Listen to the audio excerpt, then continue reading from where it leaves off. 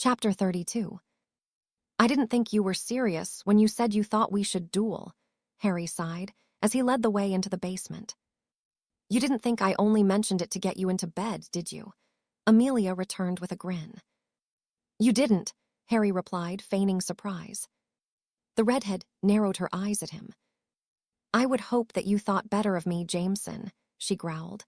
Did I need to mention a duel to seduce you? Harry snorted amusedly. You know, I thought purebloods were supposed to be conservative about those sorts of things. Isn't it shameful to discuss it so openly? In public, Amelia answered as she approached him, not unlike a lioness stalking her prey. What happens behind closed doors is another thing entirely. I could quite openly say that I want to. Harry held up a hand to silence her. He knew what would happen if he allowed her to continue. As much as he enjoyed that particular development in their relationship, interrupting the impending duel would only bring them back here again. Already, they'd put it off 3 times in less than a day, and he would sooner be done with Amelia's desire to cross wands with him.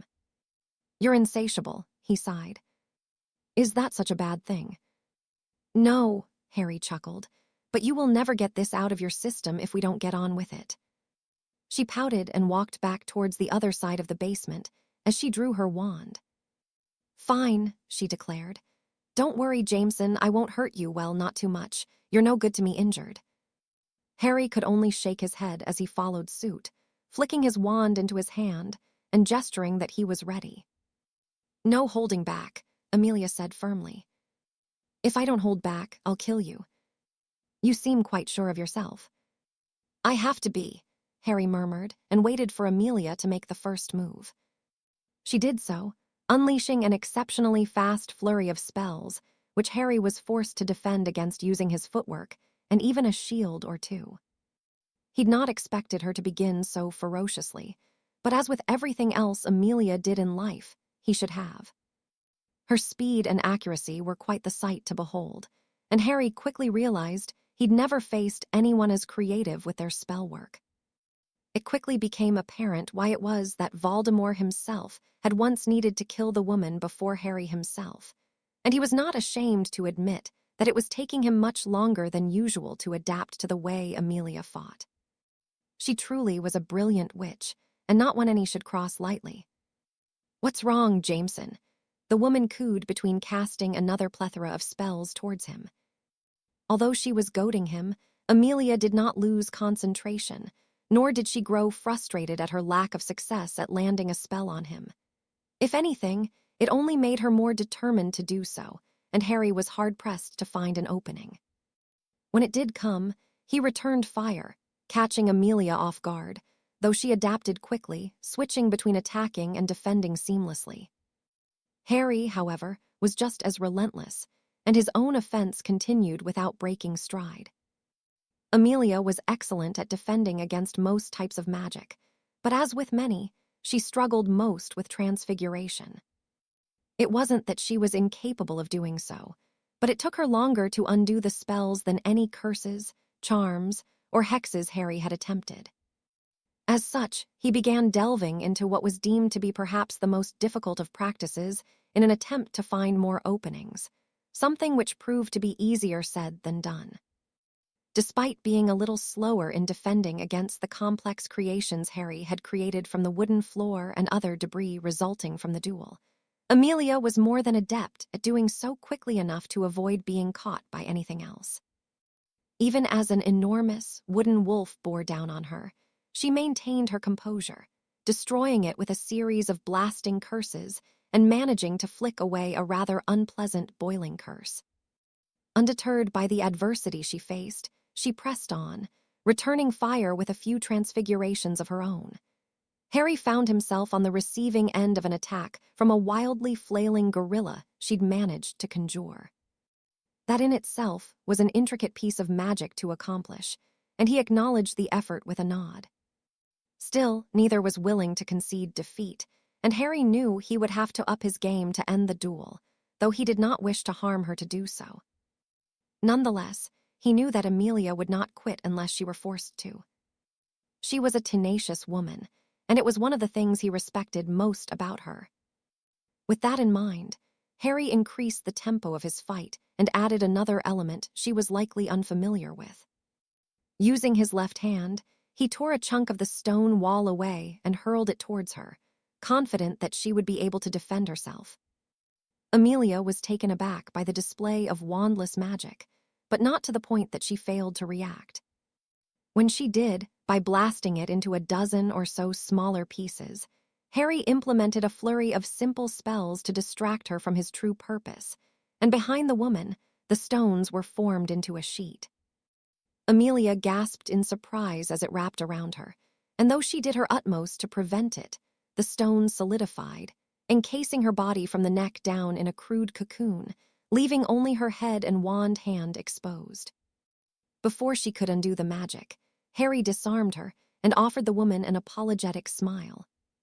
"You can do wandless magic," Amelia gasped, her breathing labored from her efforts. "A little," Harry confirmed as he approached, releasing her from her binding. "I'm sure I've seen you use it before, but nothing like that," Amelia sighed. "I should have been prepared for it." "Well, for next time," Harry pointed out, frowning as he caught sight of the trail of blood dripping from a cut on her hairline. "You're bleeding." Amelia merely shrugged in response. "It's not the first time, and it won't be the last," she replied, unfazed by the injury. "How are you so good? I've spent years practicing and training, and I'm not as good as you." "I've had to be," Harry answered honestly. "You may be an Auror, but I spent most of my life fighting just to live. It teaches you more than you can learn in any classroom. You have to live through almost dying to realize what it is you are capable of." Amelia nodded. "I didn't do so bad against you," she said with a grin. "No, you didn't," Harry assured her. "You gave me one of the hardest fights I've ever had." "You'd better not be patronizing me, Jameson," Amelia warned. "Would I?" "You wouldn't if you knew what was good for you," she muttered. "Anyway, I'm going to get myself cleaned up and plan how I can beat you next time." "Next time." "You didn't expect me to give up after just one try, did you?" "No, I suppose I shouldn't have," Harry sighed, using his thumb to wipe away the streak of blood on her forehead. "Go on, I'll make sure dinner is ready when you're done." Amelia nodded appreciatively, placed a kiss on his lips, and left the basement. It took Harry only a few moments to clean up the mess they'd made, and he looked towards the clock when he was done. It was early yet, but he was due to meet with Ghost later in the evening. He'd received a missive earlier that morning informing him of that, along with another he had been somewhat expecting, though wasn't sure if it would arrive, and certainly not with such a caveat. Harry removed the letter from his pocket and frowned at the tidy scrawl. To Mr. Harry Jameson, "I believe there is a matter which we should discuss in person. To assure you of your own safety, and in the hope for your reciprocated favor of neutrality on the matter at hand, I ask that you oblige in joining me at the home of Lord Charles Potter for such a conversation to take place. He will act as a mediator between us in the hope that we can reach a peaceful and satisfactory conclusion to our problem. Respectfully, Lord Arcturus Orion Black." Harry didn't know what to make of the letter. From what Sirius had told him of his grandfather, Arcturus Black was certainly not a man to be taken lightly, and Harry had no intention of doing so. Nonetheless, a conversation with him could prove to be beneficial despite the fact that the man's son had tried to kill him. Pushing that thought to one side, however, Harry knew that meeting with the Black Patriarch could go a long way in defeating Voldemort, especially if he could convince the man to ensure that his family does not involve themselves further with the Dark Lord. Still, Harry would be cautious. He didn't know Charles Potter, and he certainly didn't trust Arcturus Black, but sometimes it was better to reach an accord with a potential enemy to see the downfall of another. Regardless, it wasn't as though he could ignore the letter. That would only serve to make a true enemy of the man, and Harry didn't expect that the current Lord Black was a man who would accept such a slight against him. No, he would send a reply informing him of his acceptance of the invitation, in the hope that a peaceful solution could indeed be found. "Would Master Harry like me to make him and Miss Amelia dinner?" Helga asked, pulling him from his thoughts as he entered the kitchen. He nodded gratefully. "Thank you, Helga." The little elf offered him a smile, and Harry made his way towards the bathroom to get himself cleaned up. He wasn't injured, and he was relieved that Amelia wasn't more hurt than she had been, especially since he'd been rather distracted this past week with what had happened to Madame Allard in Paris. Despite Harry's own findings and the observations from the Aurors on the scene, the death of the woman had been deemed accidental, and a malfunctioning flue caused the fire. As with anything else pertaining to the causes surrounding the murder of Amelia's parents, corruption was rife, and it appeared that even the Aurors were in on it, which meant that even the highest levels of authority had been compromised. Harry didn't know how the Aurors were kept silent otherwise, but the more he delved into what was happening, the more he realized there was much he had yet to uncover. Still, he would get there. Madame Allard's death would not be in vain, and he now had other elements to investigate, including the French Aurors whom he intended on visiting soon enough. First, however, he would meet with Arcturus Black and Ghost before that. Perhaps the man had something of use for him, though Harry had his doubts. He was very much alone in this investigation, and he did not expect that would change. Break. It wasn't often that his duty brought him to the forsaken island of Azkaban, and Smith didn't miss his occasional visits here when he'd been a serving Auror. The Dementors were indeed the foulest creatures, and it was when among them that the intrusive thought that it was too cruel a fate for any criminal would creep in. Today, however, he'd not come to consider the justice system, but to pay a visit to a man who'd been here for some years in the hope of gaining vital information. Despite viewing Jameson's memory countless times, he'd gleaned nothing of use, and thus, Smith found himself making the unpleasant journey. "Mr. Smith, sir," the guard at the gate greeted him in surprise. "Maddox," Smith greeted him, "I would speak with one of your detainees." "Of course, sir," Maddox complied, unlocking the thick steel door and allowing him to enter. "Who do you wish to see?" "Morphin Gaunt." Maddox frowned briefly before nodding. "Of course, sir, but well, he is quite mad." "Aren't all of them that spend so long here?" "I suppose," Maddox murmured unhappily. "I'll show you to his cell." Smith fell into step with the man, fighting the urge to shudder at the close proximity of the dozens of Dementors who dwelled here.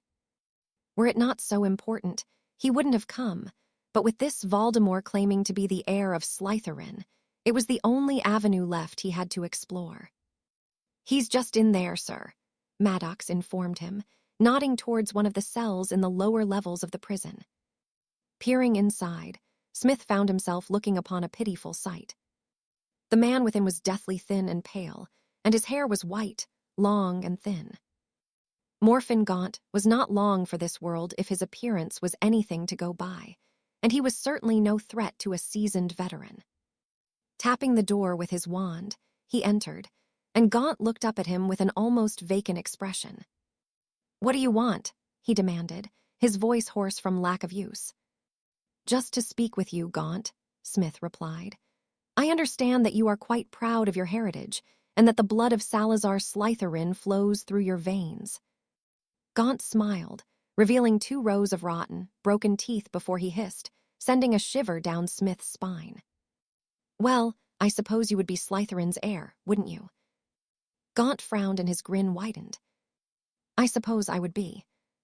"Then I suppose it would surprise you to learn that there is another man claiming to be the heir." "Another man," Gaunt spat. "There is no other, just me, my father, and my horse sister." "Sister," Smith pressed. Morphin's lip curled in distaste. "Ran away, didn't she, when we was locked up? We came home and she was gone, run off with that muggle filth. Riddle, that was his name. The same Riddle family that you murdered." Morphin frowned and shook his head. "No, not me," he grumbled. "Not you. Is that not why you are in prison? You admitted it, and your wand was used in the murders." Morphin shrugged once more. "Doesn't matter what I would have said. It's not like your lot would have believed me." "Try me," Smith urged. "I don't remember." "You don't remember, or you don't want to talk about it." I don't remember, Morphin snapped angrily. If I did, I would be enjoying the memory every single day, but it's just not there. I don't remember killing them, but I would have. My sister dared to spread her legs for a filthy muggle. She shamed us and took the locket. Locket? Salazar's locket. It was in our family forever, and she took it. I expect she's dead now. She took the family ring, too. That was gone when I got home. Smith was as confused as Morphin appeared to be, and he eyed the man curiously. What if I can help you remember? Remember what? Killing the muggles. Morphin smiled. I'd like that, he almost hissed. Yes, I would die happy living it once more. The man sickened Smith, but he leveled his wand towards him, nonetheless needing to satiate his own curiosity. Something wasn't adding up about what he'd been told, and he was determined to get to the bottom of it. Legilimens. Strictly speaking, what he was doing was highly illegal, but as things were, there was no other option, and as he found himself within the mind of Morphin Gaunt, Smith knew he'd done the right thing. It was a mess, and not because of anything Gaunt had done. Someone had been here before, had implanted false memories, and attempted to remove others, though they had done a poor job. It wasn't easy, but Smith managed to pull some of the threads together, and, with it, something he'd spent week after week searching for. Who the hell are you? Morphin demanded as the young man entered the house through the front door. Are you Marvolo? Dead, Morphin answered. The younger man seemed disappointed, and though Smith recognized him as the very same who Jameson had thought, he focused on the disjointed memory he'd pieced together. Voldemort seemed unbothered by the revelation. You're Morphin, then? I might be. Voldemort grinned. My name is Tom Riddle. I am your nephew. Morphin shot to his feet in anger. Riddle, he hissed angrily, drawing his wand. I should have known, you look just like the filth. The two began exchanging words in Parseltongue, and Smith could not follow the conversation, though it ended abruptly when Voldemort stunned Gaunt. The memory faded for several moments, and when it resumed, Morphin was on the ground and Riddle was sitting in the only armchair in the dilapidated living room. He was staring reverently at the ring that had adorned Morphin's finger, and Smith realized just how young Tom was. He was still, but a boy, yet the grin he wore spoke of a cruelty the Auror had seldom seen in the most disturbed of people. Along with the ring, he held Morphin's wand, and when he realized that his uncle had woken, he merely smiled at the man. I think I will take this, he declared. You need not worry, uncle. You will think you have been without it for some time before tonight. You won't even remember that I was here, but that doesn't matter. The Aurors will be coming for you soon enough. You little. Obliviate. Smith was violently expelled from Morphin's mind, and the man was hunched on the floor, groaning as he clutched his head. That crafty. Smith stopped himself from speaking to ponder exactly what he'd seen. This, Lord Voldemort, was, in fact, a half-blood by the name of Tom Riddle, named for his father and born by Morphin's sister. It was quite the revelation, to say the least, and the breakthrough Smith had been so ardently seeking. Gaunt, are you all right? He asked. I'll be fine, Morphin snapped. I remember him now, the smarmy shit, walked in like he owned the place. He killed the muggles and framed me. He did, Smith agreed. I will find him, Gaunt. He's responsible for more than just what he did to you. Come on, I'm taking you to the Ministry of Magic. Why? Because you're an innocent man, Smith sighed. I will not sleep soundly knowing you are here for a crime you did not commit, not unless you wish to stay here. You're letting me go? Gaunt asked confusedly. It's not as simple as that, but I can arrange an immediate retrial and share what I learned. There is no reason to keep you here any longer. Gaunt seemed skeptical, but he nodded. It's not like I have anything to lose, he said with a shrug. I will have to handcuff you, Smith warned. I would urge you not to resist. Look at the state of me, Gaunt snorted. It's not as if I could. Smith nodded appreciatively and secured the man before leading him up the several flights of stairs and to where Maddox was waiting. What's happening? the guard demanded. I will be taking Mr. Gaunt to the Ministry of Magic. It seems a miscarriage of justice has occurred. Would you like us to accompany you, sir? One of the other Aurors asked. Smith waved him off. That won't be necessary. Come, Mr. Gaunt, let's get to the bottom of this, shall we? Break. You wanted to see me. Ghost nodded and placed the parchment he'd been reading in the drawer of his desk. I was hopping for an update, he requested, gesturing for him to take a seat. I don't expect you'll like it, Harry sighed as he did so. My investigation led me to the medical examiner, Pierre Allard. Would I bring wrong if I guessed he was dead? You wouldn't be, Harry chuckled humorlessly. His wife was alive. Was. She was murdered shortly after my visit, Harry explained. She promised to look into something for me, and her premises were burned down with her tied to a chair. The French ministry deemed it to be an accident, but I overheard two of the Aurors on the scene discussing what had happened, and I had a look for myself. She was murdered, and a book she consulted when I was talking with her was missing. That is troubling, Ghost murmured unhappily. I cannot say I am surprised. Laurent is not the most pleasant of people. The French minister. And ICW representative, Ghost informed him.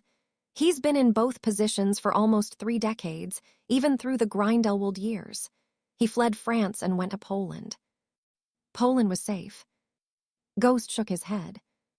It was worse than France. Strange how Laurent would choose to go there. Harry frowned thoughtfully. Both Poland and France had come up as places of interest in Amelia's parents' murder, and it now seemed that there was another connection between them. What of the Polish minister and representative? Both different since the war, and the latter is dead. The former is still very much alive, as far as I know. It may be worth looking into him, but be careful, Jameson, Micklebras is not to be crossed lightly. He may be old now, but he is as cunning as they come. Harry nodded his understanding. What can you tell me about him? Well, he won't give anything up easily, especially when it comes to Laurent. The two of them are good friends, but if either of them are involved in whatever it is you are looking into, they won't give it up willingly, and Laurent is all but untouchable. So Bras it is, Harry decided as he stood. Do be careful, Jameson. Remember, officially, you are not a part of this department. There is no support if you find yourself in trouble. I know, Harry assured Ghost. And another thing, have you decided upon an alias? It would be best not to use your name, even here. Harry had thought about it little in truth, but he could not help but be inspired by the mysterious figure he'd heard mentioned more than a few times now. Would you object to the serpent making a return? Ghost quirked an eyebrow at him.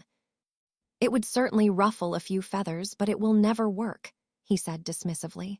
The serpent was known for his ability with Parseltongue. It became something of his trademark. A grin tugged at Harry's lips before he hissed gently, and a large snake emerged from his sleeve. Ghost recoiled in shock, his eyes almost bulging from their sockets. It's you, he gasped. Harry shook his head. It's not me. But, how? I don't know, Harry answered honestly. Ghost did not seem convinced, but he nodded, his breathing labored as he took his seat. Harry had considered the anomaly that was Harry Evans, and there were too many coincidences to ignore. Just like he had been, perhaps there was another incident that another him from a different life had been sent back in time, only further. Of course, he couldn't be certain, but given what he'd experienced, Harry could not dismiss the notion. I suppose that this means the serpent is indeed back, Ghost snorted. You have some big shoes to fill. Harry merely nodded in response, before taking his leave of the office. He'd come across some of the man's achievements when he'd looked into newspaper archives across the continent wherever he found himself, and Ghost was right. Harry Evans, the serpent, had certainly been an exceptional wizard, and Harry Jameson found himself wondering if he could hope to measure up. Perhaps not, but the moniker would certainly serve him well, and he would do his utmost to do it the justice it deserved. Break. Arcturus Black wouldn't say he was nervous about meeting Jameson. No, He'd the fear he'd had of facing any man on the continent during the years he'd fought against Grindelwald, but he wouldn't deny that he was cautious. Jameson was an unknown, and it was always those that little was known of that required a certain level of caution. "It will be fine, Arcturus," Charles assured him. The Lord Black nodded. "You saw the memory," he pointed out. "We should have chosen somewhere public. And give him the impression that he is neither valued nor that this problem isn't of a personal nature," Charles returned. "No, it is something he will respect and appreciate. Besides, neither of us has attempted to harm him. As things stand, he is no enemy of ours." Arcturus nodded, and the two of them waited for Harry Jameson to arrive. He did so a few moments later, and as the flue chimed in the entrance hall, Charles offered him a reassuring nod before leaving to greet their guest. Arcturus didn't know what to expect from this meeting, but he knew it was necessary. He couldn't simply ignore what had happened to Cygnus despite the man undoubtedly being in the wrong. Before he could ponder it further, however, Charles returned with Jameson in tow, and the Lord Black once more saw the look in the man's eyes. It wasn't one of intended threat, but one of quiet confidence and of someone who was familiar with violence. Jameson offered his hand, which Arcturus accepted. He was somewhat pleased that the grip matched his impression of the man thus far. "Lord Black," Jameson greeted him. "Mr. Jameson, you have already met Lord Potter." Something akin to curiosity flittered across his features as he nodded. "I have, and I am appreciative of him making his home available to us," Jameson replied, respectfully bowing to Charles. "Can I offer you some refreshments, Mr. Jameson?"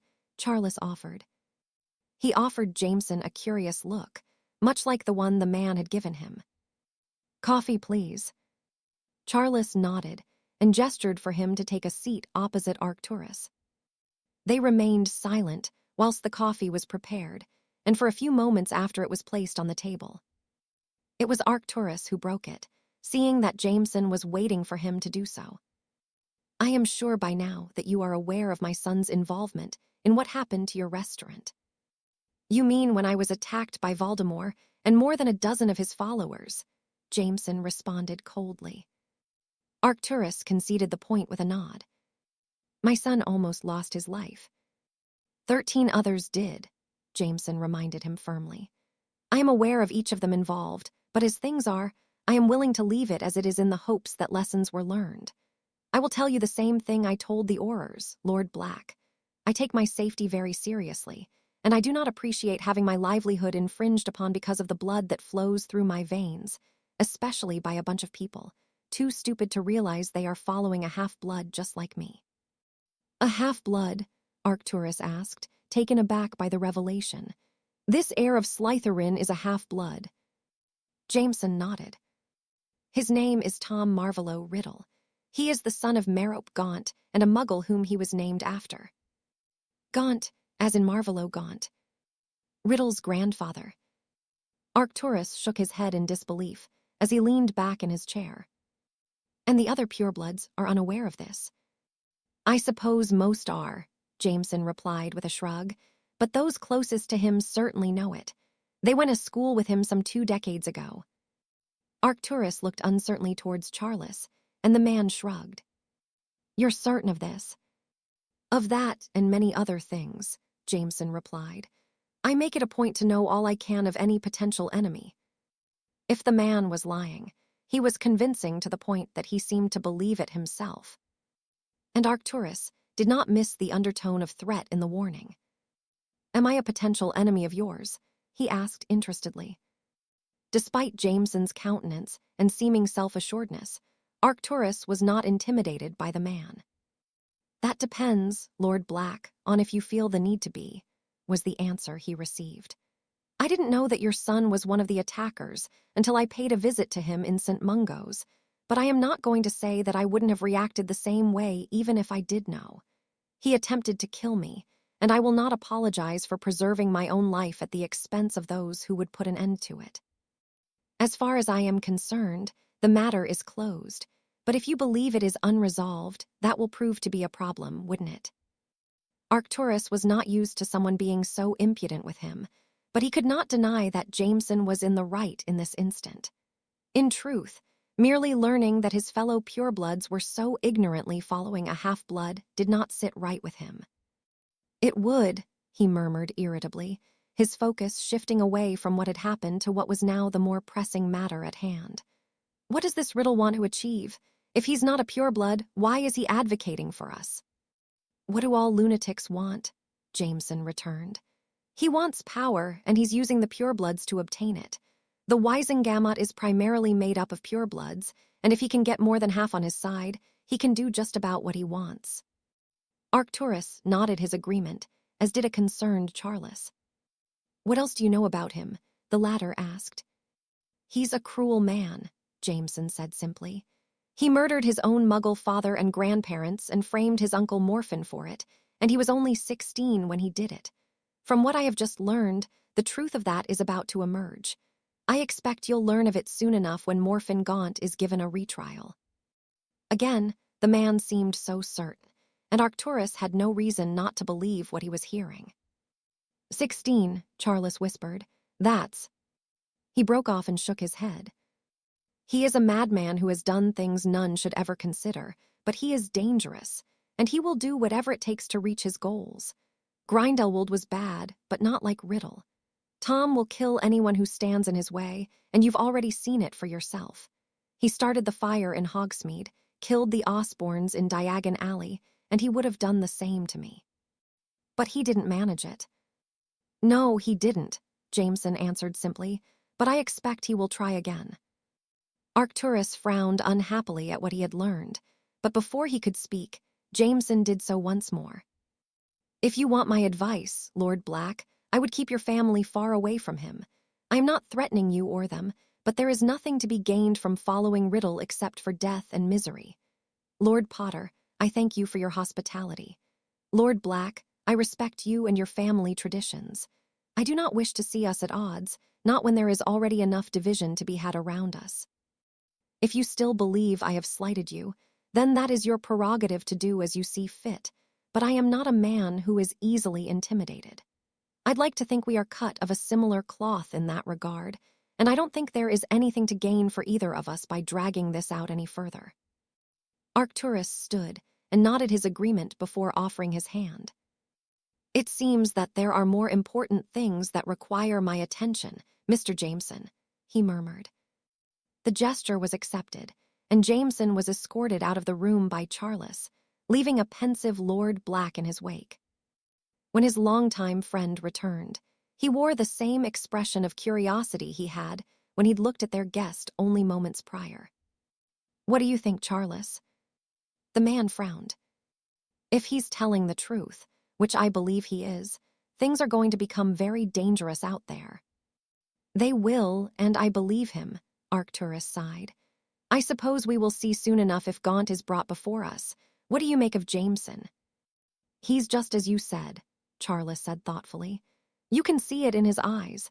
He's familiar with violence and experienced more than his fair share of it. And, Arcturus pressed. I don't know, Charles murmured. I can't quite put my finger on it, but there is something so familiar about him. It's like I've seen him before. At his restaurant. Charles shook his head. No, that isn't it. It was before that place opened, or maybe I'm imagining it, but I don't think I am, he said irritably. There is something undeniably familiar about Harry Jameson. Break. Smith, the Dark Lord asked. Yaxley nodded concernedly. He is the head of the Department of Magical Law Enforcement, he explained. Smith is one of the very best ever to be an Auror, my lord. Voldemort chuckled and idly wondered if the man was related to the late Hepzibah, from whom he'd taken the Founder's trinkets. He will get nowhere. You are underestimating him, Yaxley warned. If there is a thread of anything to follow, Smith will find it. He already has, Lestrange broke in. A contact of mine informed me that little more than a day ago, Smith paid a visit to Azkaban and left with a long-term prisoner, one Morphin Gaunt. The Dark Lord frowned and felt a stab of concern. Gaunt, he asked, not showing the sudden worry. Lestrange nodded. Imprisoned some 2 decades ago for murdering some muggles by the name of Riddle, he said pointedly. The Dark Lord scowled at the man. Perhaps announcing that he was the heir of Slytherin so soon had indeed left a trail of breadcrumbs for a meticulous busybody to follow. Not that he could change it now. What is to be done with Gaunt? Smith intends to bring him before the Wisengamot and be retried. Voldemort shook his head. No, he couldn't allow that to happen, not when was yet to truly establish his name amongst the purebloods erring on the side of caution. When? Lestrange shrugged. I expect it will be soon, but we could perhaps delay it by maybe a week. Do it, Voldemort instructed firmly. Gaunt must not make it to the Wisengamot, and Smith, I will handle Smith personally. We shall see to Gaunt, Yaxley assured him. Fear not, my lord, it will be dealt with. The 2 men left, and Lord Voldemort fumed silently as he fought the urge to erupt in anger. He didn't know how Smith had reached the accurate conclusion he had, but it was unsettling, and the Dark Lord could not allow the man to continue unlocking his past. To prevent it, there was only one conclusion he reached as he pondered what was to be done, and it would serve to show that no one was beyond his reach. Smith would have to die.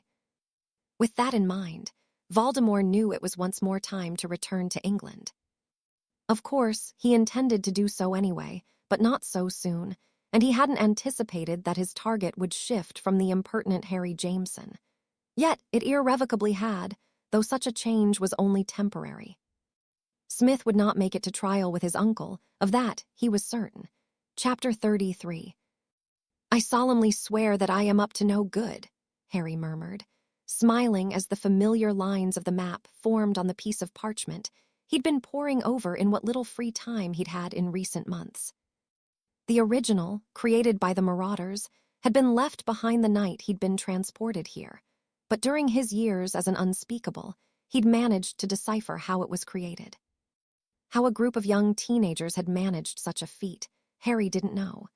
It had taken him weeks of work to identify all the spells imbued into the parchment, and even longer how they had been woven together. Replicating it had been frustrating, but judging by the little labeled dots milling around the castle, he'd got it right. Of course, he'd seen fit to make some improvements and add the rooms he knew of that the Marauders had never found. For the most part, however, it worked much the same as the original. Harry shook his head as he located the Slytherin students holding a conference on the 4th floor in an abandoned classroom. He recognized all of the names, though one was noticeably absent. He frowned as he scanned the map, and he eventually located the girl in her dormitory. That explained why Arcturus Black had arrived at Hogwarts earlier in the day, and he nodded satisfactorily. He had no doubt the man had looked into all Harry had told him and had acted accordingly. Black had taken all 3 of his granddaughters out of their classes to speak with them, and had evidently forbidden them from being involved in whatever the rest of their housemates were up to. Harry couldn't blame the man. Although Arcturus was rather tolerant towards half-bloods and muggle-borns compared to some of the other Blacks Sirius had told him about, when the truth came of Tom's origins became known. It would be shameful for him that members of his family were choosing to follow someone he considered lesser. Harry was under no illusion that Arcturus Black sympathized with muggle-borns, but to have been fooled by someone omitting his own blood status was not something he would allow. Shaking his head amusedly, he cleared the map and placed it in his pocket. It was proving to be an exceptional tool, though he wished it could assist him with the other problems he was attempting to solve. Braz, the former Polish Minister of Magic and representative of the ICW, had gone to ground since his political career had ended in controversy. It turned out that he'd been caught up in a large financial scandal, of which the details were lacking, and he'd been all but ousted from both of his positions. What was stranger was that his successor was his deputy, and his own past was rather sordid. However, Harry was not focusing on him right now, even if his time in prison for extortion and other violent crimes was quite the revelation. No, Braz had been in power during the murder of Lord and Lady Bones, and Harry was keen to speak with the man if only he could be located. He would find him. As with everything else pertaining to his efforts, it was only a matter of time before he had a breakthrough, but it was frustrating that nothing seemed to come easily. The search for Braz and the truth continued, and were it not for the immediate concern of the somewhat free Morphin Gaunt, perhaps Harry would be able to focus more on it without Riddle proving to his ever-irksome self. There was no denying he'd already made irrevocable changes. His involvement in Tom's efforts was a testament to that. Harry, however, had been taken aback by Smith's initiative, and the man concluding Gaunt's connection to the budding Dark Lord was something he was certain had not happened previously. Dumbledore had learned what he could from Morphin before he would eventually die in Azkaban, and the impending trial had muddied the waters of what Harry had anticipated happening. It was almost unavoidable that Tom already knew of it, despite how cautious Smith was being. The problem Harry faced was the lack of knowing what would happen next. Although Tom was often as predictable as the changing tides, he could also be frightening erratic. If he did indeed know of Smith's intention to place Morphin in front of the Wizengamot, what did he intend to do? It was a pertinent question, and one Harry knew he couldn't ignore. For his uncle to out him was something the Dark Lord would not wish to happen, and because of that, Harry did not expect him to allow what would undoubtedly happen to come to pass simply. No, Tom would act or have others act on his behalf to ensure Morphin couldn't testify. That meant Morphin and, undeniably, Smith were both in imminent danger. It was troubling, to say the least, and only added to the many problems Harry found himself attempting to tackle. Still, he couldn't sit idly by and allow either to be harmed. Already, he'd set his plans into motion to ensure that didn't happen, but with Tom, even the best-laid solutions could prove to be fruitless. There were many reasons he'd garnered such a reputation for himself the first time around, and killing those thought to be quite untouchable was one of them. That was why he became so feared, why he was seen as such a threat. When people realized that we're not safe, even in the most protected of places, it gave them cause to notice and fear the man who wanted nothing more than to seize power and crush them beneath his heel.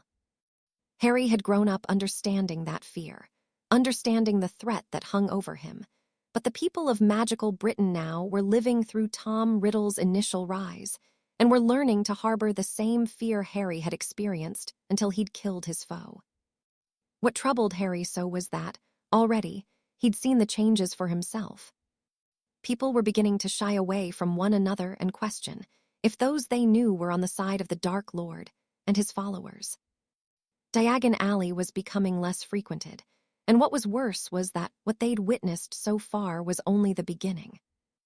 Many dark days lay ahead of them all, and though they didn't know it yet, Harry was in no doubt that they would soon enough. Break. He watched as the members of the family filed into the kitchen of Grimmauld Place, lamenting that in only a few generations, their numbers had dwindled significantly. The premature deaths of his father and brother did not help, and with Alfred having been cast out of the family for his lifestyle choices, there was much less of them than Arcturus liked. That wasn't to mention his older sister, which Arcturus seldom did. Cassiopeia had made her choice when she chose to serve Grindelwald instead of the family. Arcturus had seen her only a handful of times since Dumbledore had defeated her mazer, and each had ended with them fighting, often close to wands being drawn. Of course, he'd had 2 sons of his own in Orion and Cygnus, and the former bore 2 sons, Sirius and Regulus. Cygnus had 3 daughters, none of whom would likely keep the family name in the years to come. That left Orion's boys to continue the family legacy. It was not a comforting thought for the current Lord Black, and it had been one of the reasons he'd decided to take decisive action. No matter what was to happen in the world around them, the Blacks would not be involved in the ongoing conflict. "Thank you all for joining me," he murmured, his gaze shifting between each member of the family before coming to rest briefly on Sirius. Should he live a long and fruitful life, Arcturus expected the boy to succeed him, which in truth was a damned sight more promising than his father. Orion was no fool, but he lacked the ruthlessness to be lord of the family. The man was henpecked like no other, and though Walburga had produced 2 sons to ease his mind, Arcturus could barely tolerate the woman. She believed herself to be much more important than she was, but she was little more than a raving, petulant child in a woman's body. "Why did you ask us here, father?" Orion inquired curiously. "I'm sure he is about to tell us," Walburga huffed. Arcturus frowned as he held up his hand to ensure he was not interrupted. "I have been considering our position," he answered, and reached a decision. "Considering our position?" Drula asked confusedly. "About what exactly?" "About where we will stand in what is happening around us with this Voldemort." Cygnus looked distinctly uncomfortable with the mention of the man, and the others muttered amongst themselves. "Isn't it obvious?" Walburga snorted. "We should support him." Arcturus's nostrils flared, and he did not miss the derisive snort of Charles. Walburga glared at Lord Potter, a gesture the man returned keenly. "No, we will not," Arcturus said firmly. "We will not," Walburga scoffed. Arcturus shook his head. "I will not see our family decimated more than it has been in recent decades," he explained. "We will be decimated if we do not support him," Walburga returned. "How so?" Charles broke in with a frown. "The mudbloods will take our wealth and our positions." "Your wealth and positions," Charles chuckled. "Tell me, Walburga, what wealth do you have? And excuse me, but you have no position. You are Orion's wife." Walburga glowered at Charles, and Arcturus interjected before the man could rile her temper further. "My decision is final," he snapped. "I have already visited Hogwarts and instructed the girls to distance themselves from any involvement there."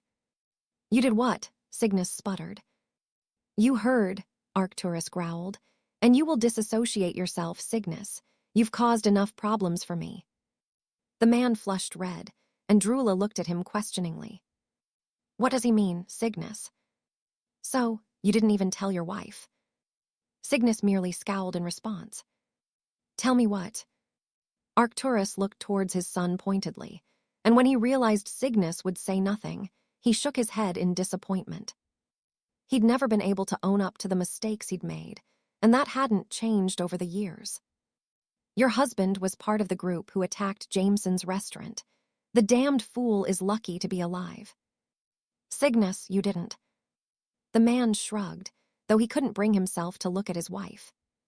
"That was why you disappeared for a few days. You told me you were away on business." "He was in St. Mungo's," Arcturus explained. "Out of the 15 that attacked the place, only 2 lived, and you're bloody lucky that I managed to smooth things over with Jameson. You know, he could have slit your throat whilst you were in your hospital bed." Cygnus swallowed deeply. "Jameson is a filthy half-blood," Walburga seethed. "How dare he?" Arcturus slammed his hand on the table in anger. "Shut up," he commanded. "Jameson defended his business, as is his right, and he granted us the courtesy of not taking the matter further. At the very least, he could have had Cygnus locked in Azkaban. Besides, he may be a half-blood, but so is this Voldemort. He is the heir of Slytherin." "And the son of a muggle and a gaunt," Arcturus bit back. "His real name is Tom Riddle, after his father, who he murdered when he was only 16. We will not be involved in whatever it is he intends to do, and that is my final word. If any of you defy me, you can consider yourself no welcome in my presence. Is that understood?" Drula, Orion, Dor, Sirius, and Regulus all nodded readily, but Walburga and Cygnus did not respond. "I will say no more on the matter, but do not doubt my word. If you choose him over your own blood, you will live with that choice for as long as it takes before your last breath is torn from your lungs. Now, get out." They all left, save for Charles, who chose to remain behind. "You're doing the right thing," he said reassuringly. Arcturus nodded. "I know," he muttered. Much to his dismay, Jameson had told only the truth, and though Arcturus had no intention of involving himself in Riddle's plans, he could not deny that it had stung his pride that the half-blood knew more than him on the matter. Still, He expected Jameson to be a man of his word. The two would never be friends, but he'd earned something akin to respect from Lord Black and had even perhaps spurred him into an action that would preserve what remained of his small family. Break. I do hope that you have brought me some welcome news. Avery shrugged as he took the seat opposite. It could be good, depending on what you do with the information, he replied. My sources tell me that Smith intends to present Gaunt in front of the Wisengamot this coming Tuesday. The Dark Lord frowned thoughtfully. That gives us only a few days, Yaxley pointed out. It does, Voldemort acknowledged. I must get to him and Smith. Avery snorted as he shook his head. You have no chance, he said dismissively. Smith arrives directly into his office via portkey, and they've got Gaunt locked up and guarded day and night. You'll never get to either. Nonsense, Voldemort said dismissively. There is always an opportunity. Yaxley, any suggestions? The man rubbed his beard as he pondered the predicament. I can only think of one, but even that comes with more risk than I'd like. Then share it, Voldemort commanded. Well, Selwyn's nephew is an Auror, he explained. I expect only an Auror can access Gaunt. Avery nodded. Well, we need a way to ensure he can grant access. Will he do it? He will if he knows what's good for him, Yaxley growled. Selwyn will lean on the whelp. The problem we have is making sure you're not disturbed. You may have to forget about Smith for the time being. The Dark Lord scowled unhappily. Go on, he urged. We need a distraction, Yaxley declared. We need something that will empty the Department of Magical Law Enforcement. Nothing short of an emergency will do that, Avery sighed. Then we create one, Yaxley returned with a grin. I don't like it, Avery grumbled. If you remember correctly, Yaxley, your last plan resulted in more than a dozen of ours being killed. How was I supposed to know Evans was so prepared? Yaxley bit back irritably. Gentlemen, the Dark Lord cut in before the two could continue bickering. Let us remain focused on the problem at hand. Go on, Corbin. The Quidditch match, Yaxley suggested. If we create enough chaos, the Aurors will arrive in droves. It may give you enough time to get to Gaunt. Voldemort nodded thoughtfully. What do you have in mind? Well, the Bats are playing the Magpies. Both sets of supporters like to create a bit of a ruckus. We just have to fan the flames, put a few of our own on each side to stir it up. The Dark Lord hummed. Will it work? This is Quidditch, my lord, Yaxley chuckled. It will work. Then see it is done, Voldemort instructed. Nothing must go awry, Corbin. Gaunt must not make it to the meeting on Tuesday.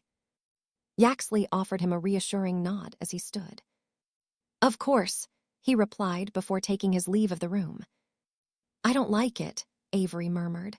Too many things can go wrong with this. And so many can go right, Voldemort returned. The risk is worth the reward. It was.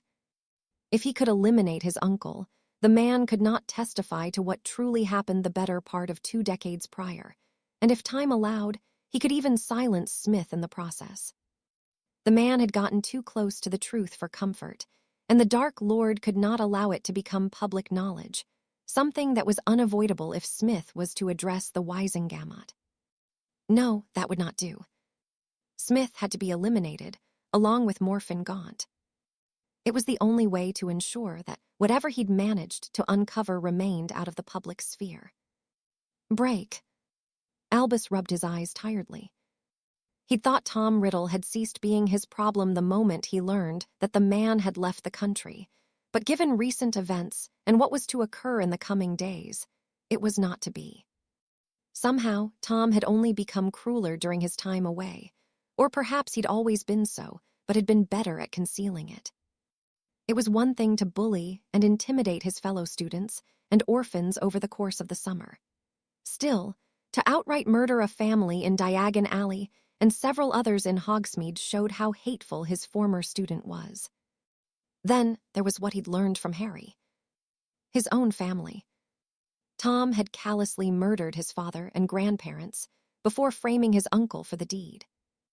Such a thing spoke only of someone so detached from any other that it almost saddened the headmaster. What was clear was that Tom needed to be stopped, and though he admired Smith for his intention to see Morphin Gaunt free, Albus could not help but think that when he was, his days were numbered. To Tom, his uncle was little more than a loose end, and he would certainly do what was necessary to see it tied up. Smith, too, was in danger. Evidently, and although he'd not revealed all he knew to Albus and the minister whom he'd met with to discuss his intention, he'd learned a considerable amount about Tom and to the budding Dark Lord. Such knowledge was dangerous, especially as he'd gone to great lengths to conceal his true identity. No, Albus couldn't shake the feeling that something would go amiss before the meeting. Tom would not risk it taking place, not when so much was at stake for the man. What he would do, Albus didn't know.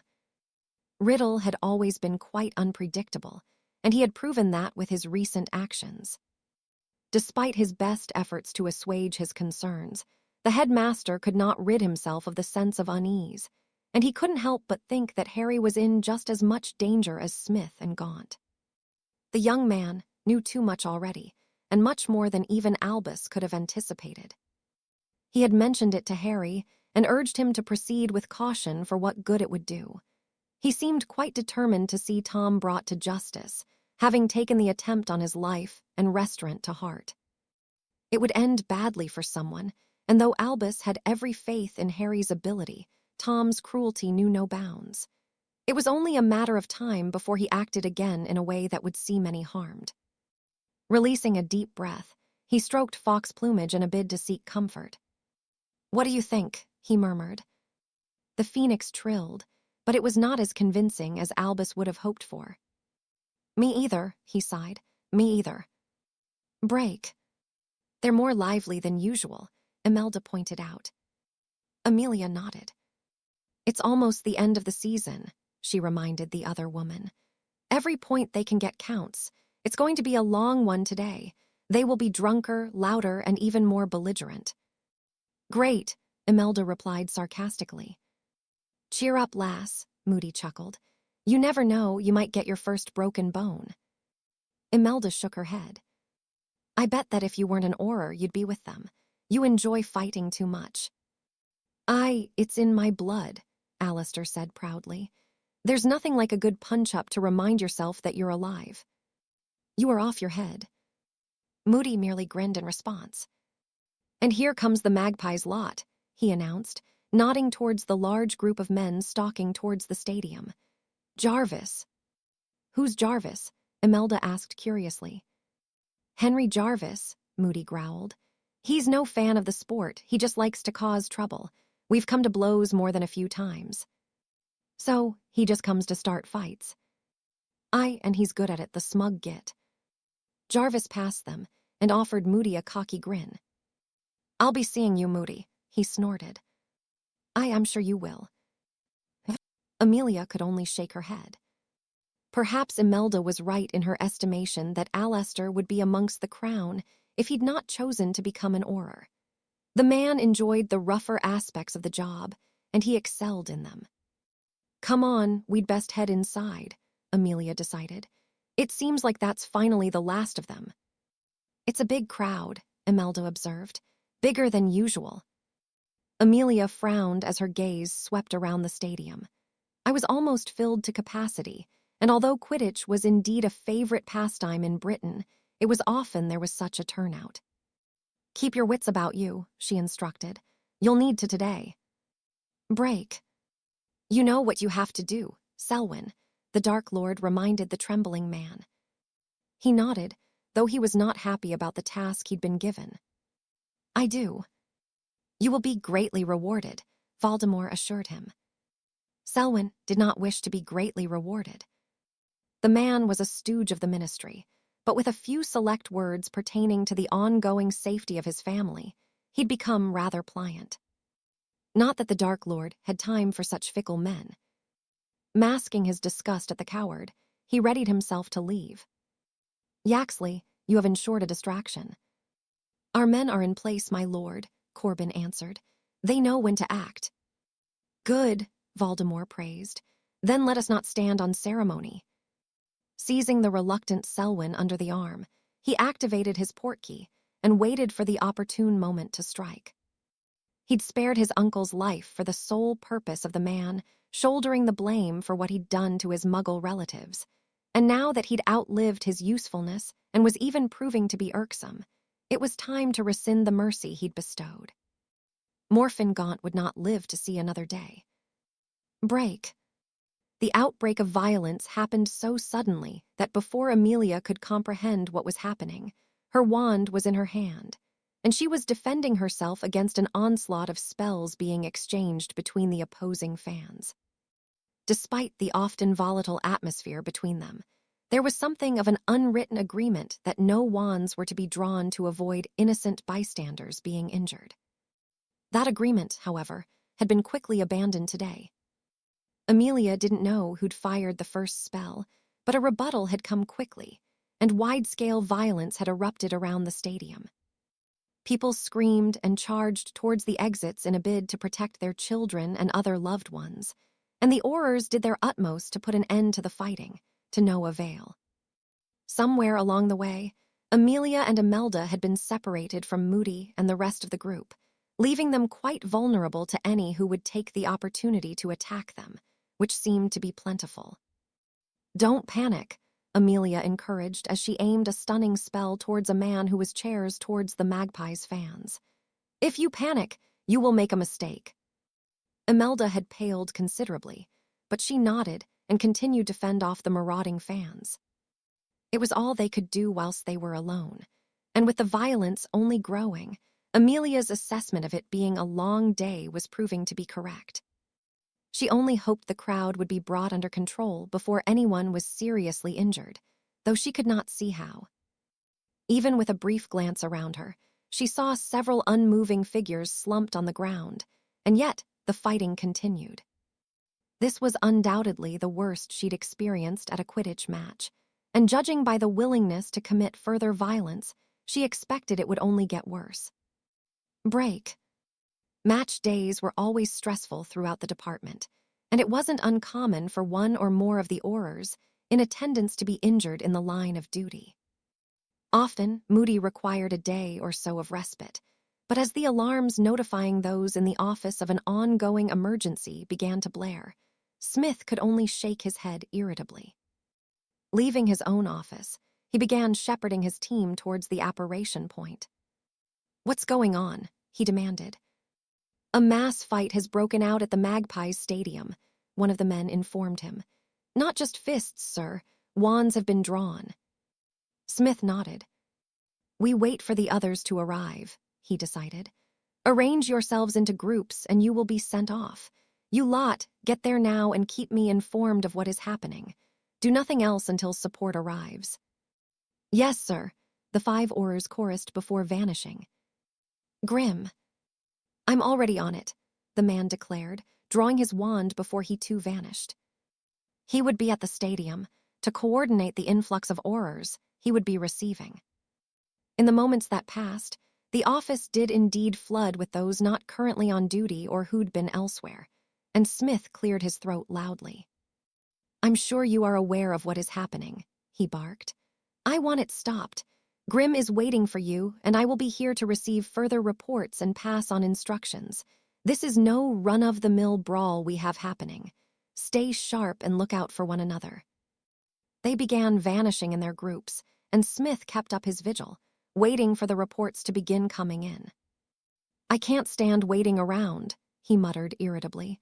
"I feel so helpless. Don't you, Jenkins?" he asked the Auror assisting him today. "I do," the man confirmed. The first report came from a panting Auror who arrived some minutes after the last group left. He was sweating profusely and trembling as he reeled off a hurried explanation. "We have 6 Aurors injured, sir. The fighting is still ongoing, but we are trying to isolate the groups from one another. 12 arrests have been made." With that, he disapparated to continue assisting his colleagues, and Smith cursed under his breath. "I really hate waiting around," he reiterated. "I'd much rather be out there with them." "That's not your job anymore, sir," Jenkins reminded him. "You're needed here." Smith nodded reluctantly. I know, Jenkins, he sighed. How do you cope with it? I have faith in them, sir, Jenkins answered. You have some of the best trained witches and wizards in the country at your disposal. They will get it done, sir, because they always do. His words were oddly comforting, and Smith nodded appreciatively, though what little relief he felt was short-lived as another alarm sounded. This one was not the same as the last, and he felt his heart sink into the pit of his stomach. The cells. Without waiting for his assistant, Edward Smith charged towards the holding cells on the far side of the same floor within the Ministry of Magic, only coming to a halt when he found the door refusing to open at his command.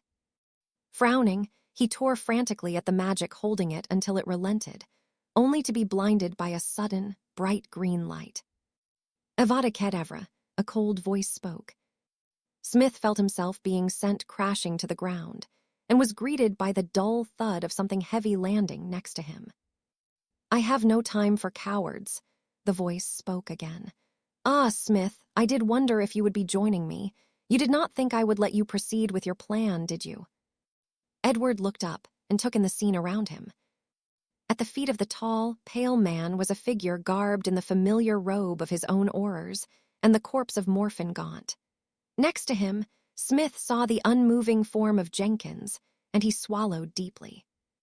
He was alone with the grinning Tom Riddle, who had his wand leveled towards him. Edward Smith was no stranger to violence. He'd seen more than enough of it during his years as an Auror, and he'd become rather proficient in it in his own right. To be an Auror for as long as he had been, you had to be. Accepting this threat as he always had, he sprung nimbly to his feet and drew his own wand. Riddle's grin widened predatorily as he did so. Your courage will be for nothing, he said matter-of-factly. You have quite the reputation. Killing you will be an example to any other who dare defy me. Smith offered no verbal response. Instead, he began fighting in earnest, hurling spell after spell towards Riddle, who returned the gesture without hesitation. The floor and walls around them trembled under the strain put upon them, and Edward felt the air slowly, but surely being forced out of his lungs. It was one thing to face off with a criminal on the street, but Riddle was quickly proving to be far beyond that. His form and casting were as impeccable as Smith had ever seen, and the sheer power radiating from the man was indeed quite the spectacle. It was all he could do to defend himself, and he quickly fell into a pattern of doing just that, unable to mount any offense beyond his initial offering. Is that the best you have, Smith? Riddle goaded. Edward frowned deeply at the mockery, but he was not foolish enough to allow his emotions to take over. Such a thing was foolishly dangerous, and doing so was trained out of the new recruits as a priority. Edward was a veteran, and one in the art of mind games. Riddle would not break him. Realizing this, the Dark Lord snarled in irritation before continuing on with his relentless attack, and though Edward did his utmost to match him, the task to do so was nigh on impossible. Curse upon curse was spewed towards him, searing curses, cutting curses, and all manner of unpleasant accompaniments, along with many he did not recognize. He avoided those completely, not an easy feat given the limited space of the corridor. Knowing he could not win here, Smith began to retreat into the large office behind him, and with Riddle following without pause, he was granted something akin to breathing room. You'll find that escape is impossible. Edward snorted humorlessly. He'd never fled from a fight in his entire life, and he would not begin doing so now. Taking the outburst as mockery, Riddle growled in anger and swept his wand across the breadth of the room. Smith threw himself to the ground to avoid the exploding desks and rolled away from a hurriedly cast killing curse. Splinters of wood and shreds of parchment rained down upon him. The biggest shock to him, however, was divesting himself of the debris, only to find a wand pointing between his eyes. How Riddle had closed the distance between them in such a short time was baffling, but Edward knew this fight was over. He would not be quick enough with his own wand to defend himself from whatever was coming. Fool, Riddle chuckled. Avada. Edward closed his eyes instinctually, and thoughts of his wife waiting at home invaded his mind, followed by a scream of surprise. Someone gasped in pain, and as Edward dared peek, he too found himself in a state of shock. Riddle was now in a crumpled heap on the other side of the room, groaning in pain, and another man was stalking towards him. "Jenkins," Edward choked in disbelief. In response, Smith found himself sent to the other side of the room with a flick of the man's wand, and he looked on as Riddle gingerly got to his feet. He was bleeding profusely from his eyes and nose, and his left arm hung limply at his side. Gasping for breath, he leveled a glare at Jenkins, only to stumble on an evidently injured leg. Jenkins seized the opportunity by banishing the remains of the dozens of desks towards Tom Riddle, only for them to be intercepted by a blinding burst of white fire. Ash filled the room and began slowly descending to the floor, but there was no sign of Riddle, and as Edward attempted to stand, a harsh voice halted him. "No," Jenkins commanded. "He's still here."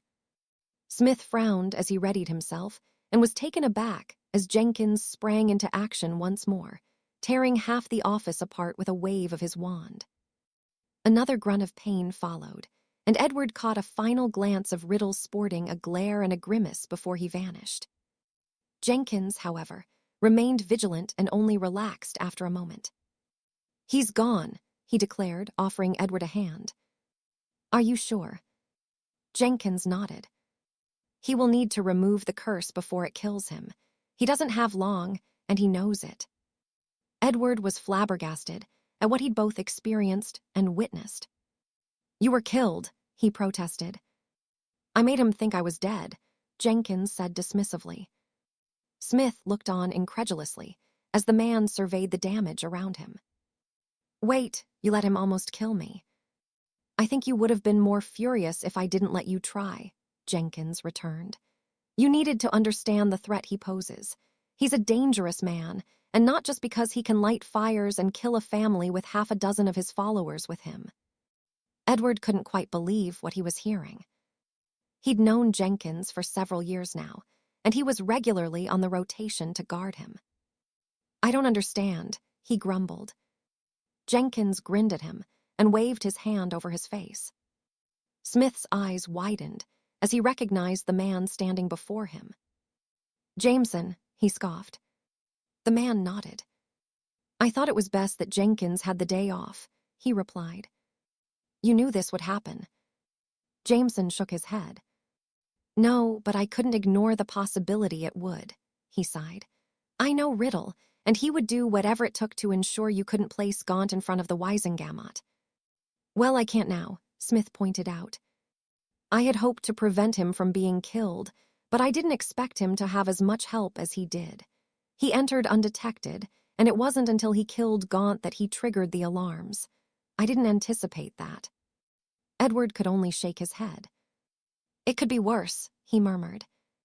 "It could be better," Jameson countered. "This is not a success, Smith. It is a failure. I made a mistake and it cost Gaunt his life. He might have been a git, but he was an innocent one." "You saved mine," Edward pointed out. His words brought the man little comfort, and he continued to frown. "What a damned mess," he huffed as he made his way towards the exit. "Wait, where are you going?" Edward asked. "I was never here," Jameson answered, leaving Smith alone with only his thoughts. He was still shaken by all that had happened, and by the disheartened demeanor of Jameson. The man had undoubtedly saved his life, but that seemed to mean little in the grand scheme of things. Not to Edward. He was grateful Jameson had the foresight to take precautions he'd not even considered and acted when he was needed.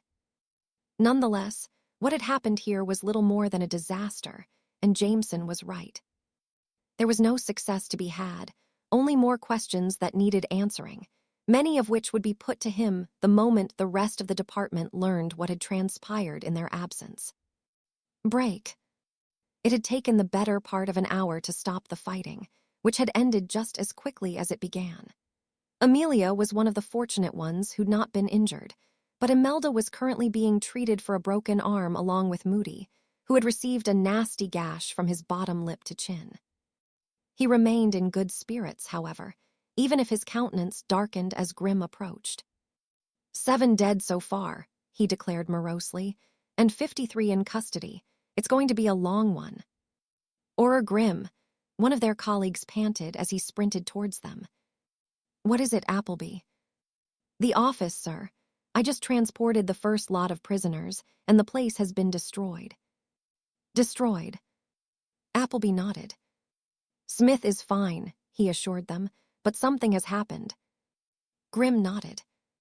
Moody, Bones, Shacklebolt with me, he instructed before apparating away. Amelia and the others followed, and her mouth fell agape when she arrived in what had been the main office of the Department of Magical Law Enforcement. What remained of the floor was covered in ash, and the tiles on the ceiling were cracked or split from one side of the room to the other. In one corner was a pool of blood, and standing in the very center was a pale Edward Smith, his wand in hand as he simply took in the destruction around him. Smith, Grim asked worriedly. The head of the department turned towards them and shook his head. Gaunt is dead, he announced. So is Selwyn. Bloody hell, what happened? Grim demanded to know. Riddle came, Smith answered, but he wasn't the only one, he added, relieved. He wasn't. Smith shook his head. No, he wasn't, he replied, his gaze flickering towards Amelia. Jameson. She didn't need the man to tell her that it was Jameson who'd been here.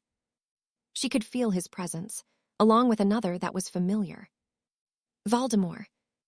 Whatever had happened here, she would learn soon enough, and as Smith offered her a reassuring nod, Amelia breathed a sigh of relief. Not that this would be the end of it.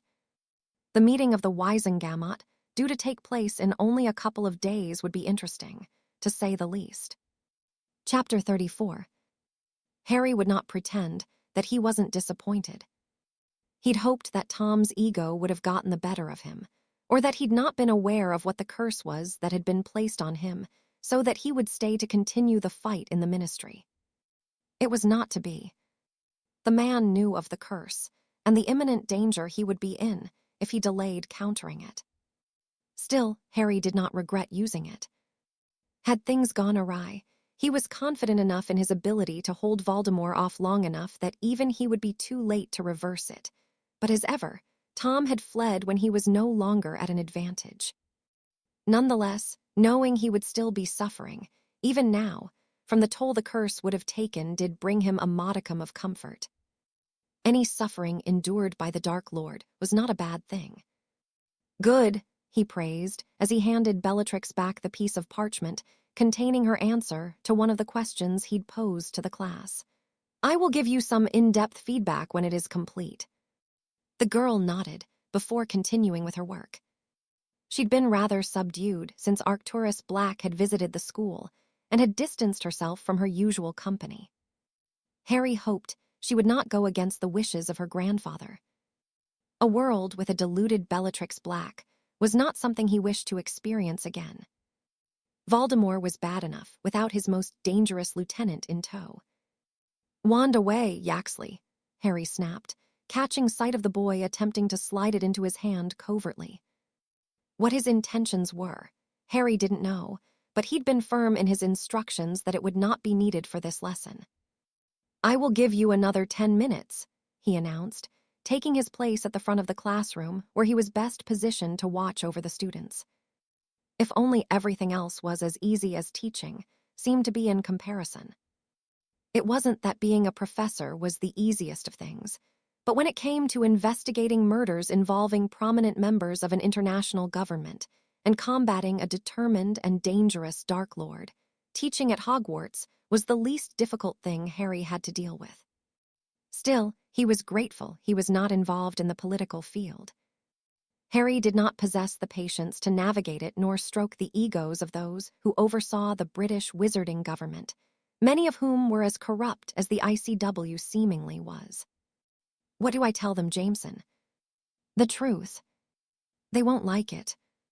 Better the truth than lies, Smith. Maybe some of them will rethink their support for him. Do you think so? Smith asked hopefully. Harry snorted as he shook his head. Most will conveniently overlook that he isn't a pureblood because he is from the Slytherin line. They are sticklers for tradition, and it doesn't get much more traditional than coming from such a revered family line. Great, Smith huffed. It might not have been a victory for us, but it wasn't for him either, Harry pointed out. You're still alive. Smith nodded. Only just, he muttered. What will happen next? He'll be back, Harry answered.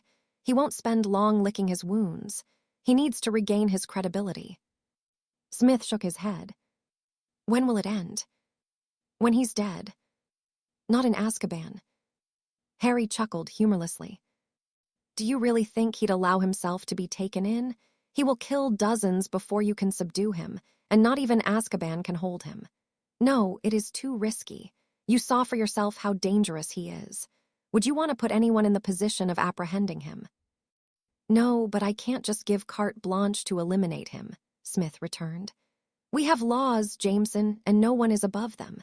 If he has as much support on the Wisengamot as you think, it will never be passed either. Smith was right. He'd summoned Harry only the previous night to discuss what had happened and what he was to do next. The man was lost and rather shaken up by the ordeal of facing Tom, and Smith knew he was lucky to be alive at all. It did not change anything, not with the amount of support Tom had already accumulated and would continue to gain in the coming months, perhaps years. There were indeed those who would follow the Dark Lord regardless of what was revealed, and those who were already too deep to change their minds. Tom had always been very clear that disloyalty was unacceptable, and the penalty for such was death. Some things never changed, which was as frustrating for Harry as it was useful when dealing with his old adversary. Time is up, he declared. Pass your parchment to the front of the class before you leave. The students grumbled unhappily as they did so. With their newts approaching, they were being pushed harder than ever, and the strain was starting to show. Was there something you needed, Miss Black? He asked, noticing the girl had remained in her seat. Bellatrix shrugged, and she appeared to be torn on whether or not she wished to speak with him. I suppose I'm just a little lost, she replied quietly. Lost? She quirked an eyebrow at him. My grandfather told me that it was you who told him about Tom Riddle. Harry chuckled amusedly. I have a lot of respect for your grandfather, he offered sincerely. But you don't like him. I think that feeling is quite mutual, Harry said with a smile. We are two very different people with different beliefs. That doesn't mean we can't respect each other. Bellatrix frowned and nodded. He told me I'm not to involve myself with Riddle and his followers. Harry folded his arms as he leaned against his desk. Do you want to? Bellatrix shrugged. I have the same beliefs as them, she admitted. I don't think Muggle-borns should be allowed positions of power or that they should be given preferential treatment. But that doesn't mean they should be harmed, Harry pointed out. How many Muggle-borns or even half-bloods have attempted to harm you? None. Exactly, Harry sighed. Listen, I agree with you in some ways. You do. Harry nodded. I've seen it for myself. A friend of mine was a Muggle-born, and she tried to change traditions that she didn't understand in the wizarding world. She was poorly informed and tried to exert her beliefs without knowledge of the tradition and its benefits. I don't think they should be entirely excluded from positions of power, but they certainly should be properly educated in magical customs. Hermione had not conducted herself well with her efforts to free house elves from what she believed to be one-sided bonds of servitude. Bellatrix didn't seem convinced. How many Muggle-borns and half-bloods are on the Wisengamot? Harry asked. Very few. Exactly, and there is not a single pureblood, no matter what side of the political spectrum they choose to follow. That will allow that to change, and I think you'll find that so very few Muggle-borns would want that either. Most of them just want to share the magical world and enjoy the gift they have. They are not seeking to buck tradition or change it. The problem is, as a pureblood, you are taught from a young age to be ambitious, and in your case, cunning and savvy. Most Muggle-borns are not conditioned that way. They are taught to get an education, find a job, and have a family. Their ambitions are not the same as yours, for the most part. They're not. No, and even if they were, it is highly unlikely they would be given a seat on the Wisengamot, and that is made very clear to them by their peers when they come here. Because of how many Muggle-borns there are now, the purebloods had developed a paranoia that they will attempt a coup. Won't they when they release it? They already know, Harry chuckled. Only an idiot can't see it. You just have to look around the school to see it, and Riddle is using this paranoia to fuel the hatred toward them. It is scaremongering, and people are buying into it. I didn't ever think of it like that. Because you've not spent much time with Muggle-borns or Muggles, Harry replied. There's nothing wrong with that, and there's nothing wrong with your beliefs, so long as you don't harm others because of them. How would you feel if I wanted to hurt you because you're a pureblood? Bellatrix frowned at him. See, it doesn't make any sense, does it? Harry pressed. No, Bellatrix huffed. I don't know, maybe I was buying into it, she admitted. You're young and impressionable, but you don't have to go down that path, Bellatrix. Riddle won't succeed in his plans, and what do you think is going to happen to those who choose to follow him in what he is doing? He has killed several people already. Not you, Bellatrix pointed out. Not me, Harry acknowledged. I understand people like him and have spent my life fighting against them. I am always prepared to confront these things. Don't you hate the purebloods for what they did? Harry shook his head. The ones that attacked me are dead, well, most of them, he explained. And it is not all purebloods who want me dead, just some of them who have bought into Riddle and his agenda. I'm dadding a pureblood, and I'd like to think she doesn't want me dead. Bellatrix cracked a smile for the first time since the conversation started. So, even if there was a Muggle-born or half-blood who did want to seize power, that doesn't mean all of them do, she said thoughtfully. Exactly, Harry confirmed, just like not all purebloods agree with Riddle. Bellatrix nodded as she stood. Thank you, Professor, she said sincerely. I think I've just been confused about everything. I didn't understand why my grandfather wouldn't support him, but I think I do now. With that, she left, and Harry breathed a sigh of relief. It had not been an easy conversation, and he'd chosen his words carefully.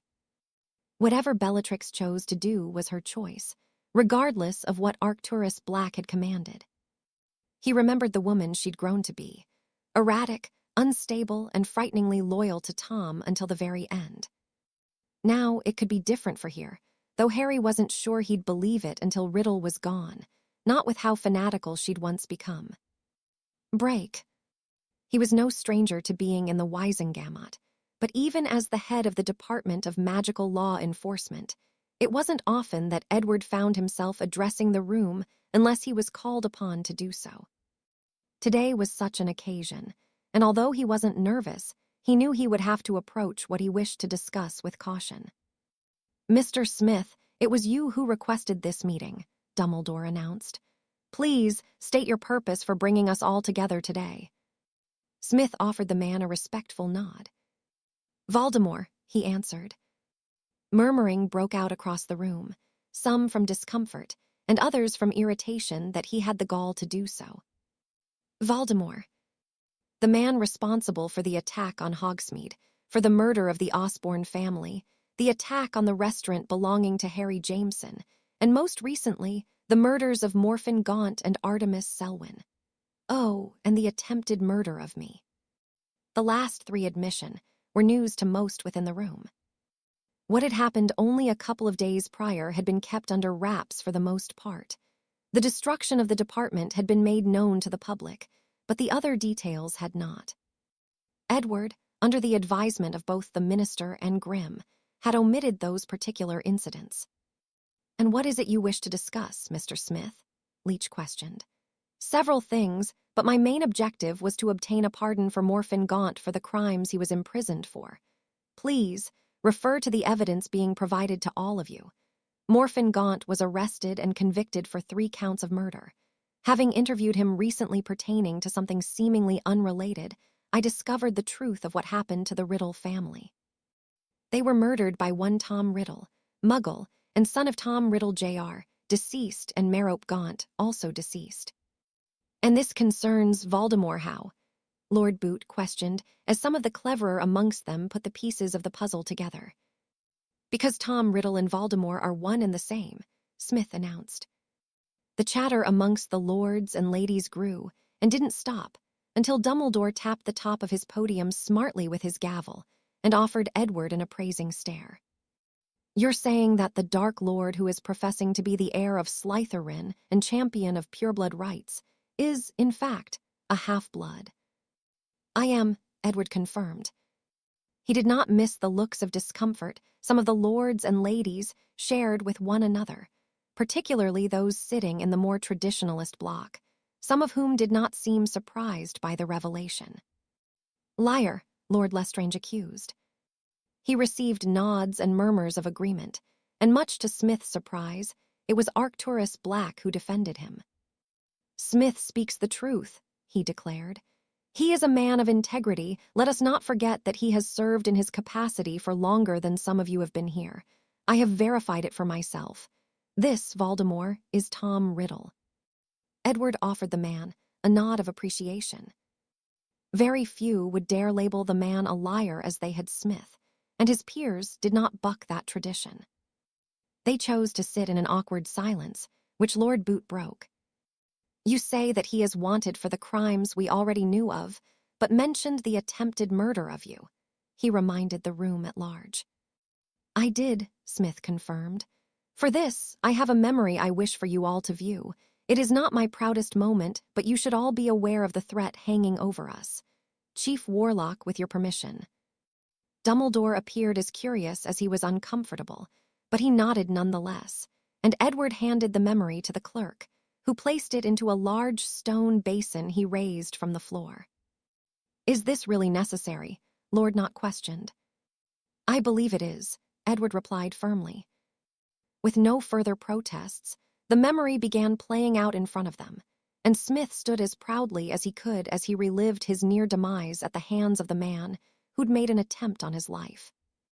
Riddle had almost succeeded, and were it not for Jameson's foresight, he would have.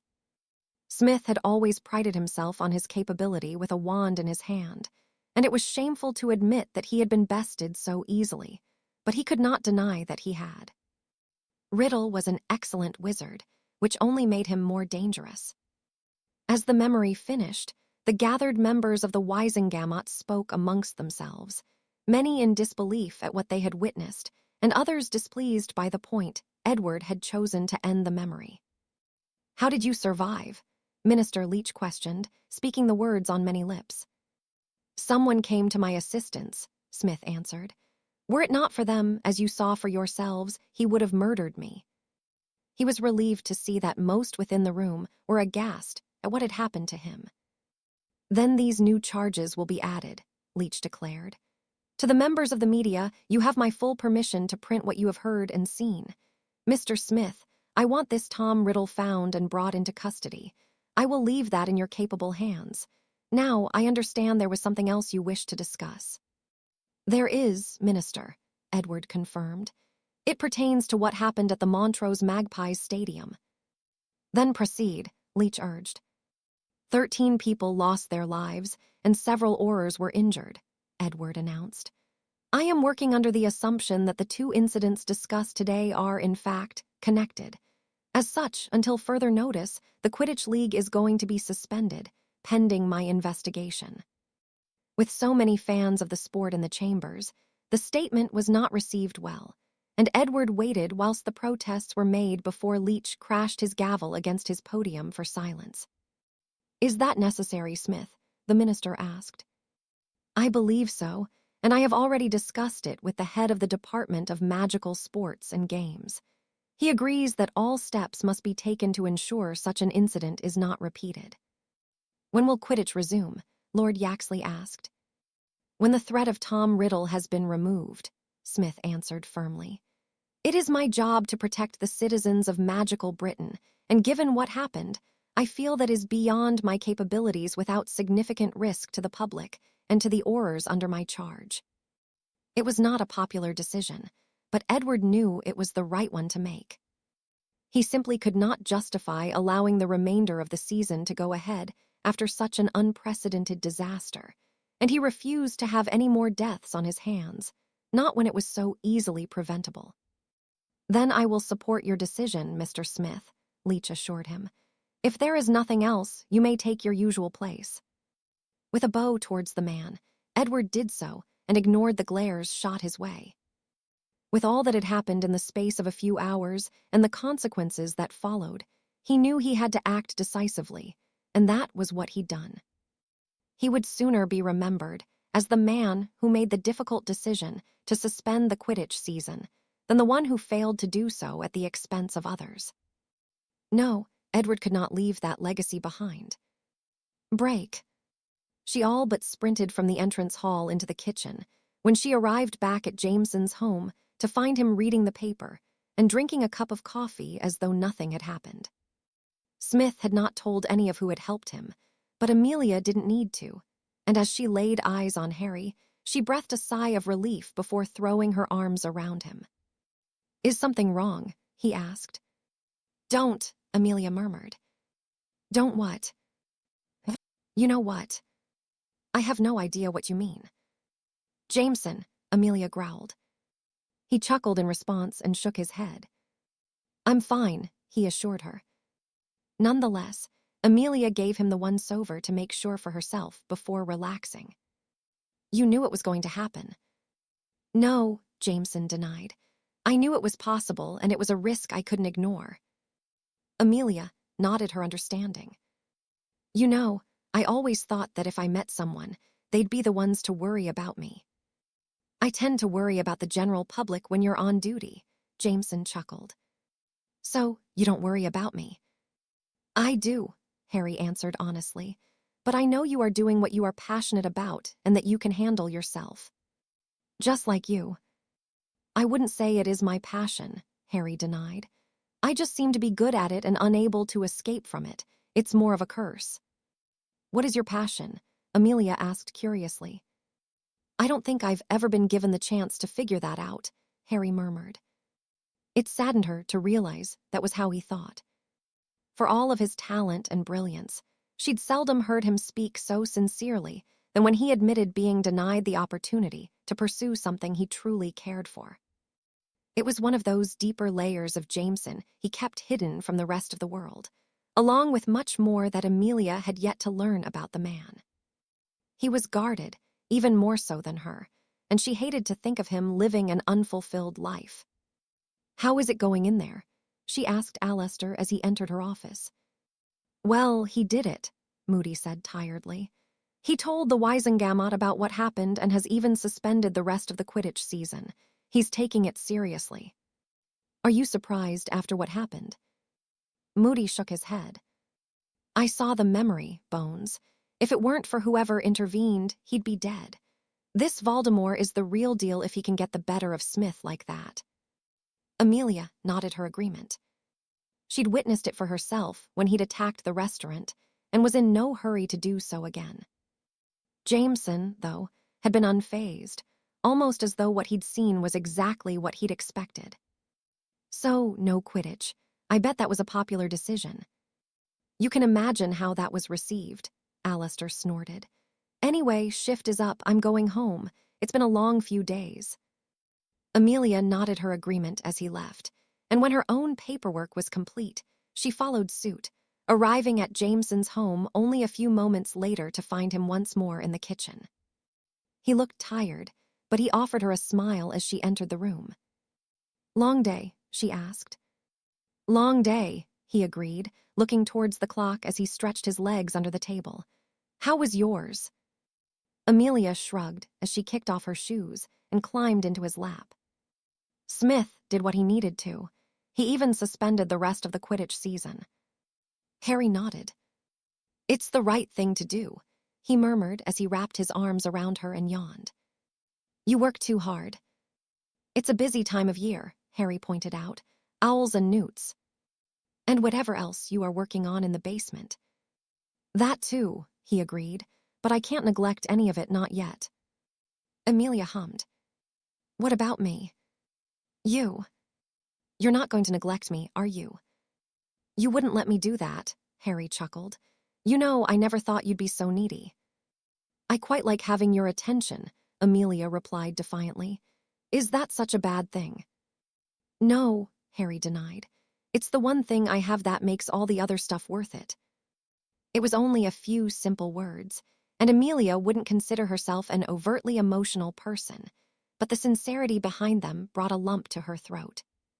You know, behind all the mischief and troublemaking, you have the kindest heart. Troublemaking? I don't make trouble, it just has a way of finding me just like you did. Are you saying I'm trouble? You have your moments.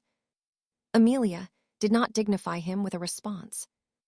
Instead, she chose to enjoy the moment of just being so close to him, something that had not been easy for either of them.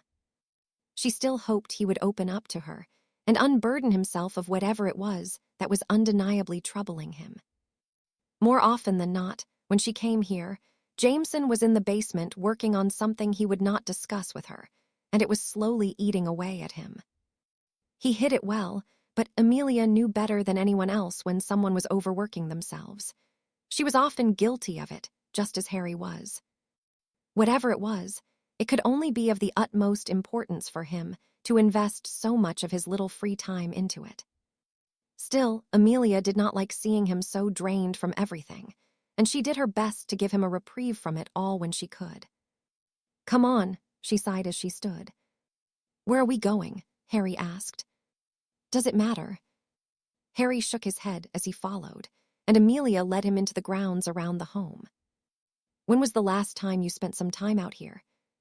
It's been weeks, he admitted with a sigh as he looked towards the herd of hippogriffs and then towards the Thestrals meandering amongst the trees. Too long. Amelia took him by the hand and led him across the fields towards the ladder, where they were greeted by the waiting Bart. Master Harry, the elf greeted him, surprised by their arrival. Miss Amelia. Hello, Bart. How are they doing? Very well, Master Harry. The herd is very happy here. They were. Although Harry had not spent as much time with the creatures as Amelia knew he would like, she had, and the herd was thriving. She watched as he began interacting with them, and the more he did so, the more he relaxed. He even smiled brightly when the foals surrounded him as he began feeding them. It was heartwarming to see, and Amelia hoped he would take just a few moments a day to enjoy this, or something else that brought him equal peace without his mind occupied entirely by whatever he was working on. Have you ever ridden a Thistral? Harry asked, pulling her from her thoughts. Amelia shook her head, and he grinned mischievously. Usually, she would become cautious when he did so, but to see him so carefree was enough that she wasn't fazed by what he planned. She allowed him to lead her towards one of the larger males and lift her onto his back. Are you sure about this? Amelia asked. No, Jameson snorted as he climbed in front of her. You'd better hold on.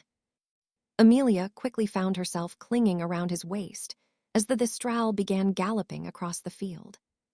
She was not ashamed to admit that she screamed as it beat its enormous wings and carried them off into the night sky. It proved to be as frightening as it was exhilarating, and Harry simply laughed as they flew circles around the house, urging the Thistral to go faster.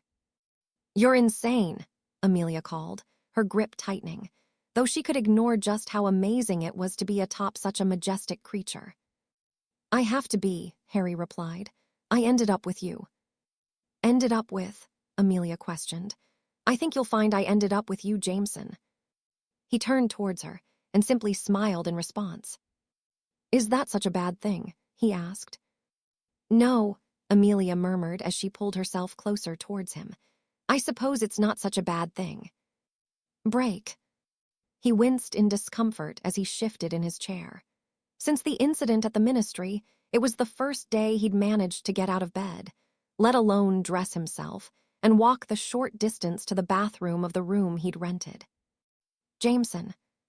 The Dark Lord was in no doubt that it was the man he'd clashed without outside the restaurant that had attacked him so cowardly, disguised as a ministry worker. That meant he either posed as such regularly, or that he expected the attack on Smith, and Jameson was not the kind of man to waste time on chance.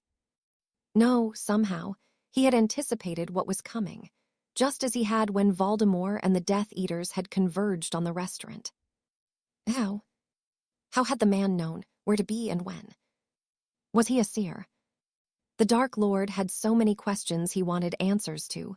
Yet, for the time being, none of them were pertinent, not while he was recovering. The curse used against him raised further questions he needed to ponder. It was an obscure one, little known, and one he himself had not come across until rather recently.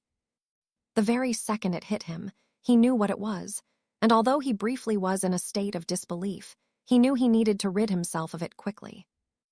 Not only did it damage the initial area it impacted, but the effects rapidly spread to the vital organs, constricting them painfully and shutting them down beyond repair. It had been closer than he liked to admit, but he'd managed to remove the curse upon his departure and had been ingesting a cocktail of potions between bouts of restless sleep. "My lord, are you in there?" Rosier called as he knocked lightly on the door. "Come in," Voldemort instructed, masking his discomfort. The door opened and admitted the man, along with Yaxley, Avery, and Lestrange. All three of them looked upon him with concern, but with little more than a glare, they stopped doing so. "Well," the Dark Lord snapped. "He did it," Yaxley answered. "Smith exposed you, and Morphin Gaunt was granted his pardon." Voldemort nodded. He expected the outcome, but that did not prevent his anger from spiking. "What do we do now, my lord?" Avery asked.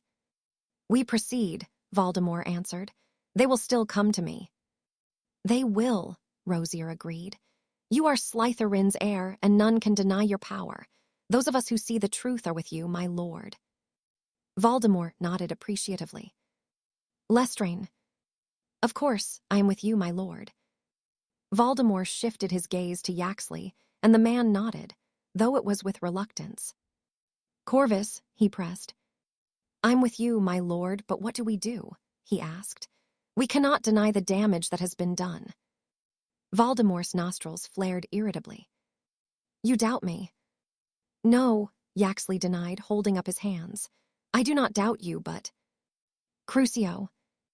Despite the pain still coursing throughout his body, it was nothing compared to what erring Yaxley was now experiencing as he convulsed on the ground, screaming as though he'd been set ablaze. After a moment, the Dark Lord relented, and he leaned back in his chair. "I will not tolerate disloyalty," he murmured. "Not from anyone." Avery, Lestrange, and Rosier nodded, shocked by what had occurred, but Voldemort detected nothing amiss from either of the men. "We proceed," he reiterated. "For now, we cause chaos for the Ministry and demonstrate that it is not fit for purpose. We will remind them that one setback is not a defeat. Despite what happened, I breached the building, killed a prisoner, and was close to eliminating one of the most decorated Aurors in recent history. Do not let anyone forget that."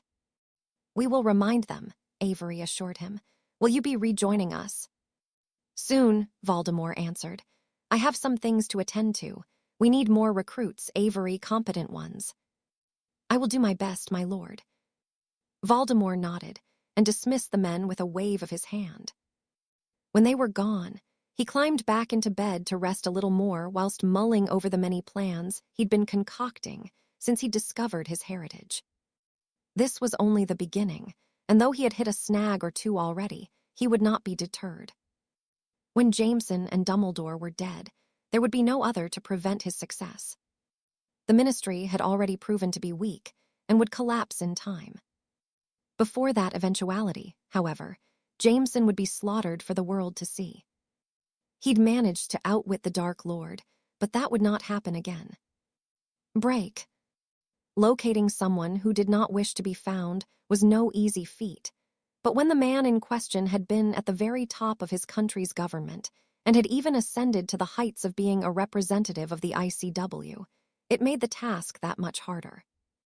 Marcin Braz, or Pieter Hermansen, or even one of the many other pseudonyms the man had adopted since being ousted from office, was as elusive as any Harry had attempted to track down.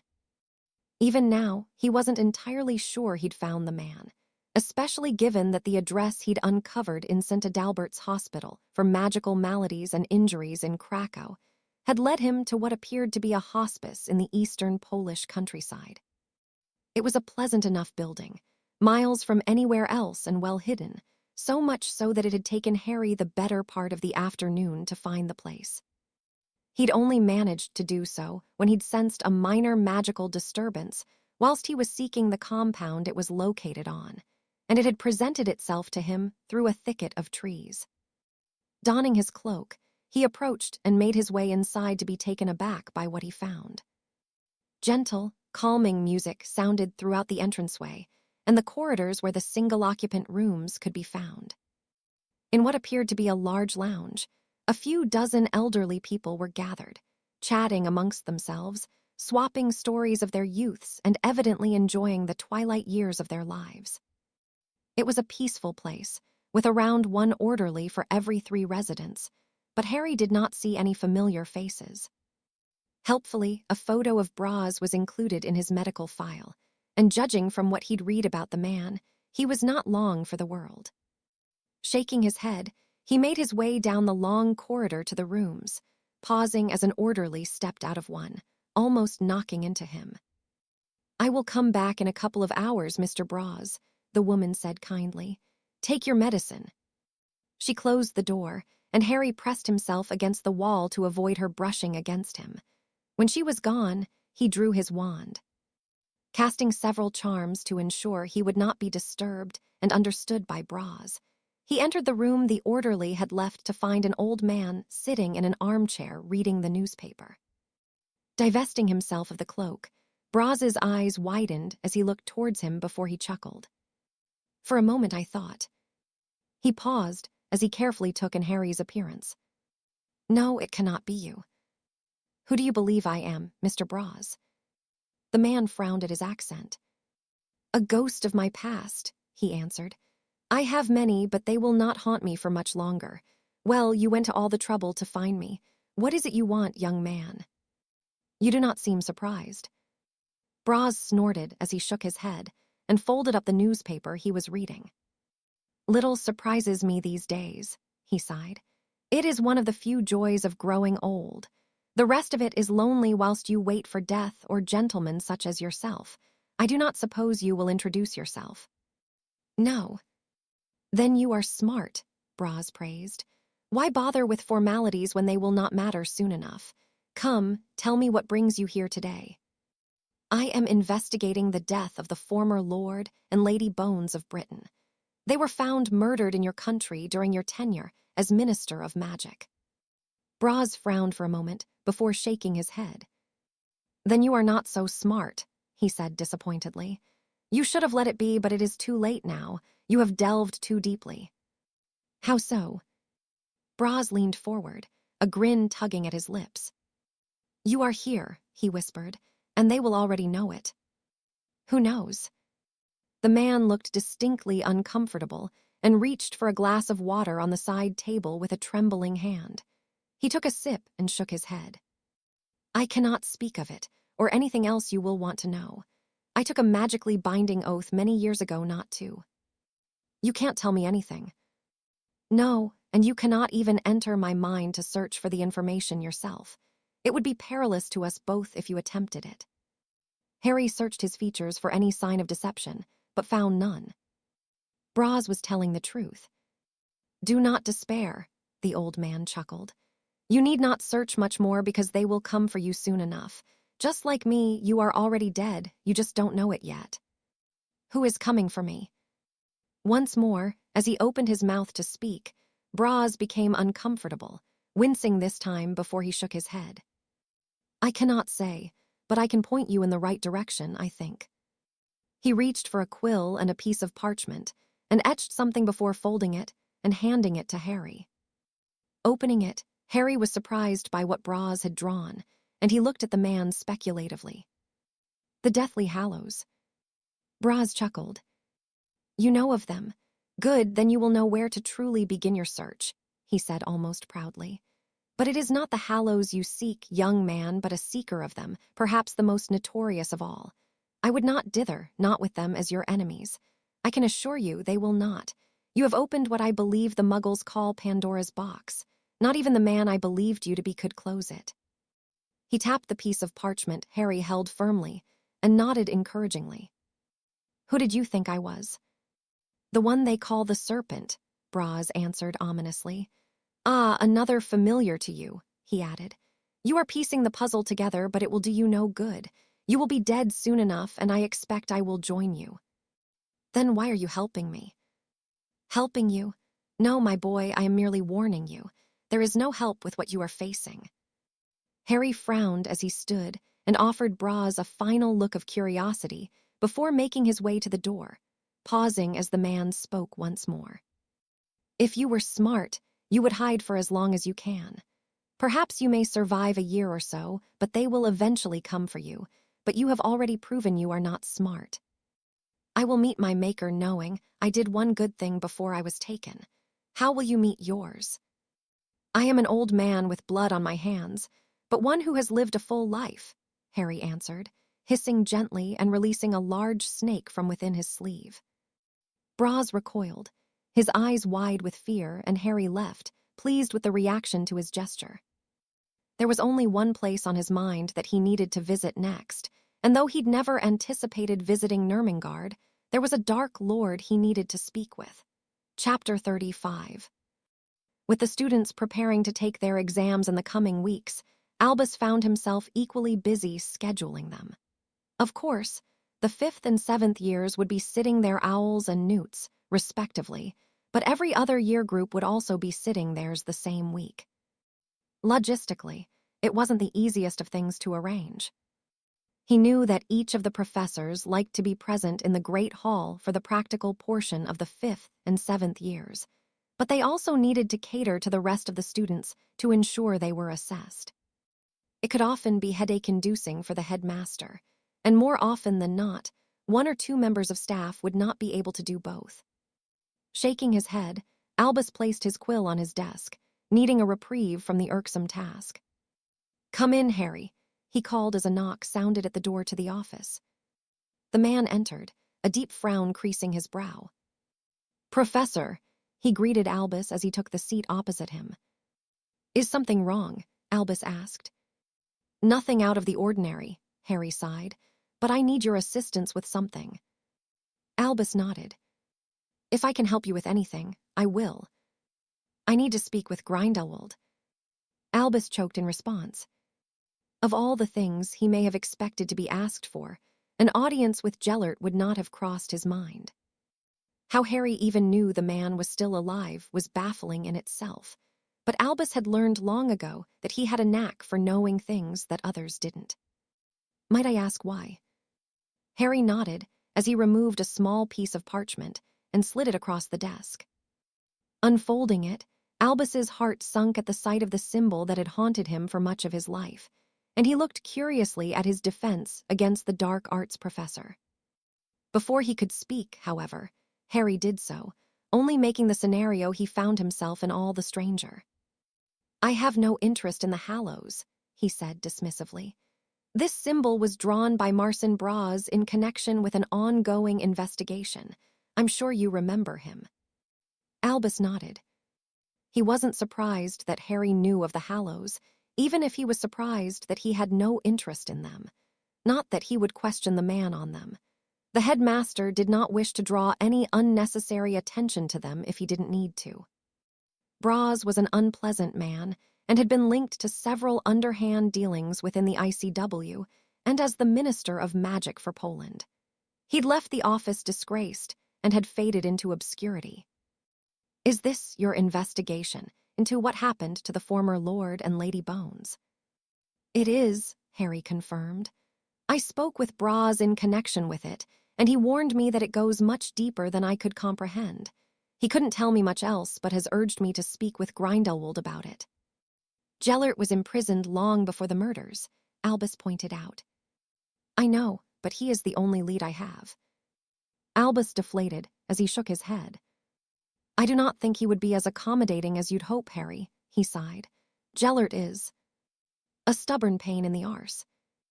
Albus chuckled at the crude assessment of his old friend. "Indeed," he confirmed. I'm not sure what you hope to learn from him. I'm not sure either, but Braz insisted I speak with him, and there's another matter I wish to discuss with him. Another matter? The serpent. Albus frowned curiously and shook his head. To most, even us who are representatives of the ICW, the serpent is little more than a myth. We never saw him in person, but his presence was certainly felt around the continent during Gellert's uprising. Most believe the serpent was nothing more than a rumor perpetuated by the hit wizards to strike fear into Gellert and any other who would follow him. He vanished before the war was done, and nothing has been heard from him since. Ghost confirmed he existed, Harry explained. Albus nodded thoughtfully. It is not that I don't believe he existed, but more that his existence was exaggerated. He was never mentioned officially other than for the fugitives he apprehended. When the attack on the ICW headquarters happened, no mention of him was ever made, very much the same as none of the hit wizards killed by Gellert and his followers were. They operate in anonymity, Harry. You will find nothing pertaining to him, not officially. Not even Ghost will be able to tell you much, if anything. Braz mentioned him, Harry explained, taking Albus aback. He did. He said that not even the serpent could put an end to whatever entity is responsible for what happened to Amelia's parents. Albus hummed as he leaned back in his chair, confused by what he'd heard and just as curious as Harry. I do not know what good it will do, but I can take you to Gellert. I would not expect him to be forthcoming, he warned. Harry nodded. I have a feeling he will talk to me, he replied. Braz did, and Grindelwald won't be any different. Albus released a deep sigh. Harry, I cannot allow you to harm him. I have no intention to, Harry assured him. I think him just seeing me will prompt him. Albus quirked an eyebrow at the young man. Then I see no reason to delay the journey, he declared. I could use a reprieve from the administrative work that plagues me. Being the headmaster is more than eating sherbet lemons. Who would have known? Harry snorted. Albus chuckled amusedly as he stood, though his mood dropped considerably at the many possibilities that crossed his mind in the coming moments. Gellert could be difficult at the best of times, and certainly more so towards strangers. Harry should certainly not get his hopes up that he would get what he was venturing to Nurmengard for. Break. He had long given up counting how many days, weeks, months, and years he had been here. Doing so only served to remind him of his failure, that all he'd worked for over the course of his life had been scuppered by a man he'd once considered to be his friend. More so, he'd considered Albus his confidant, his comrade in arms, though he no longer dared to think of him as being any more than that. The man had betrayed him, had abandoned him when Gellert had needed him most, and eventually had been the one to bring his efforts crashing down around him. Gellert was no longer bitter about it. All was fair in love and war, after all, but he would not deny that he continued to envision the world that could have been had he emerged victorious. The witches and wizards of the world would stand head and shoulders above their mundane counterparts, where they belonged, and not be forced to hide their existence only to be wiped out by the ever-increasingly dangerous muggles. One day, the magical would realize their mistake, but by then, it would be too late. Gellert would be dead, and there was none who would dare be what they would need. It brought a smile to his lips to think of them all flailing and floundering around in panic when the two worlds inevitably collided, and his own kind was not equipped to handle it. Perhaps he was a little bitter. Gellert snorted at the thought as he peered out of his small window towards the setting sun. He suspected he'd only been allowed the view to assist in breaking his spirit, and for the first days here, it had succeeded. Now, however, he enjoyed looking across the fields and the waft of the salty sea air he was permitted to experience. All in all, although his plans had not come to fruition, Gellert had little to complain about. He was well fed, not deprived of his books and comforts, and he'd come to covet the simple things in life. Nonetheless, he could do without the occasional visits from the man responsible for him being here. Gellert wanted nothing more than to live his final years in peace, and Albus, as ever, had a way of spoiling that with his mere presence. "What do you want now?" He sighed as he heard the approaching footsteps. Not me, Albus replied. You have a visitor. Finally decided to put me out of my misery. Gellert chuckled as he turned towards the door, his heart almost stopping in his chest at the sight of the person accompanying the man who'd made his name by Gellert's downfall. You! He gasped, narrowing his eyes. Gellert frowned and shook his head. No, it wasn't who he believed it to be.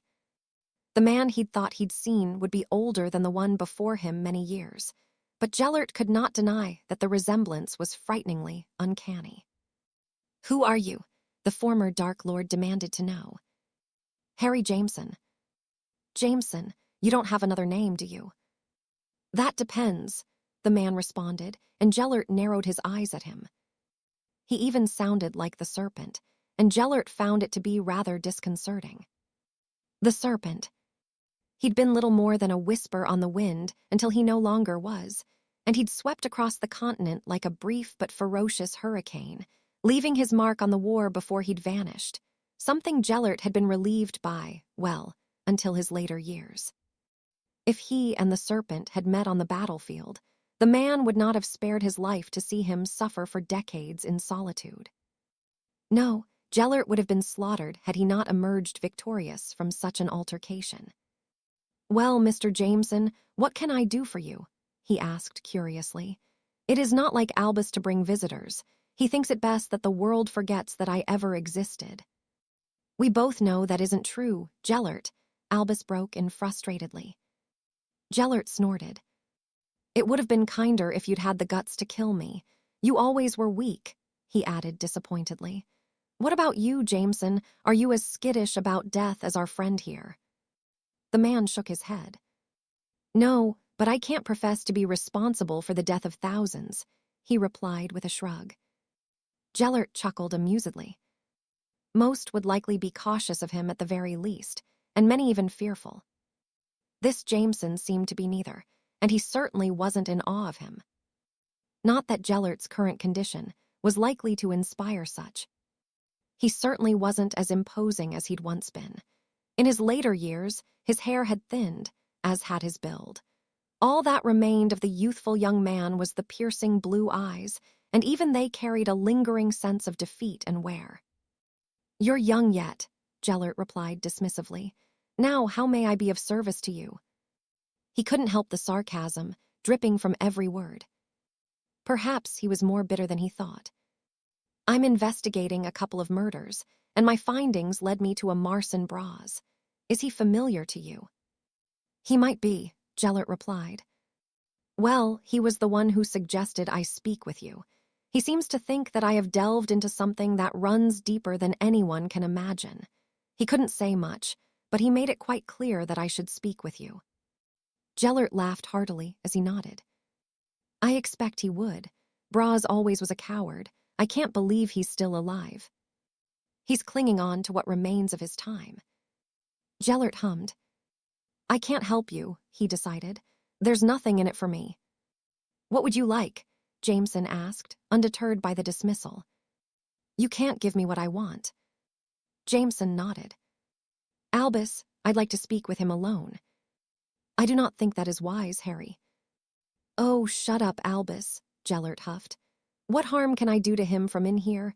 You've all but magically castrated me, unless you don't trust him not to free me. The man looked uneasy before whispering a few words with his companion and looking at Gellert warningly. Do behave, Gellert, he sighed sadly, leaving the two of them alone. When the footsteps had faded, Gellert's nostrils flared as he turned back towards Jameson and was once more taken aback by his similarity to the man he once knew, albeit briefly. I'm listening, Mr. Jameson. Plead your case. Break. It will be quieter without Quidditch, Imelda pointed out. I wouldn't bet on it, Amelia sighed, as they entered the atrium to be confronted by a large group of protesters. The decision to suspend the season was not a popular one, but Amelia agreed with it. She was a fan, but as an Auror, the matches had become all but impossible to police, and the last had been nothing short of an unmitigated disaster. With how things were in Britain, it was no longer safe for such large events. Still, at least the protesters here were being civil. None of them were wearing masks, nor were they attempting to intimidate the ministry workers. They simply wanted their voices heard, even if they would fall on deaf ears. "What do you think Smith wants to meet with us all about?" Imelda asked. "I don't know, but in all the years I've been here, he's only called one meeting." "What was that about?" "The murder of an on-duty Auror around 5 years ago," Amelia explained. "Did they find who did it?" Amelia shook her head. "No, but his wife was under suspicion before she fled the country. She hasn't been heard from since." "Why would she kill him on duty?" "If she killed him at home, it would be much harder for her to deny it." Imelda nodded her agreement, and the two fell silent as they entered the Department of Magical Law Enforcement, where their colleagues from the day shift were already gathered. Only a few moments later, a tired Smith entered the room flanked by Head Auror Grimm, who quietened the room with little more than a glare. "Thank you all for joining me," Smith greeted them with a nod and tight smile.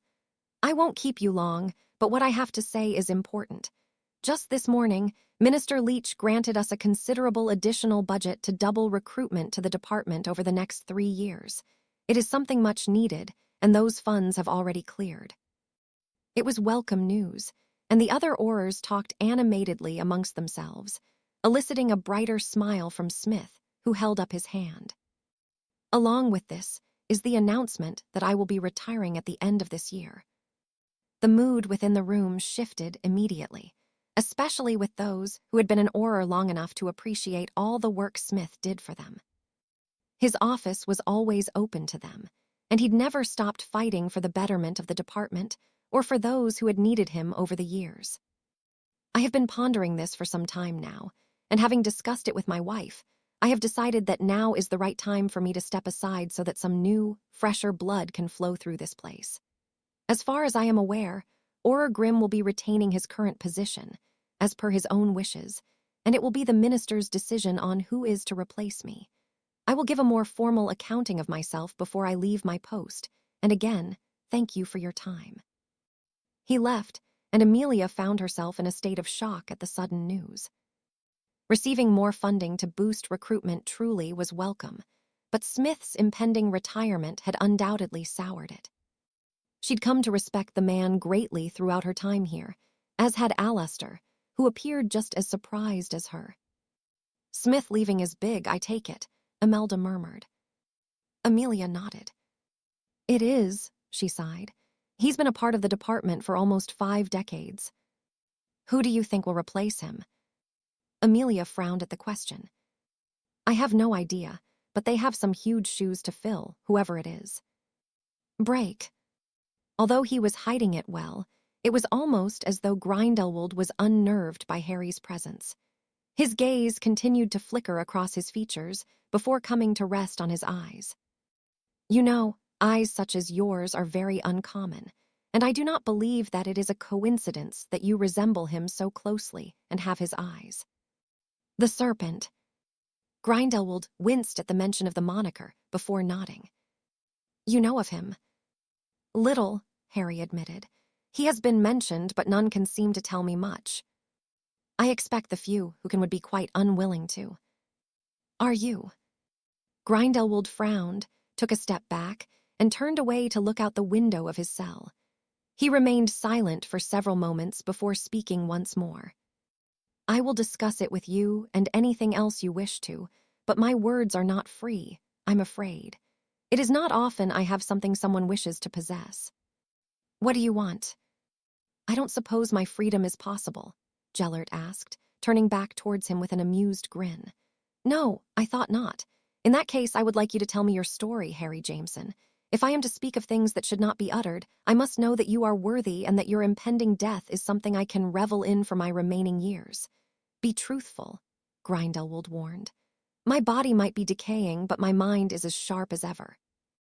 "I can sense a lie, resting on a tongue from the very best." "My impending death." "Braz," Grindelwald replied venomously. "I know him well, and if your investigation has led to him, to have unwittingly immersed yourself in something you cannot even fathom. Tell me your story, and I will tell you mine. I'm certain you will find it fascinating." Harry eyed the man for a moment before nodding. He had nothing to lose from this encounter but everything to gain, and Grindelwald would not share what he told him, even just to spite Albus. "Mine may even be just as fascinating as yours," Harry chuckled humorlessly. "My name is Harry James Potter, and I was born in the year 1980. Grindelwald recoiled, both from the mention of the name he'd given and the revelation of his travel through time. "You know, yours might be more fascinating, after all, Harry Potter." "Break. Are you sure about this, my lord?" Avery asked. "If we do this, there is no going back." "There is already no going back," Voldemort pointed out. "Drastic action is needed for them to understand that we will not allow our legacies to be taken from us or erased. Are you with me?" "Always, my lord." Voldemort nodded. "It will show our superiority, Avery. It will show that no matter how tolerant others become of them, that we will not. Muggles breed like vermin, and yet it is us who are forced to hide. Let us show them that we no longer wish to do so." Avery nodded resolutely. "It shall be done." With that, he left, and the Dark Lord leaned back in his chair. With the help of his potions, he was recovering, and it wouldn't be long before he could lead his followers personally. But until then, the undertakings were in the more than capable hands of his most loyal. Break. It was strange to talk about the life he'd left behind some 4 years ago now, and much of what he said seemed so alien to Harry, so unbelievable. And yet, he had lived every moment he described to the attentive Grindelwald. "Harry Potter," the man murmured, "how are you related to Charles?" "He is my grandfather." Grindelwald hummed. "I don't expect you would have heard of his exploits against me." Harry shook his head.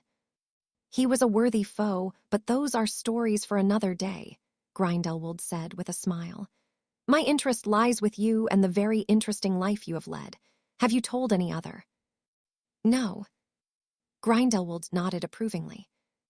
"It would be unwise to unless you knew you could trust that person with your life," he advised. "I know." "Good. Now this Voldemort. I cannot tell you how fortunate you are that you are as whole as you seem to be. Horcruxes are exceedingly dangerous things, and to have even a fragment of soul belonging to someone so jaded, and who had done the things he had, is nothing short of miraculous. Your mother's magic could only have been so beautifully pure to protect you from it. What do you think would have happened if it hadn't been?" Grindelwald released a deep breath as he shook his head. "It is hard to say, but I would theorize that you would have grown to be something much like him, perhaps worse or better, depending on how much of your true self you were able to retain. Despite your mother's magic, you still took on many of his traits, though they seem to better you rather than you being consumed by them. It is quite the feat of magic. All I will say is that you are fortunate, Harry Potter, so very fortunate." The former Dark Lord fell silent for several moments as he scrutinized Harry before nodding to himself. "Fair is fair," he sighed. "I will share my story with you, and I expect it will be most illuminating for you and shed some light on what it is you have unwittingly gotten yourself into." Break. She looked towards the clock before checking her own watch. It was late in the evening, much later than Harry usually returned, even when he decided to stay on at Hogwarts to assist the students with their exam preparation.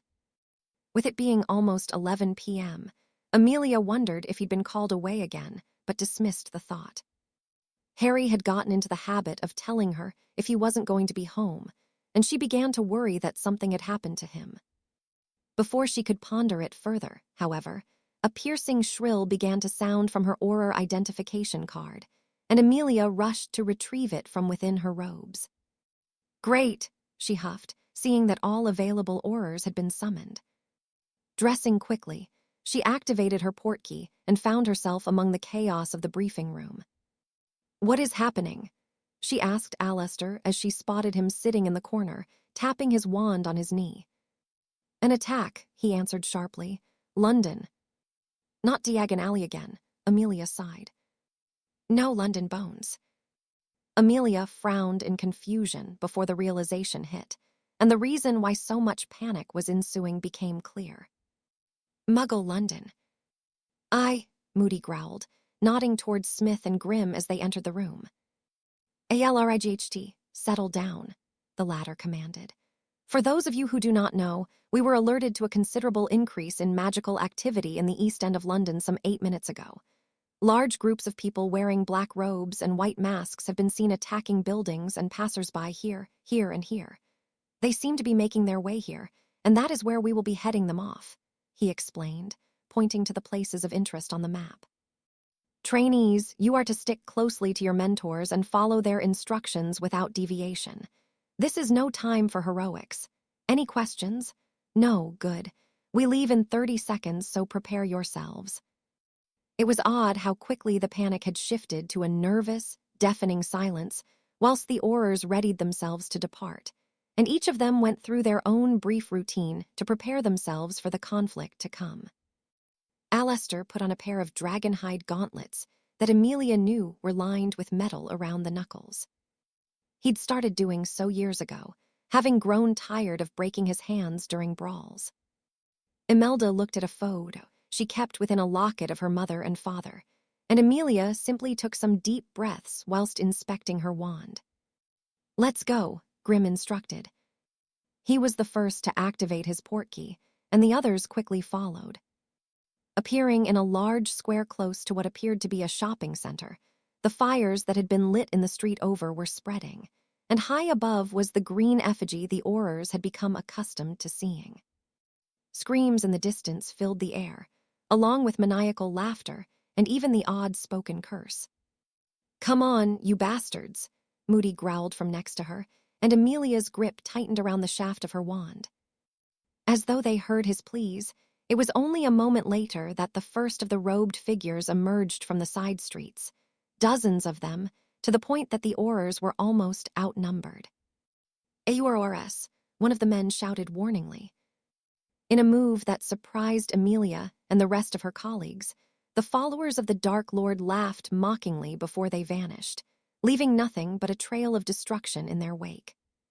COWRDS, Moody roared furiously. The sentiment was echoed by many others, but it was confusion that reigned. Why would they flee? Wasn't luring the Aurors out in force exactly what they wanted, or were they planning an ambush? No one move, Grimm snapped, holding his wand aloft, evidently having considered the very same thing. When a minute passed and nothing happened, the tension only grew, but by the 5th it abated, and the frustration set in. Shit, Grimm cursed. We've only been had. Come on, we'd best start clearing up the mess. I'll send for the magical catastrophes lot and the obliviators. The Aurors broke off into groups and began following the devastation wrought by the Dark Lord's followers. Amelia could only shake her head at the sight of the burning cars, buildings, and even the odd corpses of the Muggles who had not been able to escape dotted around the street. What the bloody hell happened? Moody muttered irritably. Why did they run? Because they could, Amelia answered.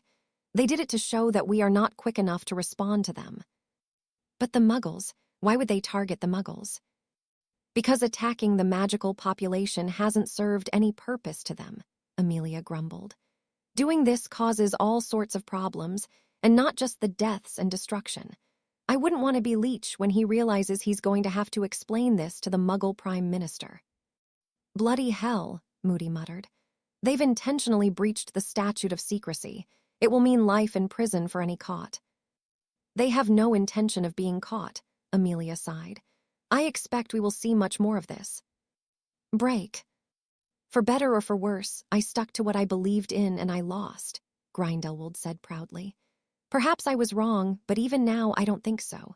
One day the Muggles will discover us, and what I fear will come to pass. You may not wish to believe me, Harry Potter, but it is the truth. I did not wish harm on any, even if I wasn't afraid to commit acts of violence to preserve our kind. Harry nodded his understanding. The story of his uprising, coming directly from Grindelwald, was told in its rawest form without exaggeration and bluster by someone who would consider themselves a victor in the conflict. Harry believed the Dark Lord's intentions were good in his own eyes, but there was no justifying all that had happened because of his ambition. What does Braz have to do with you? he asked curiously. "Didn't you invade Poland?" "I did," Grindelwald confirmed. "Along with many other countries. Until Albus defeated me, I was quite on the way to winning the war entirely. Most of Europe was under the control of my forces, but certain members of the ICW refused to surrender. Britain fought valiantly where France, Spain, and Portugal had fallen. In my own foolish oversight, I provoked the Russians into fighting against me, and that brought enough time to offer a new resistance. By the time the Americans joined in, the tide of the war was turning. Several countries had been taken from me, but not all of them were pleased." "What do you mean?" Grindelwald smiled triumphantly. "There were those, Harry Potter, who believed they would be better under my leadership. Braz was one of them. He was, and so was the ministers of magic of France, Spain, Bulgaria, Belgium, and the Netherlands. The feather in my cap, however, was the Americans." "The Americans?" "My rise to power started across the pond," Grindelwald reminded Harry. "I garnered much support, and before Albus confronted me, the Americans were ready to concede defeat. They did not wish to lose their men and women in a war. In Europe, I even met with the ministers of magic of all those countries where we agreed to a plan, but my downfall came before we could put it into action. I expect that is why Braz pointed you towards me. Perhaps they never ended their little gathering. The combined power of those 8 countries would be quite insurmountable, even for the ICW, who already failed to fight off one man with an army he gathered along the way." Harry frowned thoughtfully. France, Belgium, and Poland were all mentioned in connection with the murder of Lord and Lady Bones. "How does the serpent tie into all this?" "Ah, the serpent," Grindelwald sighed. "Now, he was a worthy adversary, and were it not for the deal struck, the war may have ended differently." "How so?" "The serpent was a hit wizard who grew in fame across the continent quickly," Grindelwald explained. "He had a way of finding even the most elusive of criminals and was an excellent wizard. As much as he became a thorn in my side, I respected his ability. See this?" he asked, pointing to a prominent scar on his neck. "It is a souvenir from one of the times we came face to face." "What happened to him?" Grindelwald chuckled. "Everyone has a price, Harry Potter, even the serpent." "He sold out." "No, he was forced out," Grindelwald corrected. "You see, he stood in my way, and with the help of my allies, we found his weakness. Inadvertently, he revealed his identity." "Harry Evans." "Indeed," Grindelwald said with a grin. "Hit wizards rely on anonymity, and with his identity revealed, we were able to find his weakness." "What was his weakness?" "The same as any other man. A woman." "A woman?" The former Dark Lord nodded. "Miss Eleanor Summerby, wanted for 9 counts of theft and the weakness of the serpent. We managed to locate her and use her to force Evans to withdraw from the war, her life for his withdrawal. He agreed and even gave an unbreakable bond. Were it anyone else, I would have killed him, but as dangerous as he was, I did not risk seeking him out when the agreement was in place. Doing so would have broken the bond, and he would have been free to continue his grudge against me. Diplomacy worked, and he simply vanished when Summerby was returned to him." "To where?" Grindelwald shrugged. "You do not find the serpent, he finds you." His words were ominous, and Harry did not miss the respect in his tone. "You look just like him," Grindelwald murmured. "He, too, was a Parselmouth. Perhaps he took a trip through time just like you." "I have been wondering the same thing," Harry said thoughtfully. "The similarities are strikingly similar." Grindelwald nodded as he eyed Harry curiously. "It makes me wonder just how many of you there might be," he mused aloud. "It could be several." "Maybe, but I'm not so sure. I tend to draw attention to myself no matter what I do or try to avoid it.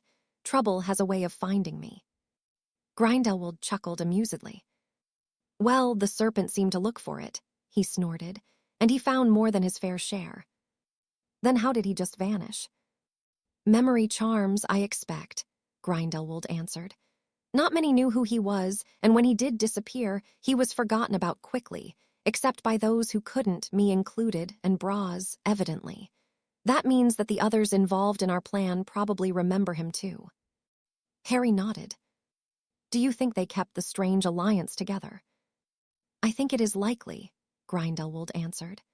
When we came together, we realized the power we could wield as a collective, and even without me, the resources at their disposal are significant.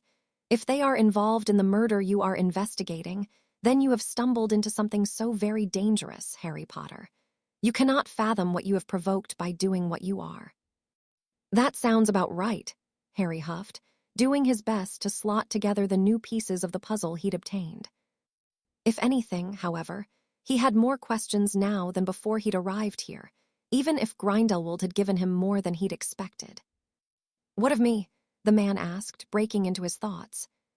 What do you mean? What happened to me where you came from? Voldemort, Harry answered. Voldemort. He sought you out because he believed you could lead him to something he wanted. Grindelwald frowned, and Harry leaned forward. The Elder Wand, he revealed. Grindelwald's eyes widened. You know of it, he whispered. Harry nodded as he flicked the extra wand. He carried up his left sleeve into his hand. I know of it. The man stared at him in shock for a moment. But Albus, he still has the one he took from you, and honestly, I don't have much use for it. My own wand is as exceptional as this has ever been for me, and I keep it as a reminder of all the suffering it has caused. Then you are a man who has learned from his experiences, but I would not be so dismissive of the wand's power. If you bond with it and accept it as part of yourself, it can do unimaginable things. If you are to survive what is undoubtedly coming for you, Harry Potter, I would keep it close. It may well save your life. What is coming for me? Harry asked. Braz seems to think they already know I am looking into it. If you manage to get to Braz, then they know, Grindelwald said gravely. As for what is coming for you, I cannot say, but it will be unlike anything else you've ever faced. Every government has their secrets, and you could well find yourself on the receiving end of the power of 8, coming for you as one. Harry shook his head. But they are all members of the ICW. Only because it suits them, Grindelwald pointed out. You have spent your life fighting masked men, but some masks are more figurative than physical. A disguise comes in many forms, Harry, and that is something you should not forget. I won't, Harry assured the man as a pair of hurried footsteps could be heard approaching. Come, Harry, we must leave, Dumbledore said urgently. It seems as though Tom has attacked Muggle London.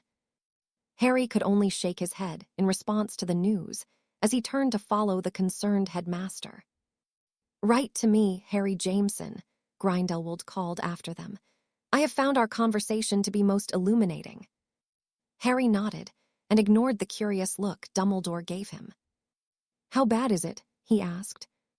Bad enough that it will undoubtedly cause quite the stir, Albus answered grimly. Tom has truly crossed a line that he shouldn't have. Chapter 36.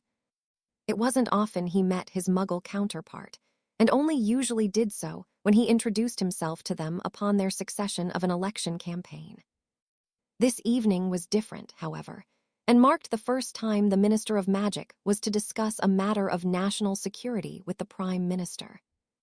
Nobby Leach had met 3 others during his tenure, and Mr. Wilson only the previous year for the first time.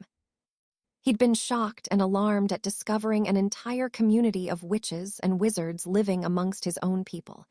But a few calming charms and a brief conversation later, Nobby had left, having assured Harold that it was deeply unlikely he would see him again. Oh, how he'd been wrong only a number of months later, and Harold Wilson was not pleased to see him. So, let me get this straight. You have a madman with a group of followers setting fire to villages, and now you tell me this Burke is responsible for what happened in Stratford. Nobby nodded. We are doing all we can to apprehend this man. Wilson shook his head. 18 people lost their lives, and dozens of others remain injured in the hospital, he snapped. I suppose their lack of recollection is the work of your lot. It is. It had taken days for the Obliviators and the team from the Magical Catastrophes Department to modify the memories of the witnesses, members of the emergency services, and journalists who had arrived. The damage caused by Riddle and his followers had been credited to an unexploded bomb dating back to the Second War, and all photos taken having been removed from their possession. It had been an arduous task, but one which had been necessary. Wilson shook his head once more. "Unacceptable," he said sternly. "I will not have the men and women of Britain subjected to the whims and cruelty of another madman. Even now, we grieve for our losses from the last 2 wars, and now you tell me that one of yours wishes us harm. I want this fixed, Leech. Her Majesty will not stand for it, and nor will I. This riddle is to be found immediately and dealt with, or I shall be discussing the matter with those whose business it is to handle such affairs. Are we clear?" Nobby was taken aback by the gumption with which Wilson spoke, and he was far from cautious or fearful, but resolute and strong in the face of adversity. Nonetheless, his blustering would lead to nothing. "My good man, I do wish you would not make idle threats," Nobby sighed. "I would sooner have your cooperation on this than to see us at odds. I have my very best men working on it. I assure you, we want him found even more than you." Wilson narrowed his eyes at him before nodding. "I want to be kept in the loop on this, Leech. If the people are in danger, I wish to know. Good night." His dismissal was firm and abrupt, and Wilson turned away. With a shake of his head, Nobby drew his wand and aimed it at the back of his counterpart. "Sorry, old chap," he murmured. "Obliviate." Taking a few moments to remove the memory of the conversation they'd shared, Leech placed the Prime Minister in the chair behind his desk. He would remember nothing, and though the Minister of Magic had been sincere, given the reaction he'd received, he knew he could not be too careful. He could not risk Wilson discussing the matter with any other and creating further problems between the 2 governments. No, it was better this way, and though he doubted the conflict in his own world would be solved without another incident, he hoped to see it concluded before irreparable damage was done. Break. Amelia looked on in fascination as the atrium had begun to fill with would-be recruits for the Auror department, until the queue stretched from the makeshift welcome desk all the way to the fireplaces where men and women continued to arrive. Smith and Grimm had not hesitated in putting the additional gold to use, and were intent on having a recruitment drive to bolster their numbers as quickly as possible. "Have you ever seen anything like it?" Imelda asked. Amelia shook her head. "We may get 20 or 30 a year, but never tease many." "I have," Alistair interjected darkly. "The last time we recruited like this was when we went to war with Grindelwald." "This isn't a war," Imelda replied confusedly. Alistair snorted. They might not have said as much, but we are at war," he declared. "It's just that this time it is on our own doorstep. Mark my words, lass, things are going to get uglier before they get prettier. With what has happened, people will have to pick sides now. There is no sitting on the fence. He broke the statute of secrecy. There is no going back from that, and people will want their pound of flesh for it." With that, his gaze trailed down the line of potential recruits before he shook his head and took his leave, followed by Shacklebolt. "Surely he's being paranoid." "I don't think so," Amelia replied with a frown. "He's right. After what happened in London, it changes things. It might not be a war like our parents went through, but it is turning into one." "Well, that's just great," Imelda huffed. "What do we do?" "Whatever we can to put an end to it," Amelia answered uncertainly. She'd never fought in a war, but that was inevitable now with all that had happened. Alistair was right. Riddle had crossed a line, and his followers would only double down on what they had done. Things would get much worse before they got better, and the only way that would happen was when one side could no longer continue what had been a rather subdued battle until now. "Come on, we'd best get to the alley." "Nocturne." "Diagon." An easier day for us then." Amelia shook her head. "I don't think we will be seeing any easy days for some time yet," she predicted. "You're probably right," Imelda agreed. What had happened in London was unprecedented in recent history, and although they had managed to mitigate the fallout of the incident, it certainly wouldn't be the last. Having learned of it, Leech had called an emergency meeting of the Wisengamot, and according to Edgar, a number of people have left it unhappy. He couldn't discuss in detail what had happened, but Edgar seemed to be rather disturbed by the entire incident. He'd mentioned that some of the lords and ladies had not felt it was such a catastrophic incident and had voted against implementing legislation to ensure it wouldn't happen again.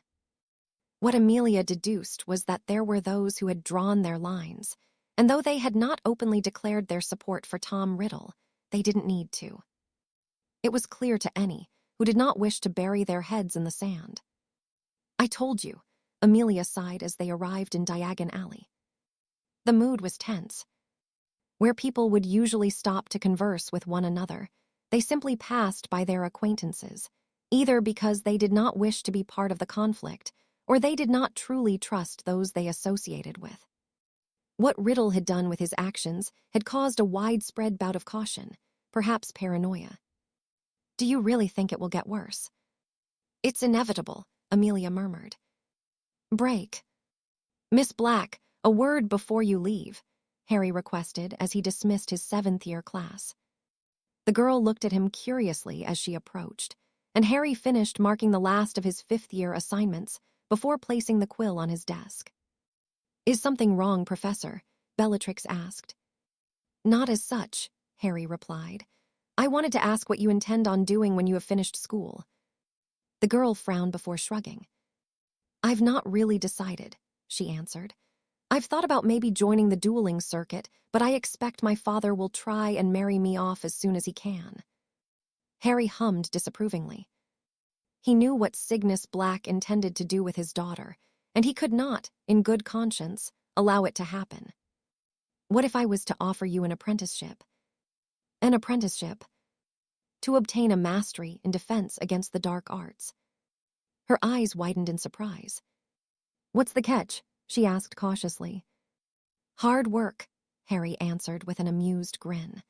"The apprenticeship will last for a minimum of 3 years, and you will be expected to teach here at the school whilst completing your assignments.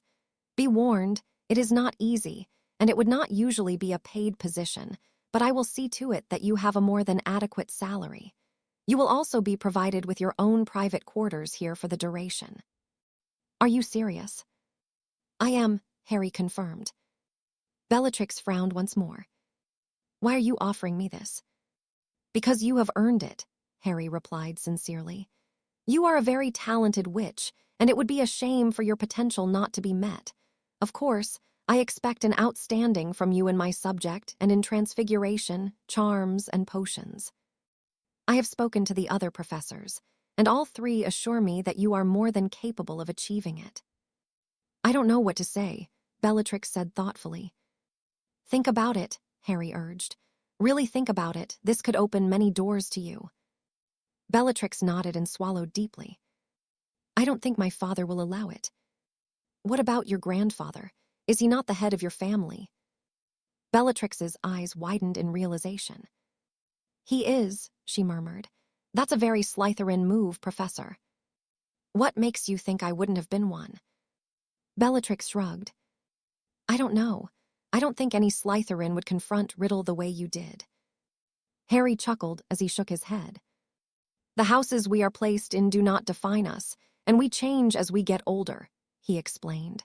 "With your wit and intelligence, you could pass for a Ravenclaw, and I expect that there is a sense of loyalty in there, too." There was, even if the girl didn't know it yet. "Why don't I write to your grandfather, and we can sit down and discuss it with him?" Harry suggested. "You can then make your decision on whether you wish to accept the offer." Bellatrix nodded and appeared to be in a daze as she gathered up her belongings and headed towards the door. "Thank you, Professor," she said appreciatively. "You're welcome," Harry replied. Taking the girl on as an apprentice served him in more ways than one. Yes, it would help keep her out of the clutches of the Dark Lord, but it would also free up some of the time he spent teaching the younger students at the school. Already, Bellatrix was more than capable of doing so, and Harry could use that additional time to focus on what truly required his attention. He could think of little else other than the conversation he'd had with Grindelwald. Despite the man's violent past, it was perhaps the most useful conversation he'd had when it came to solving the murders of Amelia's parents, even if Harry now knew that what he was facing could prove to be insurmountable. Still, he was not willing to give up, and judging by what the former Dark Lord had told him, he couldn't, even if he wanted to. If Grindelwald was right, Harry was already a target, and he refused to be such, not after everything he had endured throughout his life. To him, this alliance of nations was just another thing he would have to overcome, but before he could do that, he needed to eliminate Tom Riddle from the equation. He released a deep breath of frustration as he pondered the man. It was strange to think of him as more an inconvenience than this shadowy, mysterious figure he had feared for much of his life. But having overcome Riddle once before, Harry was certain he could do it again with the several advantages he had over the man. Not that he took the threat he faced lightly. Tom Riddle was still a highly dangerous man, and one that could not simply be dismissed. Being overconfident would only get him killed, but Harry was eager to see an end to the Dark Lord sooner, rather than later. For that to become a reality, he needed to find Tom, and he was proving to be as elusive as ever. He was hiding, and likely still recovering from the effects of the curse Harry had placed upon him. It would prevent the man from feeling his best for a few weeks, but it would not keep him at bay indefinitely, and Tom would want to make a statement when he was able to show his supposed superiority. Still, that hadn't stopped Harry from checking his usual haunts. He wasn't at the residence of his Muggle family in Little Hangelton. Just to be certain, however, Harry had placed a few subtle charms that would alert him if anyone magical arrived within half a mile of the house. There had been no sign of him at what remained of the Gaunt home, either, and he had not hidden the ring there yet. That was the one aspect of dealing with Voldemort that concerned Harry. He didn't know when Tom had hidden his Horcruxes, or which ones even existed. The diary certainly did, and with Lucius on the cusp of finishing his education, it was unlikely in the possession of the young man. He'd already destroyed the diadem, and he knew that Hufflepuff's cup and Slytherin's locket were out there somewhere. As for Nagini, Harry wasn't sure whether or not the snake was with him, or if she'd been gifted a fragment of Tom's soul. Until he saw her for himself, he would work under the assumption that she wasn't. Of course, the piece inside him no longer existed, and he'd certainly not attacked another, younger version of himself and wouldn't be given the opportunity to. That left only the locket and ring, and Harry had not investigated the cave, but intended on doing so soon enough. Shaking his head, he chuckled humorlessly.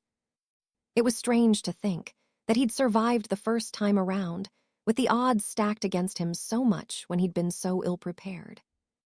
The fact that he still breathed was nothing short of a miracle. Perhaps he'd simply been lucky, because it certainly wasn't his skill that had decided the outcome of his final confrontation with Tom. This time, however, he was determined that he would not rely on luck or even fate.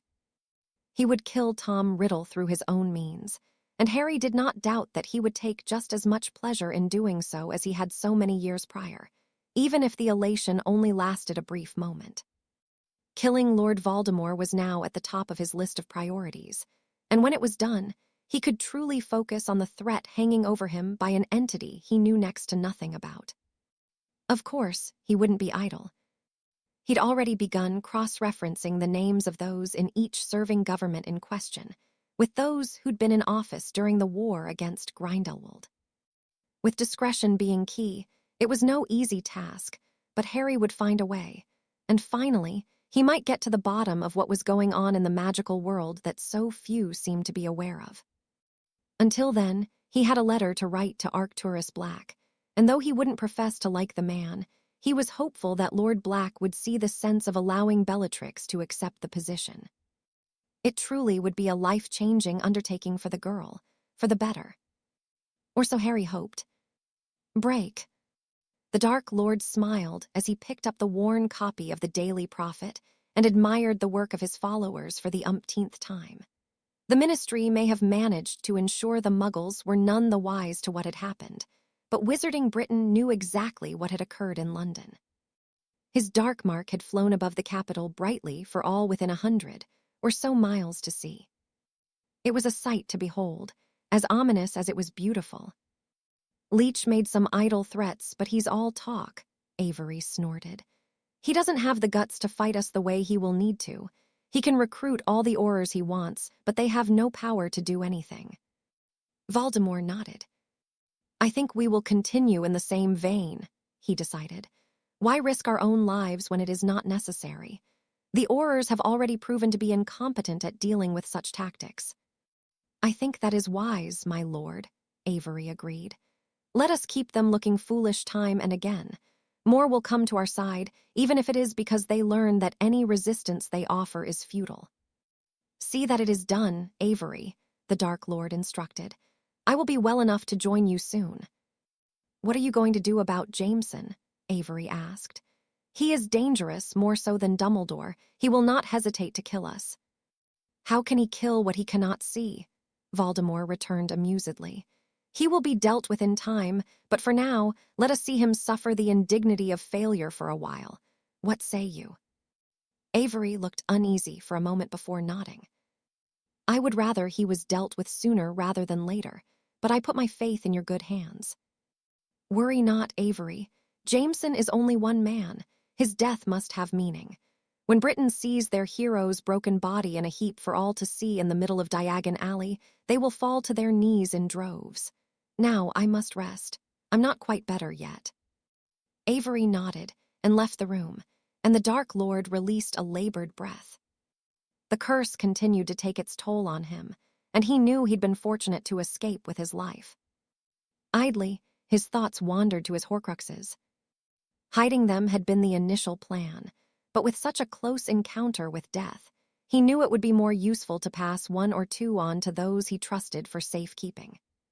Should the worst happen, which was unthinkable, at the very least, he would have his most precious objects primed and ready to serve their purpose. Despite not wishing to lose the body he currently possessed, he could only imagine the response to his rising from the dead. The expressions of his foes would be priceless. Still, as much as it would cement his legacy, the Dark Lord had no intention of ever having need of his Horcruxes. They were his assurance against the most unlikely of events, and he intended on living forever safe in the knowledge that he could not truly be killed. Break. He got to Braz. The quill he was holding to write his correspondence paused, and the ink bled into the parchment, spoiling the letter and soaking through to his desk. How? His medical file is held under the strictest of measures, and the home is all but impossible to find without help. Maybe he had help. No, the only people who could help him are in that home and me, the man muttered. It is the reason I had it built. Braz was to be kept away from anyone who might ask questions, not that he could tell anyone anything. You are certain? The man nodded. The vow he gave would. He paused and shook his head. No, he couldn't say anything of any worth, but he is now a loose end we can do without. Kill him. As you wish, but what of Jameson? Him getting to Braz is concerning. What have you learned about the man? Nothing. Nothing. There is nothing to learn. His record in the ministry does not even state where he was schooled, only the grades he obtained. He owns his restaurant, which is managed by another, and teaches at Hogwarts. What of his home? Unplottable. The man hummed as he leaned back in his chair. I do not like it, he murmured. Men do not just appear out of thin air, and certainly not ones as capable as him. He must be an asset. For whom? An unspeakable. Maybe, maybe not. A hit wizard. It is possible, but you know as well as I that after what happened the last time. The man waved off his associate. I know, he muttered irritably. Do we strike? When? The man snapped exasperatedly. At Hogwarts he has Dumbledore, and he is seldom seen in public. We must find his home. Do you think it wise to attempt it in his domain?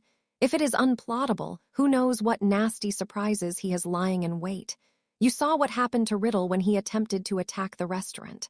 13 men. Jameson killed 13 men. Weaklings and the scum of society, the man said dismissively. Our own are the very best. Find him and kill him. He's getting too close for comfort. I don't care how it is done, eliminate him." The other man nodded. "It will be done." He left, and the man returned to his letter, cursing under his breath that he would have to start it again from scratch. "You can't hide, Jameson. There is nowhere you are safe." Break. To Lord Arcturus Black. I am writing to you in the hopes that you will accept an invitation to speak with me tomorrow night at 7 p.m. pertaining to your granddaughter, Bellatrix. If this is not convenient for you, please relay a message with a day and time that is suitable. It is of the utmost importance. Regards, Professor Harry Jameson. That was the letter he had received, and given that it appeared to be urgent, Arcturus had accepted the invitation, though he hoped Jameson did not intend on berating Bellatrix for something she had done. As the head of her family, that was Arcturus's job. Not knowing what to expect, he'd prepared himself for a heated discussion in which he would defend the girl, no matter what she had done. And as he stalked his way through the corridors of the castle, he was ready to do just that.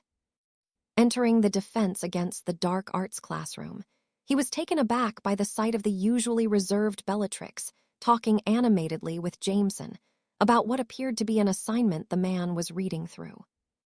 For the first time in the few instances he'd seen him, Jameson cut a casual figure, wearing a shirt with the sleeves rolled up and sporting a smile. "Ah, Lord Black, thank you for joining us," he greeted Arcturus. "Please have a seat." Arcturus continued to frown as he lowered himself into the indicated chair and was joined by his now subdued granddaughter. "I apologize for the vagueness of my note, but I did not wish to put anything I wish to discuss in writing, as I feel this is a conversation to have in person," Jameson explained as he sat on the edge of his desk. "I thought it best to write to you, as whatever happens next will ultimately be your decision." Arcturus eyed the man curiously before nodding. "Is the girl in trouble?" he asked. Jameson shook his head. "Nothing of the sort. On the contrary, I have been very impressed with her work since I began teaching her, and with her formal education coming to an end soon, I wish to discuss the possibility of taking her on as an apprentice. I broached the subject with Bellatrix before writing to you, and she rightly pointed out that it was not a decision she could make without your input." Arcturus nodded appreciatively at the consideration, and he was certainly surprised by the reason he'd been brought here. "An apprenticeship?" he asked.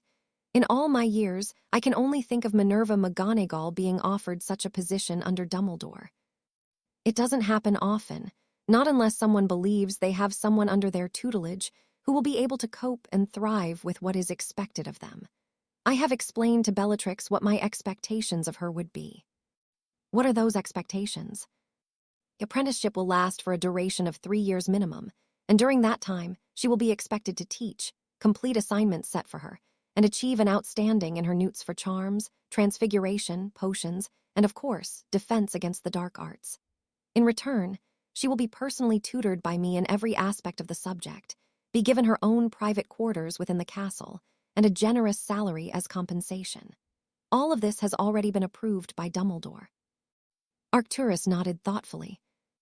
It was a most generous offer, and an opportunity Bellatrix would not be presented with again. Cygnus would not like it. He intended to discuss the prospect of marrying the girl off to one of the Lestranges, something Arcturus had his reservations about, given what was happening in Britain and his suspicions that Corvus was directly involved. "Is this what you want, Bellatrix?" he asked. The girl nodded eagerly and was unable to prevent herself from smiling at the prospect. "Very much, grandfather." "Then I see no reason for you not to accept the position," Arcturus declared. "I will handle your father." The girl sprung out of her seat and almost strangled him with how tightly wrapped her arms around his neck, and elicited a rare, public chuckle of affection from Arcturus. "Go on, you return to your dormitory," he instructed. "I wish to discuss a few details with Jameson." The girl frowned, but did gather her things before leaving, and Arcturus turned towards the man. There really was something so strikingly familiar about him, but he could not put his finger on it. "I do hope you do not have another angle by offering her this position," he warned. "You saw what it means to her. Jameson held his hands up placatingly. I know what it means to her, and I made the offer purely because she deserves the opportunity, he assured Arcturus. I understand your customs and that she would be married off as soon as she left the castle. I think Bellatrix is worth more than that, and her talent would be squandered if it is not nurtured. She is an exceptional young woman, Lord Black, and one you should be proud of. His words seemed sincere, and Arcturus detected no ulterior motive from the man. Nodding, he stood and offered his hand, which was accepted. Then I will see to it that she is allowed to complete the apprenticeship, under one condition of my own. Name it. When the school year has concluded, you will join my family for dinner so that you may assuage any concerns that they have, Arcturus requested. This is something out of the norm for us, and there will be questions from most. Will Walburga be there? Arcturus nodded. I will insist upon her presence, he replied amusedly. Jameson chuckled as he nodded. You need only name the time and place, and I will be there. I look forward to it, Jameson, Arcturus replied. You're a braver man than most, I will give you that. With that, Arcturus left, pondering the conversation he'd just shared, and how he was going to break the news to Cygnus that Bellatrix was not on the market for any marriage he may have in the works. Break. In the days since he had taken Harry to visit Gellert, Albus had been pondering what the two could possibly have discussed that had left Harry so pensive upon them leaving Nurmengard. The man had not even been truly surprised that Tom had turned his attention towards the Muggle world, and having arrived at the scene, the headmaster had been quite taken aback by what lengths the Dark Lord's followers had gone to. Not that Minister Leech had helped the situation. He'd given little more than a stern warning that such acts would not be tolerated, and it had been obvious to the lords and ladies which of their supposed comrades had been involved. Corvus Lestrain had barely been able to contain his smile when the minister had informed the room of the damage done and the deaths and injuries caused during the attack. Albus could only shake his head. Tom's campaign had taken a rather sinister turn when he'd attempted to torch Hogsmeade, but attacking the Muggles so openly was foolish and dangerous for all their kind. Although he'd been distracted by whatever he and Gellert had discussed, Harry's fury at what had happened was undeniable. Try as he might, Albus could not deny that the seeds of another wizarding war had been sown. Some 200 of Tom's followers had taken part in the attack, and his former student was well on his way to having a fighting force to compete with the Aurors. Perhaps he could convince the ICW to intervene. He intended to raise it with his colleagues, and in the spirit of preventing another all-out war on the continent, he suggested that they may be amenable to offering Great Britain the assistance it may require in combating Tom and his followers. Break. It was only the second time he'd come to the ICW headquarters without being summoned, and he had sent a message ahead to Ghost informing him of his arrival. With it being so late in the evening, the halls were empty, but as he knocked on the door to the office belonging to his superior, he was bid to enter. Ghost was poring over a mountain of paperwork and gestured for Harry to take a seat. It's days like this that I miss my time in the field, the man sighed. How long did you serve? 24 years, Ghost answered proudly.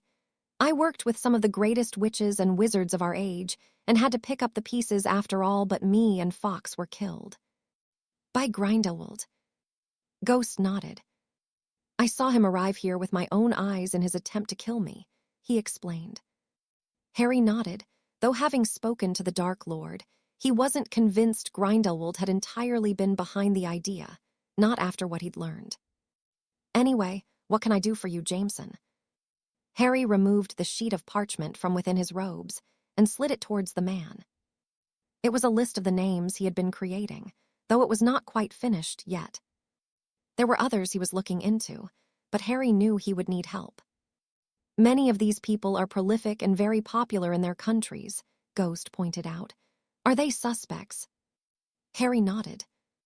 Until I can rule them out. Ghost frowned as he continued perusing the list before releasing a deep sigh. Investigating them could be dangerous. I know, That is why I need some help. Ghost rubbed his eyes. If any of these are involved, you truly are up against it, he warned. It could have a domino effect on not only the ICW, but each of these countries these men and women represent. I know, Harry assured the man, but this is bigger than I first thought. It isn't just about the murder, but so much more.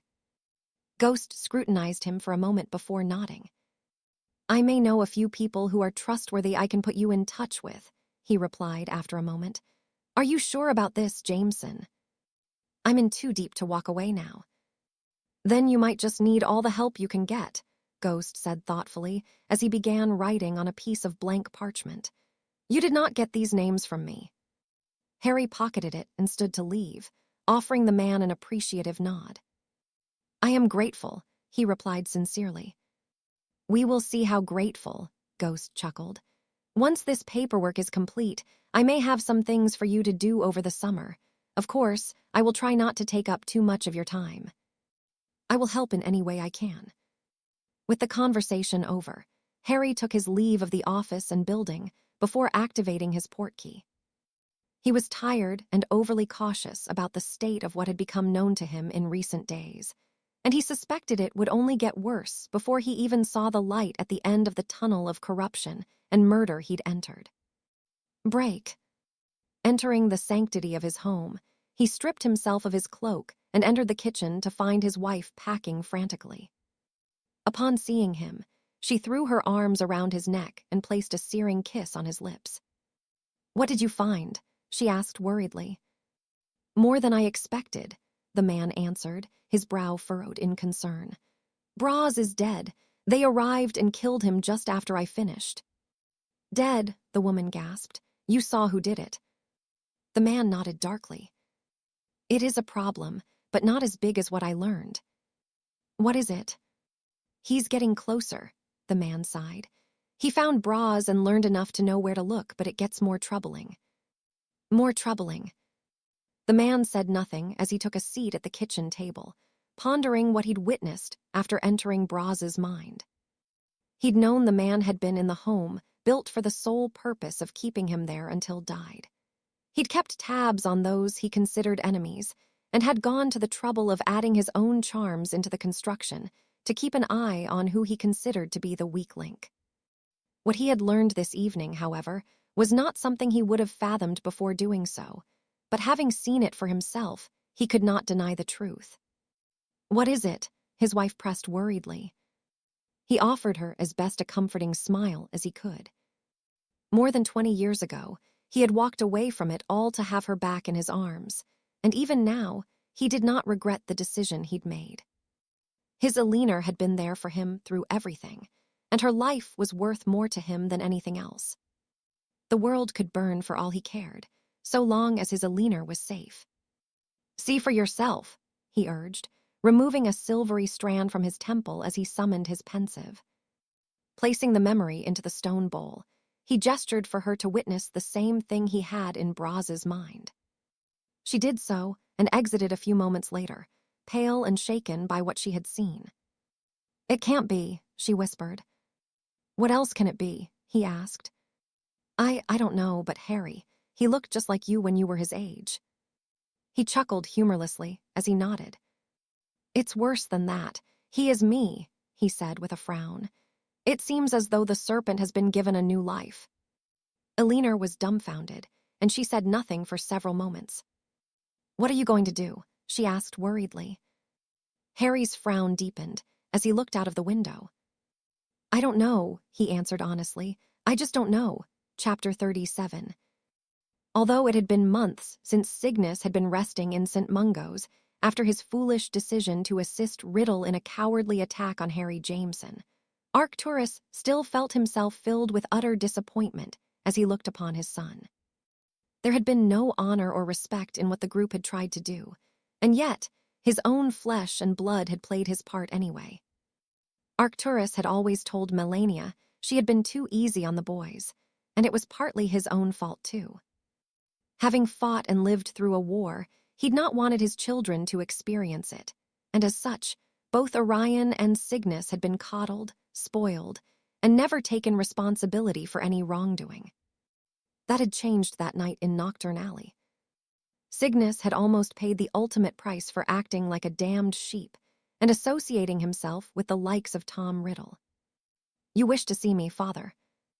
Arcturus fought the urge to grimace as his son took a seat and chose to take a moment to compose himself by sealing a letter he just finished writing instead. "I asked you here to discuss an excellent opportunity that Bellatrix has been offered," he revealed. Cygnus scowled in response.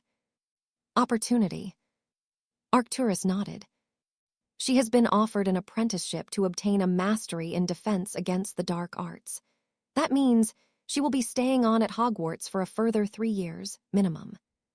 Cygnus was taken aback by the revelation and shook his head. "She will not," he declared.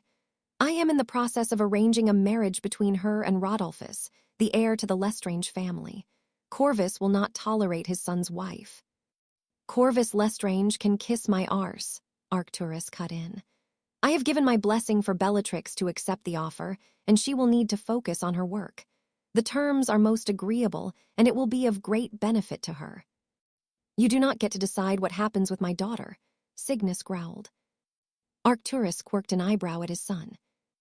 "I am the head of this family," he reminded Cygnus, "and my decision is final. You have already proven you do not have our best interests at heart, and I will not see Bellatrix married into a family that supports the jumped-up half-blood." "This is not up for debate, Cygnus. Bellatrix will remain at Hogwarts, and you will continue to consider yourself lucky that you still breathe." Cygnus sunk back in his chair, cowed by the venom in his father's voice. "Not Jameson," he muttered. "She's not working for Jameson, is she?" Arcturus nodded. "You may not like him, boy, but Harry Jameson has proven himself a worthy wizard. You saw what he did to you and your idiot friends in Nocturne Alley, and every report I have received on him paints a picture of a competent man. Bellatrix is thriving under his tutelage and will continue to do so for the next 3 years. You do not have to like it, but that is my decision." Cygnus appeared as though he was racking his brains for an argument he could make, but seeing it would be futile, he shook his head as he stood. "Very well," he conceded unhappily, "but it is not I who dishonored our family with my actions. You have sided with the man who almost killed me." "I side with my family?" Arcturus snapped as he stood, his gaze boring into Cygnus's. "It just so happens that Jameson can better the prospects for my granddaughter, and I think more of her than to see her married off to a Lestrange. That family will soon be in ruin if they continue to support Riddle and many others with them. Now, get out." Cygnus snorted derisively as he did so, and Arcturus poured himself a measure of whiskey to cool his temper. He'd not expected his son to take the news well, but he'd not anticipated such petulance from him either. Still, it was done now. Arcturus had secured Bellatrix's future for at least the next few years, and by then, he hoped magical Britain would be in a much more stable position. Break. Albus vividly remembered the very first time he'd stepped into the chambers of the International Confederation of Warlocks. He'd been overwhelmed with nervousness and keen to make a difference on the world stage, but over the years, he'd been rather disappointed by the reality of his position. The ICW proved to not be unlike the Wisengamot. Each member was self-serving and uncaring towards any that did not share the same views, and the representatives were just as divided into factions. It often meant that legislation designed to help all was dismissed out of hand, ignored outright, or vetoed if it did not coincide with the interests of certain countries. According to his colleagues, when Gellert had been the scourge of Europe, there had been better cooperation, but when he'd been safely locked away in Nurmengard, that camaraderie had gone too. Ever since he'd joined the ranks, it had only gotten worse, the divide in interests wider and the effectiveness of the body lesser. Together, they could achieve great things, but few were unable to see beyond their own selfishness to do so. Still, Albus kept faith that it may change, and that the ICW as a whole would see sense in assisting Great Britain with the considerable problem plaguing it now. Crashing his gavel atop his podium, he cleared his throat as the room fell silent. I call to order this meeting of the International Confederation of Warlocks on June 11, 1966, he declared. Before I raise the topic I intend to, is there any business anyone wishes to raise? Some of the gathered men and women muttered amongst themselves, but none raised their wands to do so. Then I would ask for the attention of the room, Albus requested. You may or may not be aware of recent developments occurring in Britain, troubling occurrences that only grow in concern. Firstly, there was the arson of Hogsmeade, which left several dead, and then the murder of the Osborne family in Diagon Alley. The next incident was a similar attempt made on another business, though this proved to be unsuccessful, resulting in the deaths of 13 attackers. Of course, the British Ministry of Magic has been dealing with these incidences as they happen, but most recently, another has occurred. Albus's gaze swept across the length and breadth of the room as he scrutinized the reactions of colleagues. The statute of secrecy was breached in a violent and most terrible way in London, where the group responsible for the aforementioned incidents openly attacked Muggles, he explained. The damage to the Muggle world was significant, and many lives were lost. For the British Ministry to remedy this, it took considerable effort, resources, and liaising with the Muggle Prime Minister. The efforts have been somewhat successful, but the threat of repeat occurrences is imminent. I do not see how this is the problem of the ICW, Laurent, the French representative, spoke up. This seems to be a domestic incident. Are you telling us, Dumbledore, that the British Ministry of Magic is incapable of handling its own domestic affairs? Albus frowned at the man. He didn't like Laurent, or the satisfied smirk the man wore when talking down to him, as though he were a child. I am pointing out that these incidents are becoming more concerning, to the point that it could soon very well irreparably threaten the statute of secrecy. Tom Riddle has gained a large following, and it continues to grow. If these men and women defeat Britain, he will shift his attention towards your countries next. Albus took no pleasure in seeing the concerned expressions of many of his colleagues, but he was relieved. They seemed to understand the magnitude of what they faced. I still say that it is a problem of Great Britain, Laurent interjected once more. This Riddle has not operated in any of our countries and has kept his attacks aimed only at you. If you cannot fix the problem, then perhaps Britain is not as powerful as the rest of us has been led to believe these past decades. I agree with my French counterpart. Gomez, the Spanish representative, broke in. As do I, Bank, the Polish representative, added. Another half-dozen echoed the sentiment, and Albus shook his head. Grindelwald's campaign started in a similar way, he reminded them. France fell, as did Poland, Bulgaria, the Netherlands, and many others. It was the men of Britain that came to fight for you, who bled and died so that you may be free once more. He wasn't on our shores when we answered the call for help, and without us, you might not be free now. You came from fear, Dumbledore, Laurent snapped. Your ministry knew it was only a matter of time before Grindelwald came for you, and you chose to wage war on our lands. Speaking of which, it took you 5 years to decide to confront him, so you are in no position to lecture us on our moral responsibility. Riddle is your problem, and you will face it alone. I exercise my right to veto the request for assistance from the ICW. As do I, Bank supported. The vetoes came from the very same men who had voiced their objections, and Albus knew his appeal would go no further. Britain would indeed be alone whilst facing the threat of Voldemort, and it was inevitable that many more would lose their lives before it would be resolved. It was a bitter pill to swallow, and though he'd expected better from those Britain had sacrificed thousands for, it reminded him of the caliber of men who occupied the seats of the ICW. They were disinterested in anything that was not on their doorstep, and lived to pursue only their own selfish needs and desires. It had indeed always been this way, but Albus could not help but feel suspicious of those who had opted to veto. Each of them were countries who had fallen to Gellert, save for the Americans, and if anything, he would have expected these men to be more sympathetic towards Britain. That wasn't so, and it was not something that the Supreme Mugwump would forget. Break. It wasn't as though Harry hadn't heard of the man he was due to meet, but he was certainly surprised to see his name on the list. Perhaps if he'd been able to pay more attention during his history of magic classes, it wouldn't have come as quite a shock. But even now, Harry could not stand Cuthbert Binns's droning tone. Although the name of the man he was meeting was familiar, he didn't recognize him as he entered and took a seat on the opposite side of the table in the Muggle Cafe. "Mr. Jameson, I'm Newt Scamander," he introduced himself, offering his hand. Harry accepted the proffered limb and nodded appreciatively. "Thank you for coming, Mr. Scamander." "I almost didn't," the man admitted, "but when I saw that you work for Albus, I thought it best to. How is the headmaster?" "No worse than usual," Harry answered.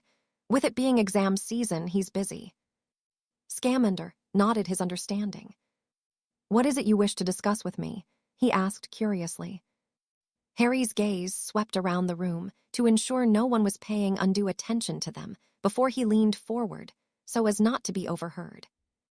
"I understand that during the 20s, you spent considerable time in America when Grindelwald was garnering support there." Scamander frowned as he nodded. "I did, but I do not believe it is wise to discuss it," he murmured. "I left the chapter of my life in the past, and that is where I prefer to keep it." "I understand," Harry said sympathetically, "but it isn't strictly Grindelwald I wish to discuss. My interest is in certain Macusa agents. I know that Acolyte Abernathy openly joined Grindelwald when he helped him escape, and that he was killed during the war, but what of his brother Amicus?" Scamander frowned deeply at the question. "You are asking about the vice president," he pointed out. "Listen, Mr. Jameson, Acolyte was not like his brother. Amicus was the deputy director of magical security, and he resigned after what his brother did." "And now he is the vice president," Harry sighed. "His name has come up several times in an investigation I am conducting, and it is more than a mere coincidence." "An investigation?" Harry nodded and slid his Hit Wizard license towards the man. Scamander nodded and looked at Harry carefully, his eyes widening in recognition, though he appeared to be confused. "Wait, I know you," he whispered. "I don't know how or where from, but I know you." "You do?" Scamander nodded. "An egg. I gave you an egg, I think. It's all so blurry." "The serpent." Scamander must have met the serpent in the years between what happened in America and the war in Europe. In what capacity, Harry didn't know, but once more he couldn't bring himself to believe that it was a mere coincidence. "Godric's Hollow," Scamander whispered. "I remember visiting, but nothing that happened. What is happening, Mr. Jameson?" "I don't know, but I am trying to get to the bottom of many things," Harry assured the man. "I need your help, Mr. Scamander. Any information you can give about Abernathy will bring me a step closer to unraveling and putting a stop to something worse than Grindelwald was." "Worse than Grindelwald?" Harry nodded darkly. "It pertains to corruption in the ICW, murder, extortion, and undoubtedly many other crimes I have yet to identify. The people I am investigating had decided to side with Grindelwald and were going to defect until Albus stepped in and defeated him. These people have maintained their alliance away from the Dark Lord." Scamander was taken aback and seemingly deeply concerned by the revelation. "All right," he murmured. "I don't know how much it will help you, but my wife, Tina, used to be an Auror for Macusa. She worked directly under Abernathy, who was very close to Percival Graves, even more so when it was discovered it was Grindelwald posing as him." Harry nodded and gestured for Scamander to continue. "Tina commented on his choice to resign when he did so, saying that Abernathy had to have noticed the difference in Graves. He was an excellent Auror himself, and one of the most perceptive people she's met.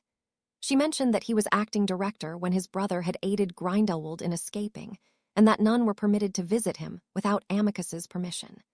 She was convinced he'd given his brother permission, and that he resigned to avoid anyone looking too closely at him. He stayed out of office for a year, but returned to his former post as deputy director. Without an investigation." "Without an investigation," Scamander confirmed.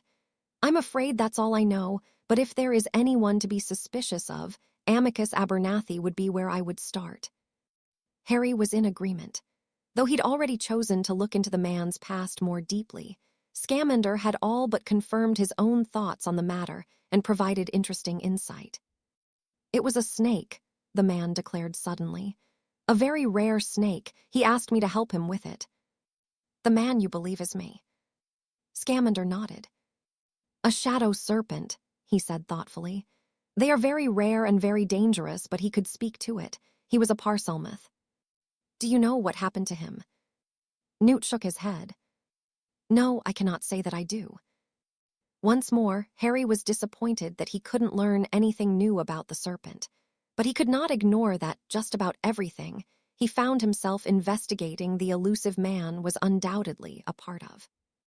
It was concerning, to say the least, and he could not imagine any circumstances that would see him cooperating with the kind of people who would orchestrate what little he had already discovered. No, there was much more to this, and Harry felt that he had only begun to scratch the surface. Still, the more he learned, the clearer the picture became, and soon enough all would be revealed for better or for worse. "Thank you, Mr. Scamander.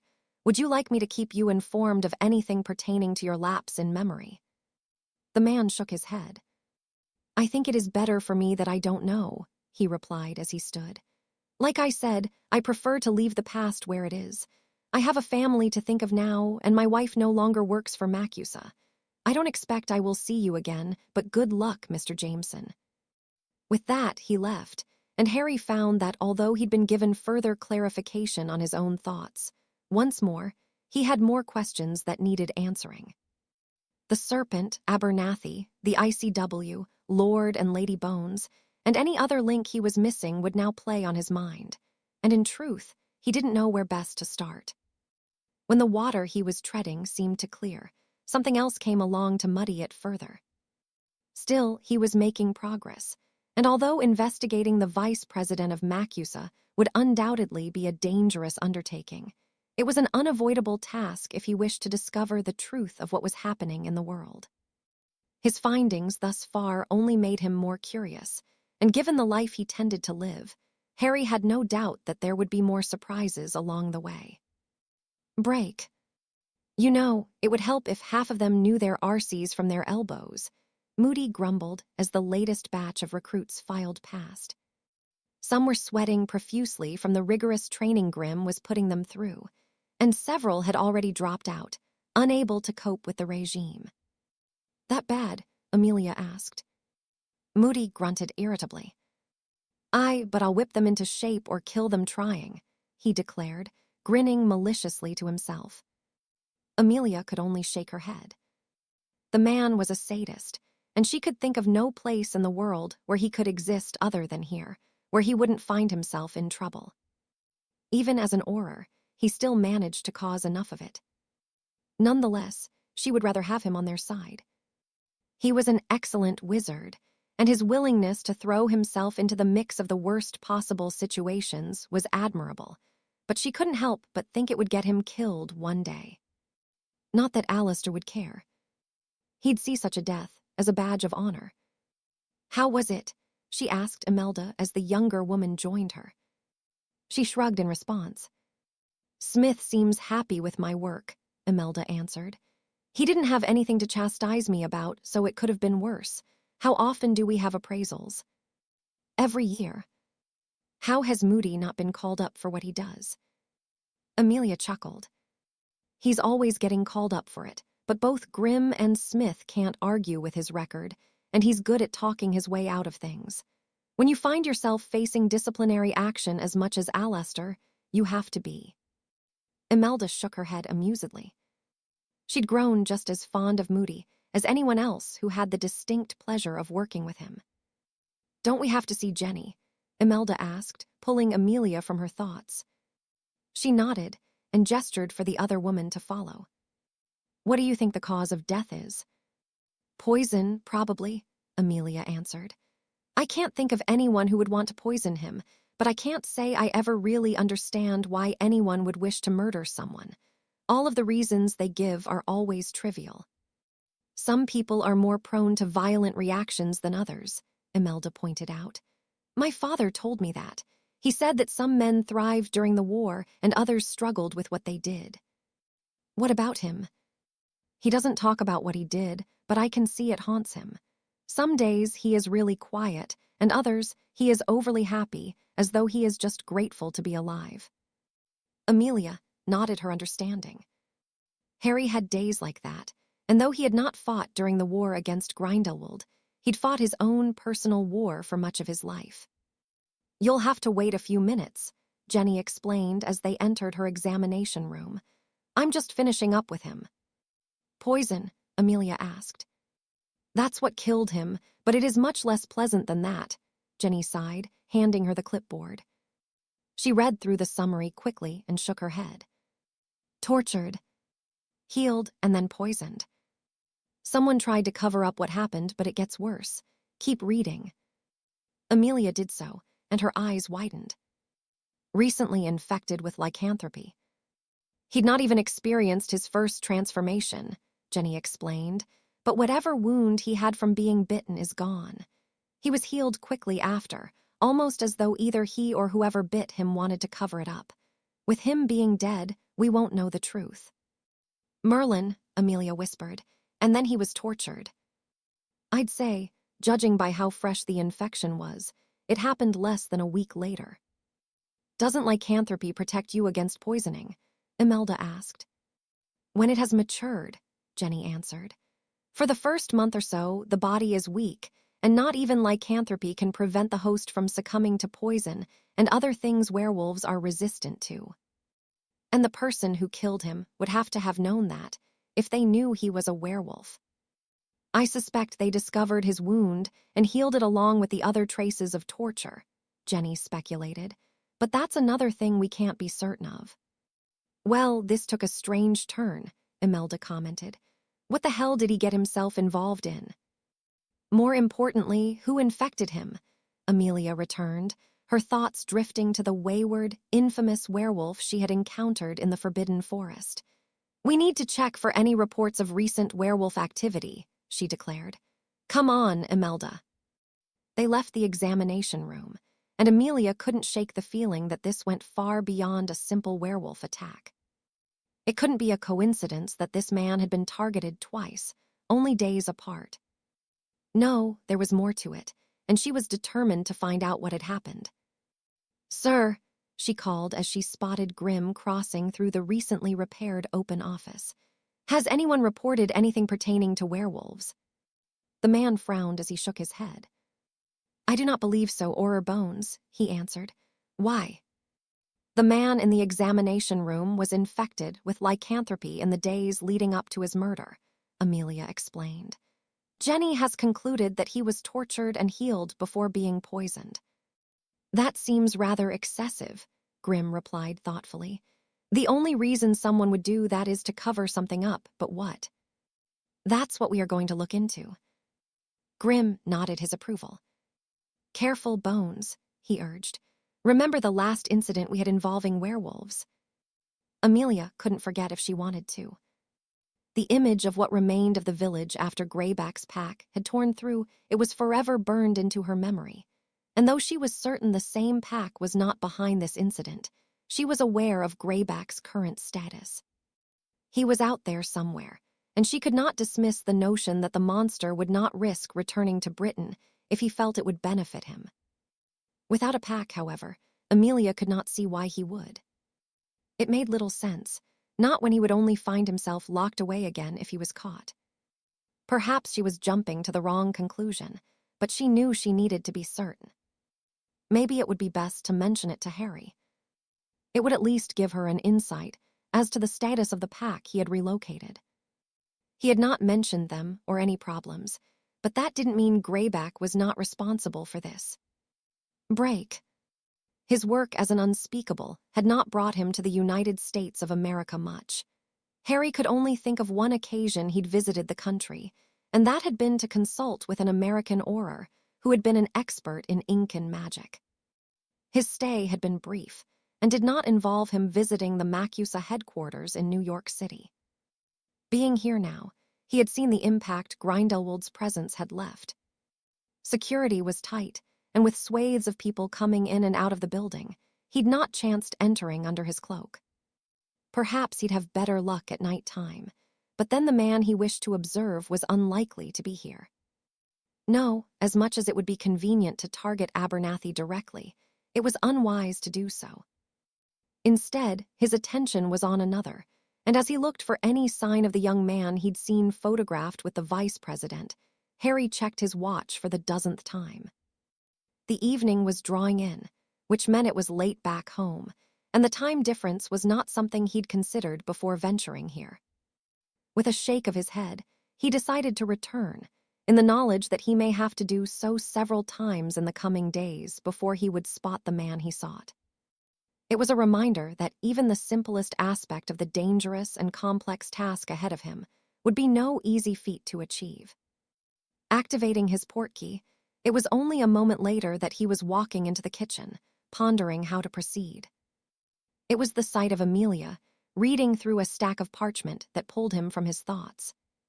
She'd not noticed his arrival, and a deep frown creased her brow as she went about her work, though she jumped as he rested a hand on her shoulder. "You scared the daylights out of me," she gasped. "There's not much daylight left out there," Harry pointed out with a grin, nodding towards the window. Amelia rolled her eyes at him, but still offered him a warm smile as she wrapped her arms around his neck. "I've not seen much of you this week," she commented offhandedly. "Miss me? Would you believe me if I denied it?" "No." "Then shut up," Amelia grumbled amusedly, sighing as she sunk further into the embrace. "What are you looking at?" "A strange murder." "That doesn't look like it makes for light reading." Amelia shook her head. "The victim was tortured, healed, and poisoned," she explained. "The strange thing is, he was infected with lycanthropy in the week leading up to it. Are all of the werewolves accounted for?" Harry nodded. "They can't leave without me being aware of it, and no one can enter the land. I'd know if any of them had left." Amelia nodded her understanding. "You think Greyback might be behind it?" "It has crossed my mind." "It's possible," Harry replied. "No one knows where he is, and knowing how useless the ministry is, he could have found his way back into Britain. I'm sure we will find out soon enough, but would he risk it without his pack?" "He's been free for some time now," Harry reminded her. "He could have built a sizable pack in that time, or it's not him at all." "What do you think?" Harry shook his head. "I don't know," he answered honestly. "Just be careful." "You're not worried about me, are you?" Amelia asked. Harry shot her a pointed look, not missing the grin cresting her lips. "Not with Greyback," he assured her, "but there are other things out there." "Riddle?" Harry nodded. "He may be quiet at the moment, but it won't last."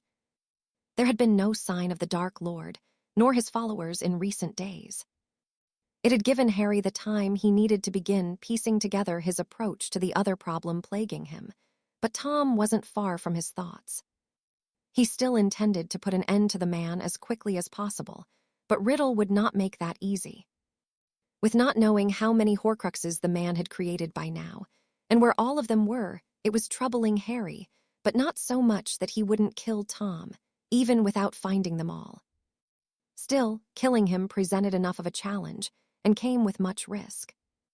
Although he was a petulant and egotistical megalomaniac, his talent and prowess could not be denied. "What's on your mind?" Amelia asked. "You've barely spoke this past week." Harry offered her an apologetic smile.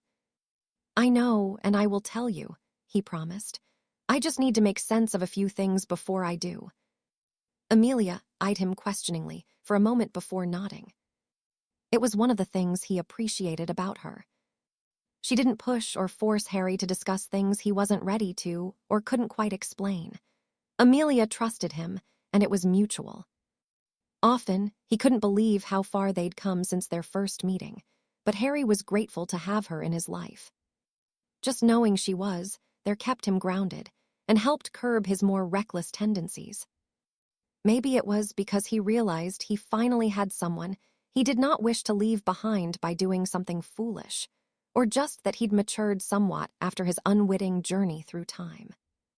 Regardless of the reasoning, coming home to Amelia each day was something Harry did not take for granted.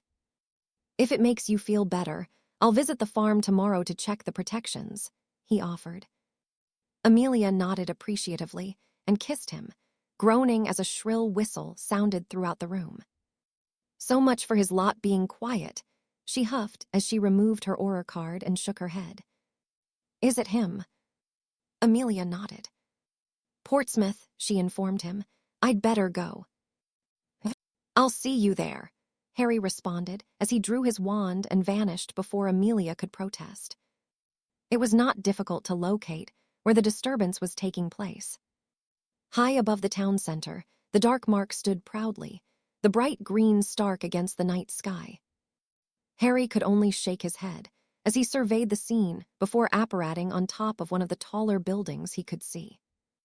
Below him, the Death Eaters were causing no end of destruction, and in the middle of them all was the pale visage of Tom Riddle. As outnumbered as he knew it would be reckless to attack them directly, but he couldn't wait for the Aurors to arrive.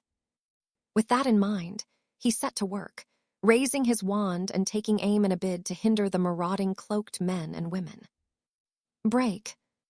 It felt good to be back on his feet again, without feeling fatigued, short of breath, or experiencing any other discomfort he'd been left with after his latest encounter with Harry Jameson. The Dark Lord had not intended to be away for so long, but his recovery had taken longer than expected. Nonetheless, he felt better than ever and had gathered his followers for a little light entertainment for the evening, just to remind Wizarding Britain that he had not simply vanished. No, he was back and would see his plans through to the very end. Lord Voldemort took no small amount of pleasure in the screams of the fleeing muggles, and the joyous laughter of the robed and masked wizards was like music to his ears, though he couldn't help but feel that there was something in the air. It made him feel uneasy, and as he watched the dark mark above him explode in a shower of sparks, that feeling only became more prominent. The laughter ceased, and a sense of concern washed over him as the ground beneath his feet began to tremble. There was no sign of the Aurors, but something was deeply amiss. A loud bang and the sound of metals smashing into concrete drew his attention from one drain cover to another. As one by one, they were hurled into the air before crashing back down to the ground. The Dark Lord could only look on as the sparks from the dark mark were guided into the holes, and his eyes widened as green geysers of water erupted from each. Panic quickly ensued as the streets were rapidly flooded with torrential water, chasing Voldemort and his followers in an attempt to drown them. It was then that the Dark Lord caught sight of the figure on one of the rooftops above, a lone figure directing the magic. "Jameson," Voldemort growled, raising his wand, only to stumble backwards as a gout of water reared up in front of him, assuming the form of a snake. "Stop," he hissed furiously, but was ignored by the serpent. It struck at him, and only his fast reflexes prevented him from being engulfed. Whipping his wand instinctively, he diverted the snake and glared at the figure on the roof. Was it Jameson? It was impossible to tell, because the man was so far away, but no one else would dare encroach on his efforts in such a brazen way. "We need to get out of here," Avery gasped, pulling the Dark Lord into a nearby alley. "Aurors."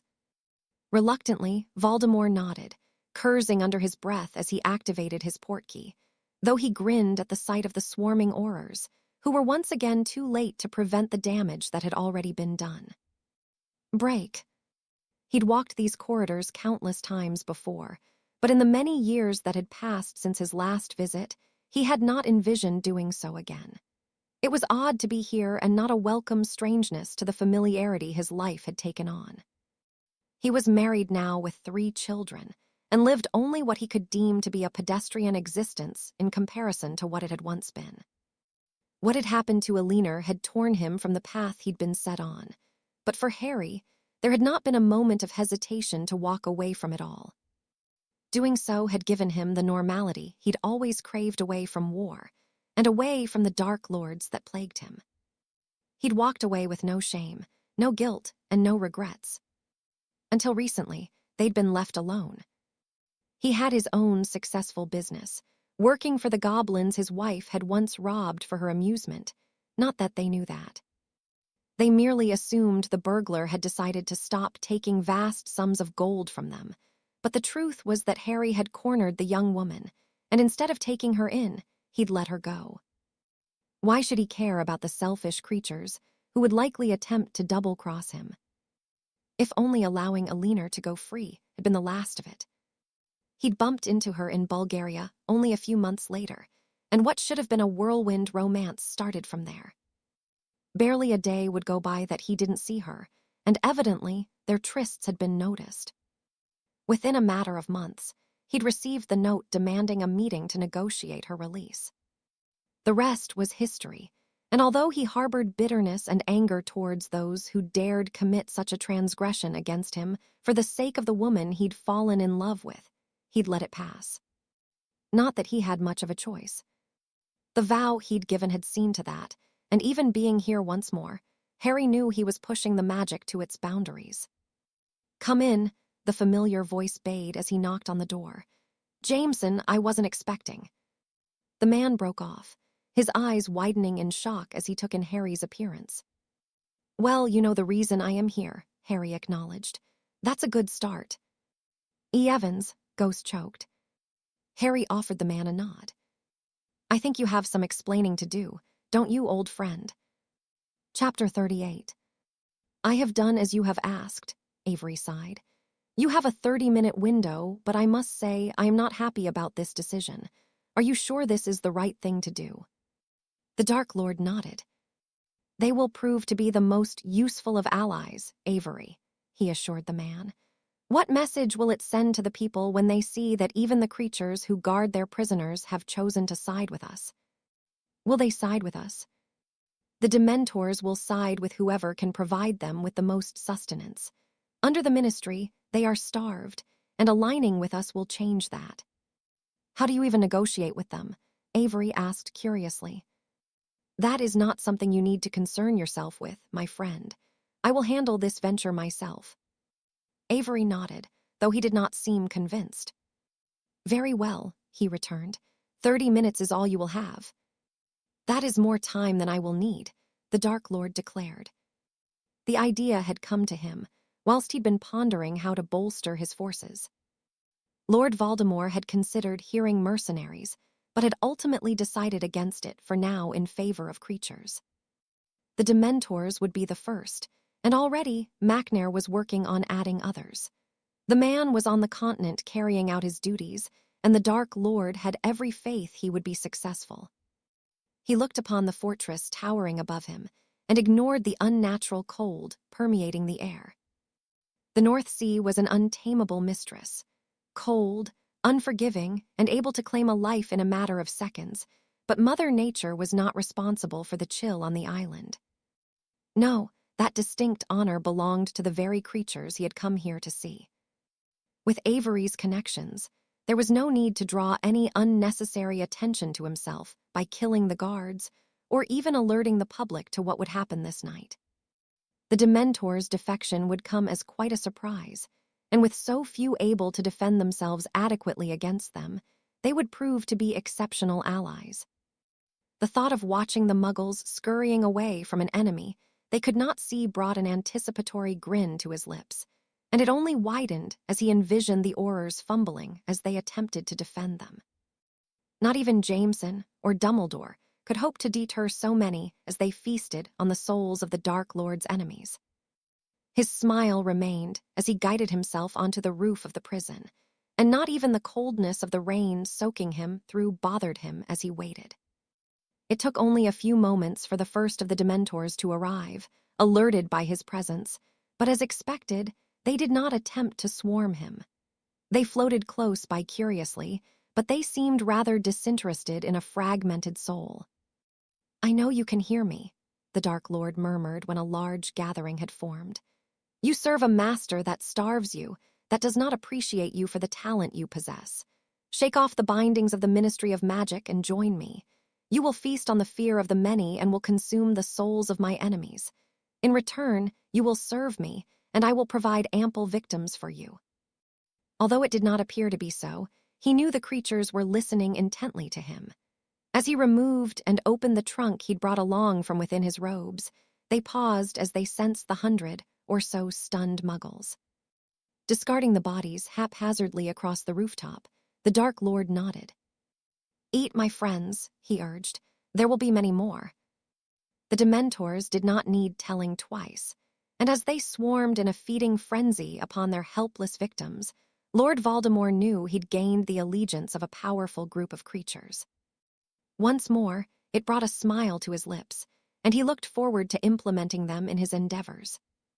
Still, his mind remained troubled.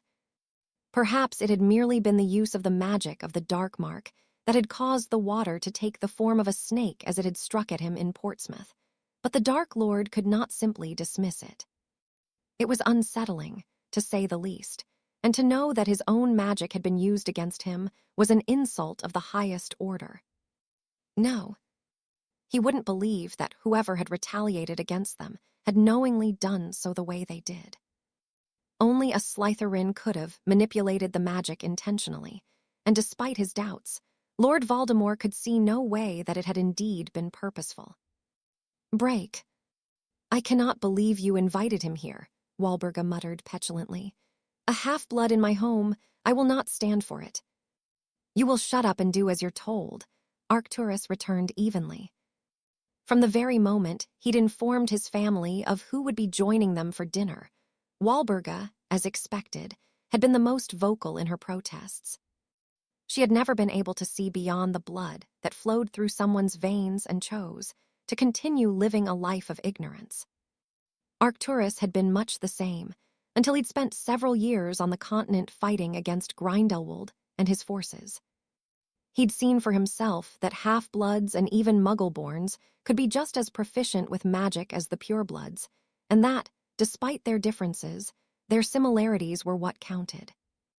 Although he still considered himself a traditionalist at heart, he found that being a pureblood was a trivial thing on the battlefield, and that someone's parentage did not matter when you were fighting to save each other's lives. "Are you not at all intrigued by him?" Charles asked. Walburga scoffed at the question. "No, I am not. I have no desire to associate with the man." "You were happy enough to eat at his restaurant," Charles pointed out. "That was before I knew he was a filthy." "Enough," Arcturus cut in harshly. "Mr. Jameson will be my guest, and you will keep your comments to yourself, Walburga. If you ruin this opportunity for Bellatrix, I can assure you, your life will become considerably less comfortable." Walburga glowered at him, but knew better than to push her luck any further than she already had, and Arcturus shook his head. "Does anyone else have anything to say?" he demanded, his gaze sweeping across the length and breadth of the table. "I like him," Andromeda declared. "Professor Jameson is the best teacher we've had for defense against the dark arts, and the dueling club was fun too." Arcturus nodded, his lips twitching in amusement at the memory of Stebbins being made an example of. "Ah, that will be him," he declared as the doorbell rang. "You will all be on your best behavior, especially you two," he added firmly to James and Sirius. Both boys wore a look of innocence, and Arcturus shook his head. He didn't know where they got it from, but they made for quite the mischievous duo. "You will be on your best behavior, James Potter," Doria reiterated. "Or Jameson might just turn both of you into something unpleasant," Bellatrix warned. "He wouldn't do that," Sirius said dismissively. "I wouldn't be so sure," Cygnus muttered as the door opened, admitting Creature and Harry Jameson. The man's eyes darted quickly to each of those gathered around the table as he offered Arcturus his hand. "Lord Black," he greeted him respectfully. Arcturus accepted the proffered limb and did not miss how Jameson took in his surroundings. He was a professional, something he demonstrated time and again. "Professor Jameson," Arcturus replied, "allow me to introduce you to my family. First is my son and heir, Orion, his wife Walburga, who you have already met, and their two sons, Sirius and Regulus." Jameson greeted all four cordially and ignored the frosty reception he received from Walburga. My son Cygnus, his wife Drula, and their 3 daughters, Bellatrix, Andromeda, and Narcissa. You know all 3 of them well enough." "I do," Jameson declared, offering the 3 girls a smile. "Not many can claim to have 3 exceptionally talented children. They are a credit to you both." Drula seemed to warm to the man immediately, and Cygnus did his best to hide his nervousness. Not an easy feat when faced with the man who almost killed him. "Of course, you've met Charles Potter. This is his wife, and my sister Doria and their son James." Jameson paused very briefly as he took in the appearance of the woman and boy before greeting them both. "And finally," Arcturus continued, "my wife, Lady Melania Black." "Lady Black," Jameson acknowledged, offering Melania a bow. Thus far, the man was conducting himself appropriately, and Arcturus wondered if he'd been coached in pureblood etiquette. If the rumors of his involvement with Amelia Bones were indeed true, then it was likely she had given him some pointers. "Please take a seat," Arcturus offered, gesturing to the chair he'd reserved for Jameson next to Bellatrix. "Creature will serve the first course shortly." "Break." They accepted, Avery asked, seemingly surprised by the outcome of his venture to Azkaban. "The Dementors will serve the one who provides them with what they desire," the Dark Lord explained. "They will remain loyal to me because I will feed them." Avery nodded his understanding. "They will be a powerful ally, but I have my reservations," he sighed. "We cannot just unleash them on Britain." "I have no intention of doing so," the Dark Lord assured him. "They will be used when appropriate. They will serve as the perfect distraction for us to withdraw when the Aurors arrive. The Dementors can neither be captured nor killed. What say you, Selwyn?" The man seemed to be lost in thought, distracted by something trivial in recent days. "If they can assist, then I think using them is an excellent idea," Selwyn said. "Is something bothering you, Selwyn?" He deflated as he shook his head. "It's what happened in Portsmouth," he huffed. "The man that arrived before the Aurors." "What about him?" Voldemort asked with a frown. "It's probably nothing. Forget I mentioned it." "Selwyn, if it is bothering you so much, then I expect it isn't nothing. Speak. You are amongst friends," the Dark Lord urged. Selwyn shook his head. "It just reminds me of stories my father used to tell me as a boy," he replied thoughtfully. "As most of you know, he worked with Grindelwald on the continent. Well, he mentioned a man a few times and told me about him when he'd come home." "What man?" Yaxley asked. "The serpent." Yaxley visibly recoiled at the mention, and Voldemort's frown deepened. "The serpent." Selwyn shook his head. "He's more of a myth than anything else, but my father used to speak of him as though he was real. He said that if the serpent wanted someone dead, then he would find a way to make it happen. Grindelwald believed he was real, and my father said he was a Parselmouth. He was famous for it and was a hit wizard for the ICW. The Dark Lord narrowed his eyes. "Impossible," he declared. "There are no other Parselmouths besides me." I know," Selwyn replied, holding his hands up placatingly. "I'm just saying what I heard." Voldemort shook his head and turned towards the suddenly pale Yaxley. "The story troubles you, Corbin."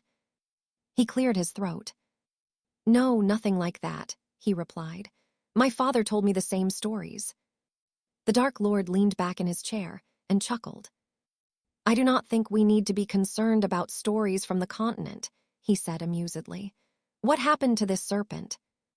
"He vanished," Selwyn answered. "He just disappeared one day and was never heard from again." "Dear me," Voldemort snorted. "That really is the perfect ending for a children's tale. Now, can we focus on what we will do next?"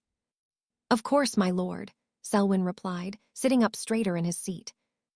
His concerns seemed to be assuaged, but Yaxley seemed still troubled by the direction the conversation had taken. It amused the Dark Lord to no end to see how superstitious the pureblood families could be.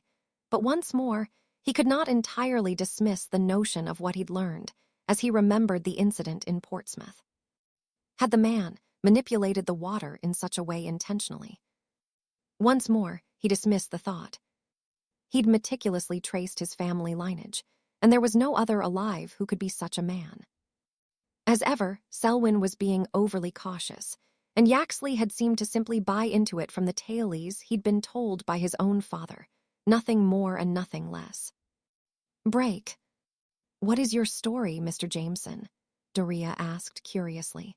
"We know that you own the restaurant in Nocturne Alley and that you've made quite the name for yourself as the defense against the dark arts professor. And for defending your business against this riddle," Drula added. Harry had known this would be a surreal experience, but he'd not anticipated just how strange it would be to find himself in the presence of not only his youthful father, but also his grandparents. In a way, he was grateful for the opportunity, but he was somewhat disappointed that he felt nothing of the kinship he'd always envisioned as a boy who'd craved a family of his own. James was just a boy, and he'd scarcely heard anything of Charles and Doria that he could connect with. "I'm afraid my story isn't so interesting," he explained. "My aunt and uncle raised me after my parents were killed, and they weren't the most pleasant of people." "Oh, I am sorry to hear that," Doria replied. Her words were sincere, but Harry knew that she was fishing for information.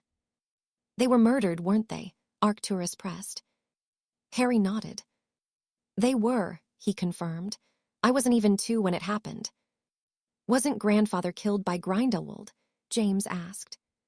"He was," Charles confirmed, his expression darkening. "My biggest regret was that I didn't catch up to the boss." "Charles," Doria scolded lightly. "I'm sure Jameson understands the sentiment," the man snorted. "I do," Harry assured the man. "But Jameson did catch up to the man that killed his parents," Arcturus broke in once more, "and he is the one sitting with us." Harry merely nodded in response. "Should we not discuss something less maudlin?" Melania suggested. "This is supposed to be an opportunity for us to ask any questions we have pertaining to Bellatrix's future." "You're quite right," Orion replied. "You've offered Bellatrix a chance to obtain a mastery. What is your educational background, Mr. Jameson?" "I'm afraid the magical vows I have taken prevent me from revealing where I received my education," Harry answered somewhat truthfully. "I can assure you, however, that I am more than qualified to supervise Bellatrix in any of her endeavors while she is under my tutelage." His answer left most taken aback, and it was Bellatrix's father who broke the silence. "Isn't 3 years quite excessive?" he asked. Harry shook his head. "I expect Bellatrix to be able to suitably demonstrate her mastery of the subject in 3 years, but it is possible it may take longer. It depends entirely on what she wishes to focus on and how many things within the topic she would like to explore further." "And this is a rare opportunity," Drula asked. "How many masters in defense against the dark arts have you met?" Harry asked. "I don't believe I have met any," Drula answered. "That's because we are few," Harry explained. "To become a master in the art, you must become a master in several subjects. Most do not wish to remain in education for such a long period, and others believe themselves proficient enough to consider themselves masters. It is also quite rare for someone who has dedicated themselves to becoming one to take on an apprentice. Most find themselves in high demand within governmental positions or other institutes that wish to put their expertise to use." "But you chose to work at Hogwarts," Arcturus pointed out. "I did," Harry answered unashamedly. "I believe that educating children properly will promote the proper use of magic, and we can avoid people like Tom Riddle becoming a reality." Arcturus's nostrils flared at the mention of the man. "He seems to be rather disturbed." "He is," Harry concurred. "He shows signs of negligently delving into magic that he shouldn't have, and it has undoubtedly had quite the impact on him. When you see him up close, you can see that it has altered his appearance and even his magic. He has become so reliant on dark magic that it has prevented him from developing the ability to use others." "Interesting," Arcturus mused aloud. "He does seem to be rather deranged." Harry nodded. "Anyway, this isn't about Riddle or anyone else," he reminded them. "This is about Bellatrix." "What do you get out of it?" Cygnus asked quite abruptly. I get the opportunity to train someone worthy of the effort to do so, Harry answered. As part of her training, Bellatrix will also teach some of the younger students at the school, and that, in turn, will free up some time for me to focus on my other responsibilities. In many ways, it will be a quid pro quo arrangement that favors her more than me. Honestly, I see a ton of potential in your daughter, Mr. Black, and it would be a shame to see it wasted. My interest lies in seeing her thrive, and I believe she has much to offer the world with the ability she has demonstrated. Bellatrix positively beamed at the praise, and even Cygnus seemed to be coming around to the idea. He certainly sat more proudly after his words of praise. Harry frowned as he turned towards the silent conversation James and Sirius were having, and he quirked an amused eyebrow at the two boys. I do hope you're not planning to let that dungbum off, he sighed. It would put quite a dampener on what is proving to be a wonderful meal. They stared at him dumbly, and Harry chuckled as Doria began chiding the duo. How did he know? James groaned. Because, Mr. Potter, I teach classes of teenagers and must be aware of their shenanigans at all times. I must say, I'm quite looking forward to seeing the two of you pass through Hogwarts. I expect you will make it interesting. Sirius and James nodded, and Doria shook her head at them whilst both Arcturus and Charles did their utmost to hide their amusement. You might just have met your match, the latter warned his son. We'll see about that, James declared defiantly. Oh, I'm sure we will. It was odd how much more relaxed the mood around the table became after such a simple interaction, and though Wahlberger remained tight-lipped and shot him the occasional glare of disapproval, the rest of the family seemed to become more welcoming. It gave Harry hope that there would be no further objections to Bellatrix becoming his apprentice, and that could only be a good thing for the rest of the world. It also struck quite a blow against Riddle, and Harry would always see any slight towards Tom as a victory. Break. He couldn't remember the last time he'd walked the streets of magical Britain. He'd purchased a property in Godric's Hollow some years prior for sentimental reasons, but he'd not inhabited it long, and he suspected the house had fallen into disrepair in his absence. It was strange to be here. Diagon Alley had never felt so oppressive to him as it did now. It was as though a dark shadow hung over it, and having delved into the archives of the Daily Prophet, a name that had haunted him for much of his life had cropped up. Tom Riddle. As strange as it was to be back here, it was stranger to see that the Dark Lord's name was widely known, though having read a particular article pertaining to an attempt on a restaurant in Nocturne Alley, all became clear. Harry Jameson. There was no doubt in his mind that this man was another iteration of himself, but how he came to be here and what his story was remained the mystery, one Harry intended to solve. Still, despite his eagerness, he knew he had to be careful. He did not wish to draw unwarranted attention to himself. He'd spent the better part of 2 decades in the shadows, and that is where he preferred to remain. With this other version of himself running around, however, he could not simply ignore it. No, he was adamant he would get to the bottom of what was happening and ensure it would not impact his life any more than it already had. Nonetheless, he couldn't deny that it was nice to be back. He often missed home, but did not regret any of the choices he'd made that had taken him away from it, and with this other Harry here, it gave him hope that he may well escape the prophecy that had plagued him for as long as he could remember. Unless your life is in imminent danger, you are not to involve yourself in any conflict, now or in the future, nor are you to operate as a hit wizard. Are you listening to me, Evans? Grindelwald snapped. Give me your vow or she will die the most horrible of deaths. Seeing no alternative, Harry had accepted the many stipulations, and his, in turn, were honored. With the prophecy, he'd always believed that something would occur to release him from the vow, but it seemed fate had other ideas in the form of this Jameson. He'd even considered paying a visit to the infant Tom Riddle and throttling the boy in his cot, but the magic binding him had prevented him from doing so. Regardless, it seemed that the universe had found another to take his place, or it was just another twist in the tale of his life. Only time would tell, but Harry refused to sit idly by and wait for fate to unfold. Whether he liked it or not, he was named in the prophecy, and he expected that he still had his part to play. "Break. Why are you looking so pleased with yourself?" Amelia asked as the grinning Alastair crossed the open office. "Oh, you're going to love this," the man replied gleefully. "We found him." "Found who?" "Your torture victim." "Well, he's dead and buried. He's not so hard to find," Imelda huffed. "Aye, you're a funny lass," Alastair grumbled. "Tell them Kingsley." Was a private investigator," Shacklebolt explained. "He's a German national named Karl Katz." "How did you find that out?" "His wife came to report him missing," Alastair answered. "He'd taken on a job here to follow someone." "Who?" "Jameson." "What?" Amelia demanded angrily. Moody held his hands up placatingly. "He didn't get very far," he assured her. "From what we found in the flat he'd rented in Nocturne Alley, he visited the restaurant and managed to take a few photos of the outside." "That's all." "That's all," Moody confirmed. "Did Jameson mention anything?" Amelia shook her head. "No, but he would have done if he knew about it," she murmured. "Well, he'd only been in the flat for 3 days before he was killed," Alastair explained. "He'd paid 2 months' rent up front, so the landlord had no reason to bother him. His wife came when she'd heard nothing from him."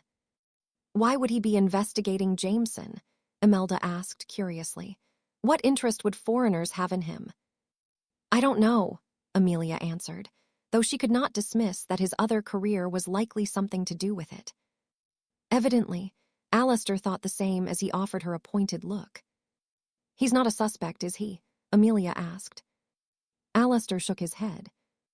"No, of course not," he answered firmly.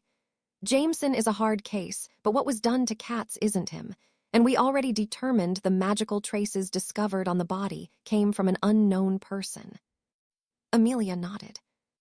"I'll discuss it with him, unofficially, to see if any of it makes sense." I would," Alastair urged. "It's a strange one, Bones." "It is," Amelia agreed, wondering who had hired a foreigner to track Harry.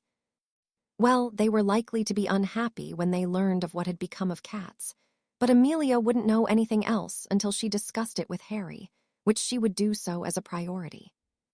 "Break. Is something bothering you?" Charles asked.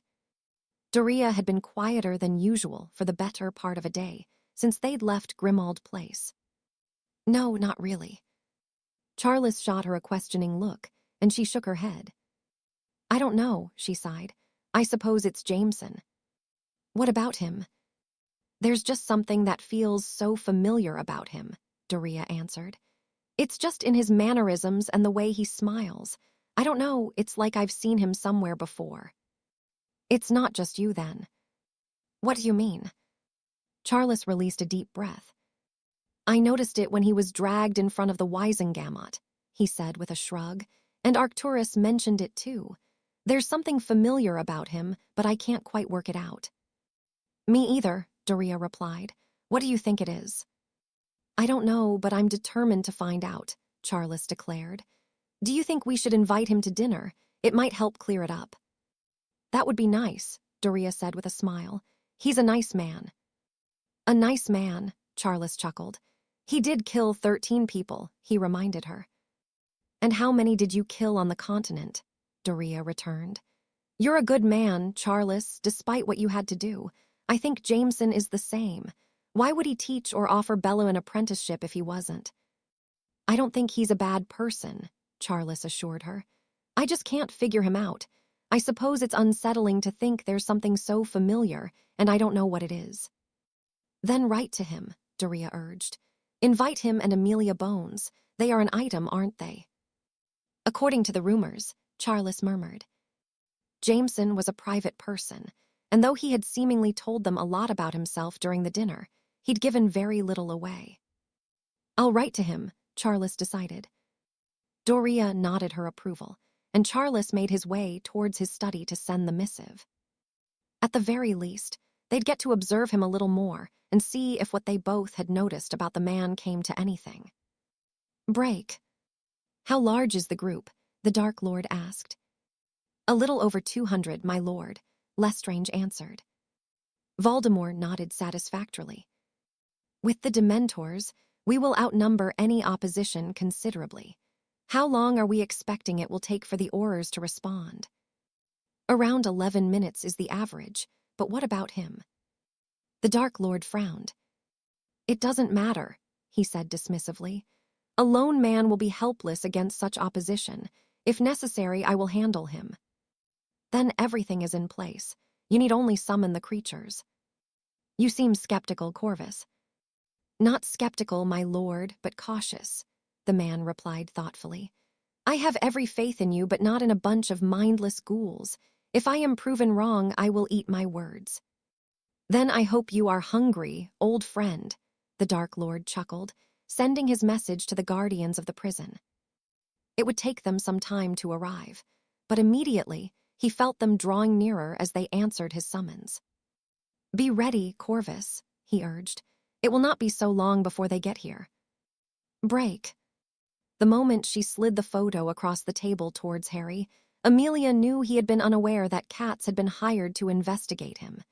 He was taken aback, and a deep, troubled frown creased his brow. How could he think he would be able to follow me? Harry asked confusedly. When I'm not here, I'm usually at Hogwarts. Aren't you more curious of who paid him to follow you? I am, but none of it makes sense, Harry grumbled. If he was paid to follow me, how was it that he ended up being tortured and bitten by a werewolf? He'd been tracking a werewolf in the weeks leading up to him being hired to follow you, Amelia explained. His wife was able to tell us that, and Moody confirmed that the werewolf he'd been following arrived in the country 2 days after he did. He was staying in a hotel in Knockturn Alley, and there were signs of quite the struggle in the room he rented. So, this Katz became aware of the werewolf. Amelia shrugged. We don't know how the two met here yet, she answered. An application has been submitted to the ICW to have the werewolf arrested and brought back here. That won't happen, Harry predicted. Why not? Because Katz was hired to follow me, he pointed out. The werewolf will vanish within the next few days. Why would Katz be hired to follow you? Amelia pressed. Harry became distinctly uncomfortable by the question, and she reached across the table to take his hand. Harry, if you're in trouble. He shook his head. It's not anything I can't handle, he assured her. Amelia deflated and nodded her understanding. With what he did, she understood that much of it had to remain a secret, but it was not easy sometimes, especially when it seemed he was in real danger. She did not doubt he was in this matter. Hit wizards operated in secrecy, and for someone to have learned Harry's identity and to have him tracked by a professional was concerning to say the least. Not now, Amelia groaned as the familiar, shrill screech sounded from her Auror identity card. Harry immediately stood. Where? He asked simply. Amelia swallowed deeply, shocked by the message she read. Dementors, she whispered, in Diagon Alley. Harry's expression darkened before he vanished, and Amelia rushed to activate her own portkey. Surely, the message couldn't be right. Why would the Dementors be in London instead of guarding Azkaban? Break. The unpleasant chill of the Dementors already filled the air as Harry arrived in Diagon Alley, and as he surveyed the scene before him, he could only shake his head. Well shit, he cursed. Death Eaters and Dementors alike swarmed every nook and cranny, stalking those trying to flee and leaving a path of destruction in their wake. Several shops had already been set ablaze, and screams could be heard coming from every direction. As competent as he felt as a wizard, Harry knew putting an end to this would not be easy. Expecto Patronum. The stag erupted from his wand and began attacking the Dementors with reckless abandon, but with how spread out the creatures were, it was a struggle. Instead of dispersing them immediately, Harry decided to round them up into one area, though as he did so, he found himself ducking instinctively to avoid a flurry of curses sent towards him. I thought you might be here, the mocking voice of Tom Riddle spoke. That was a mistake on your part. Reluctantly, Harry ended his Patronus charm, knowing that the Dark Lord would require his full attention. Nonetheless, he knew he needed to be quick before the Dementors could cause too much harm. It would likely be several minutes before the Aurors arrived, and until then, he was on his own. Without preamble, he fired his rebuttal, and as ever, Voldemort proved to be proficient with his wand, deflecting the spells away from himself and into a nearby building. Whatever amusement the man had felt had faded, and he glared at Harry as he raised his wand, only to have to defend himself as another myriad of spells were hurled towards him. Harry knew Riddle well enough to know his approach. He liked to dictate the pace of the fight and overwhelm his opponent. Harry would not allow him to do so. When the Dark Lord managed to find a rhythm that suited him, it was nigh on impossible to regain the upper hand. That was something Harry could not allow, not when time was of the essence and the screaming around him continued. "You cannot win," Voldemort snapped. "Avada Kedavra." Harry fought the urge to roll his eyes as the jet of green light burst from the tip of the wand. Whipping his own upward, he intercepted the lethal curse by tearing up a large section of concrete and banished the resulting debris towards his foe. Voldemort had been prepared for this, and a brilliant, white ball of fire reduced the projectiles to a seemingly harmless dust. He offered Harry a grin as he raised his wand once more, only to cough as Harry banished the dust into his face. It was effective for only the briefest of seconds, but it gave him the opportunity to fire a severing curse, which was deftly avoided by the furious Voldemort. With a snarl, a violent blasting curse was returned, and Harry erected a golden dome around himself to absorb the impact, a spell which certainly got the Dark Lord's attention. It was unlikely he'd met anyone who could cast a shield strong enough to withstand his power, and he narrowed his eyes determinedly before repeating his actions. Once more, Harry's shield held up, something that only served to anger Voldemort. Having hoped for such an eventuality, Harry smiled. When he lost his composure, the Dark Lord made mistakes, and Harry would take advantage of any lapse in focus. However, before the two could exchange any further spellfare, an eerie silence suddenly fell. The screaming had ceased, and even the many fires that had been tearing through several buildings were extinguished by a sudden gust of wind. It somehow grew colder, but not due to the presence of the Dementors. Something else caused it, and as Harry spotted a lone figure walking casually out of a nearby alley, he caught a glimpse of an almost glowing pair of green eyes. "Expecto Patronum." The voice was cold, yet the spell that careened from the end of his wand was blinding and warm. The ethereal basilisk immediately lunged towards the nearest group of Dementors, causing the creatures to flee, and the figure looked on, seemingly enjoying his work. "You dare," Voldemort spat. The man ignored him, and Harry distracted the Dark Lord with another flurry of spells, drawing his attention back to him. "Aurores." Harry knew what was coming, and in a bid to prevent the grinning Voldemort from fleeing, he took aim. His spell destroyed a considerable portion of the street, but as the dust began to settle, there was no sign of the Dark Lord. "Fucking coward," Harry muttered irritably, releasing a deep sigh, turning sharply as he became acutely aware of the man a short distance away.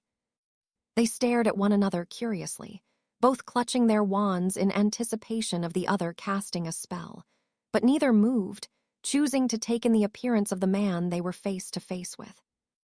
Harry knew who this man was. He'd heard him mentioned several times, and he'd even deduced that, somehow, it was another iteration of him. However, nothing could have prepared him for this moment. He suspected it would eventually come. With the man so caught up in what he was investigating, it was all but inevitable, but being here in this moment was surreal, and it seemed neither of them knew how to respond. "What now?" the man asked, his grip visibly tightening around his wand.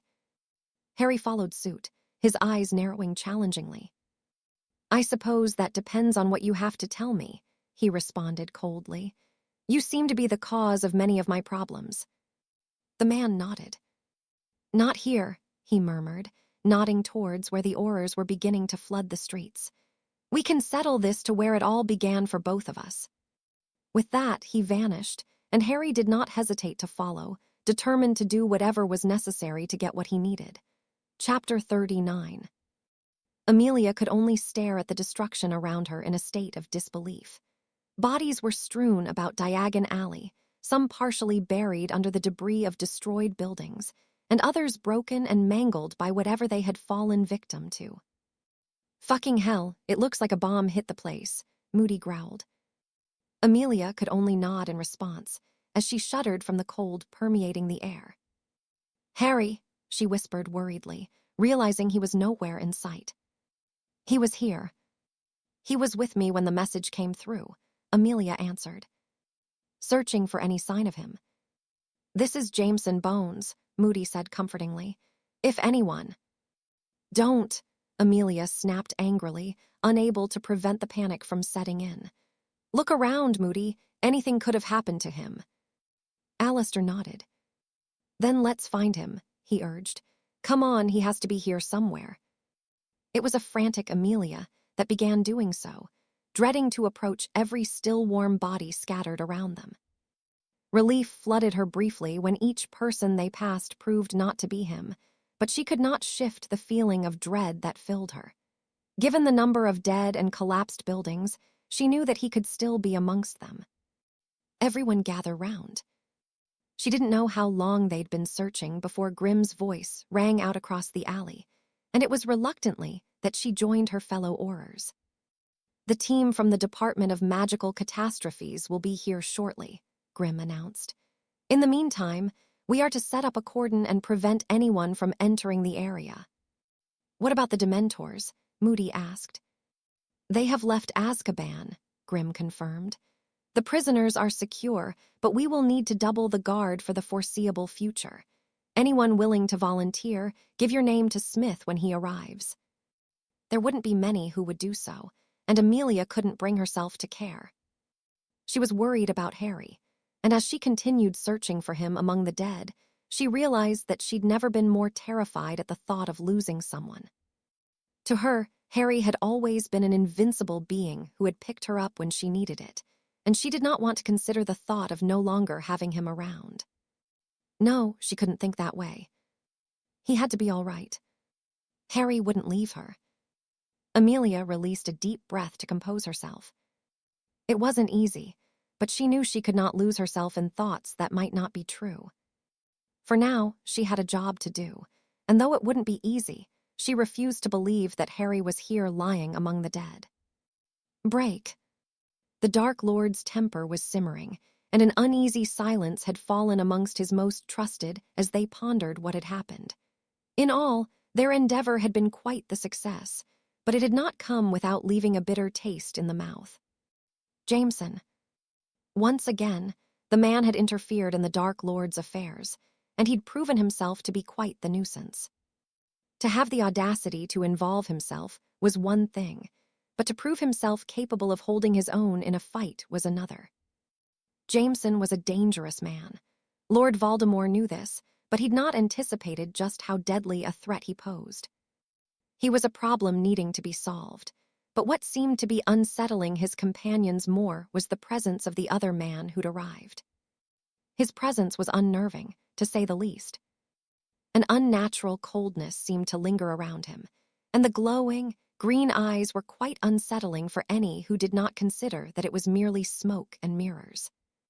What did trouble the Dark Lord, however, was the form of the man's patronus. A basilisk. He'd spent enough time around one of the creatures to know he'd not been mistaken in what he'd seen. "The serpent," Yaxley said worriedly. "It was him." Voldemort shook his head irritably. "I have no interest in fairy tales from the continent." "My lord, it is him. You," Voldemort pressed. Yaxley swallowed deeply. Well, I may have met him." "You may have met him when?" the Dark Lord asked. Yaxley's brow glistened with perspiration. He came to my home after Bones was kidnapped. He told me I had to leave her alone." "You let a stranger into your home?" Yaxley shook his head. "He broke in twice." The others were suddenly nervous by the revelation, and the Dark Lord could not deny that he felt disturbed by it also. He managed to break in twice. Lestrange demanded to know. Yaxley nodded. After the first time, I spent thousands having my protections improved, but he did it again. And you didn't think to mention it.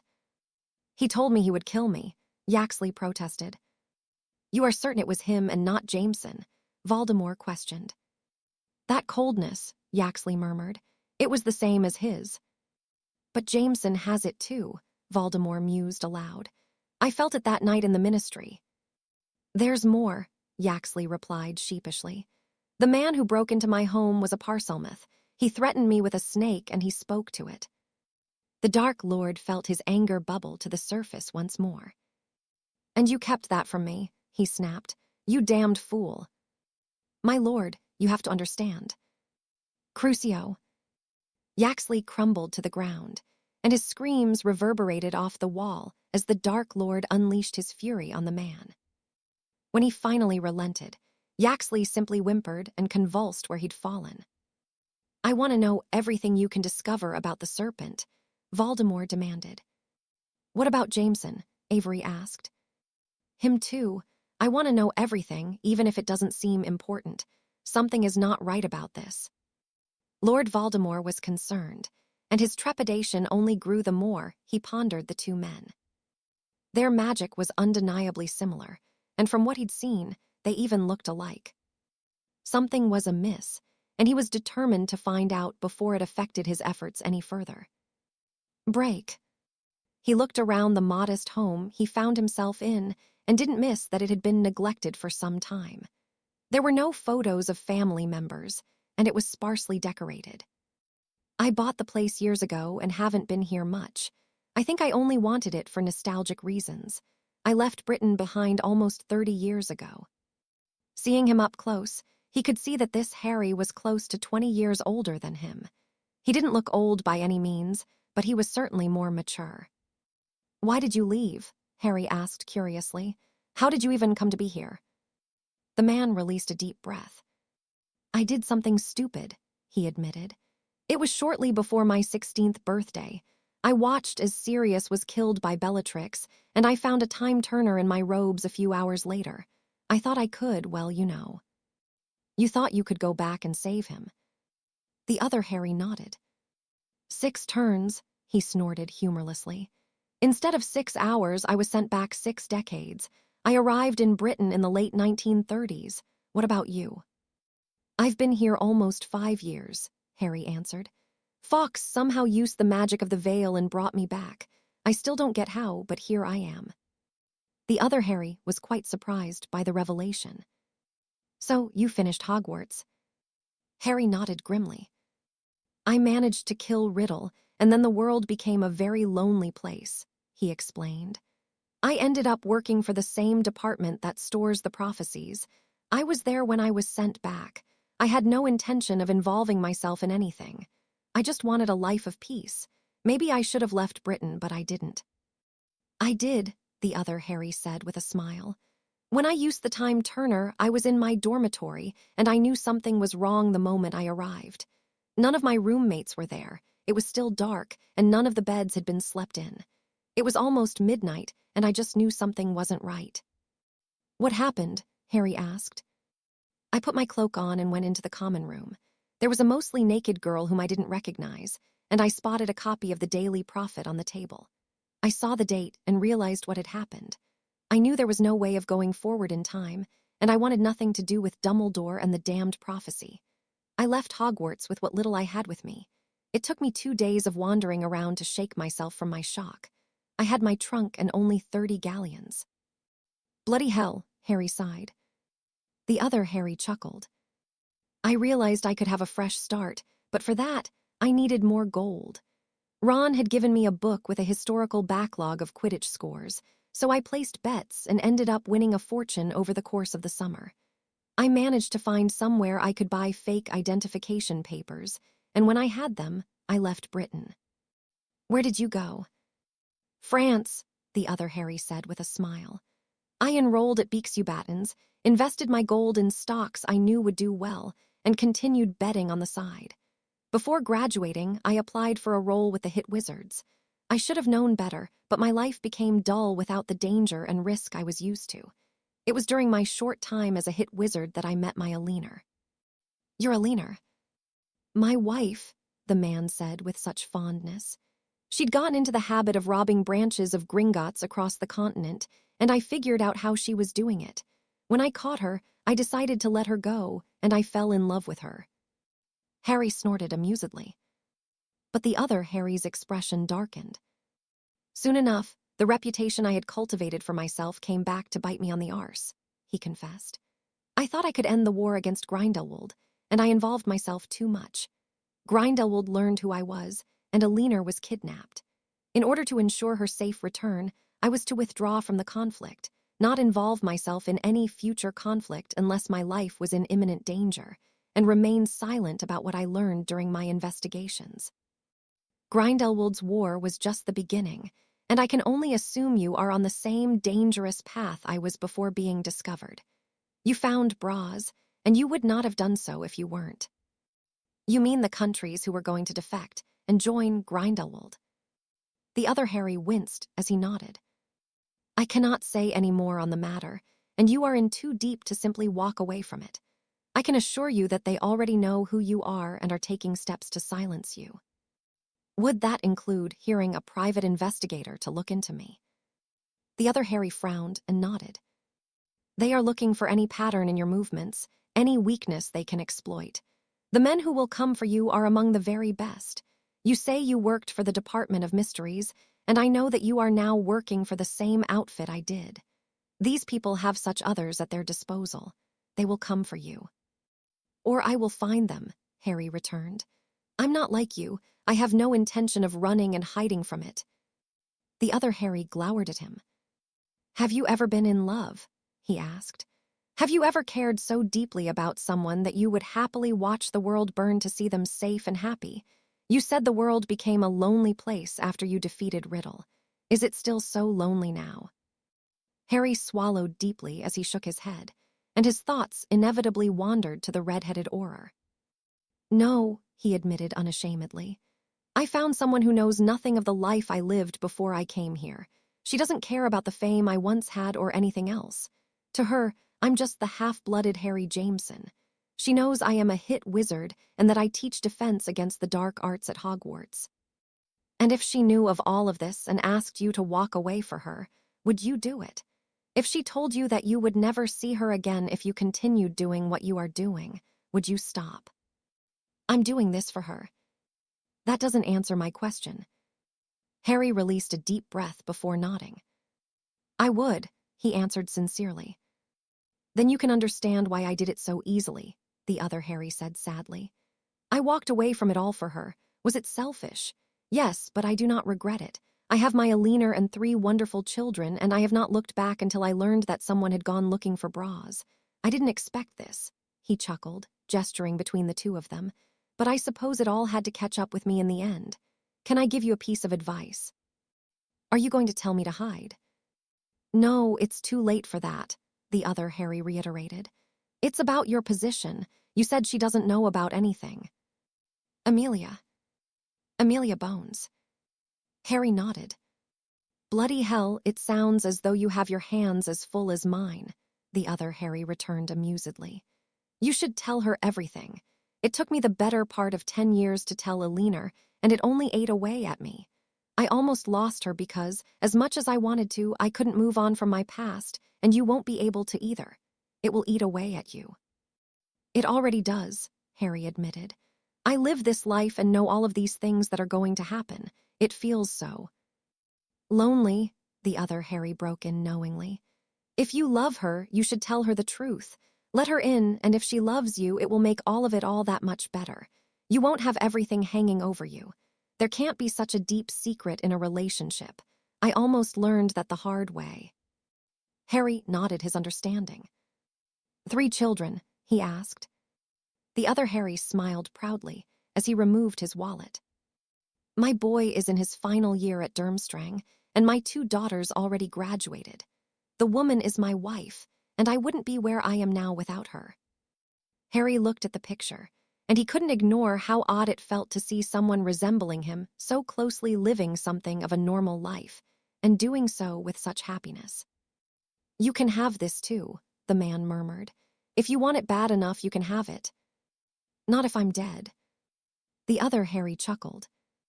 "You've already beaten the odds once, and something tells me you might just do it again. Besides, you're not alone in it anymore. You're going to help me. As much as I can. I will not put my family in danger, but I expect that there are a few things I can help you with along the way."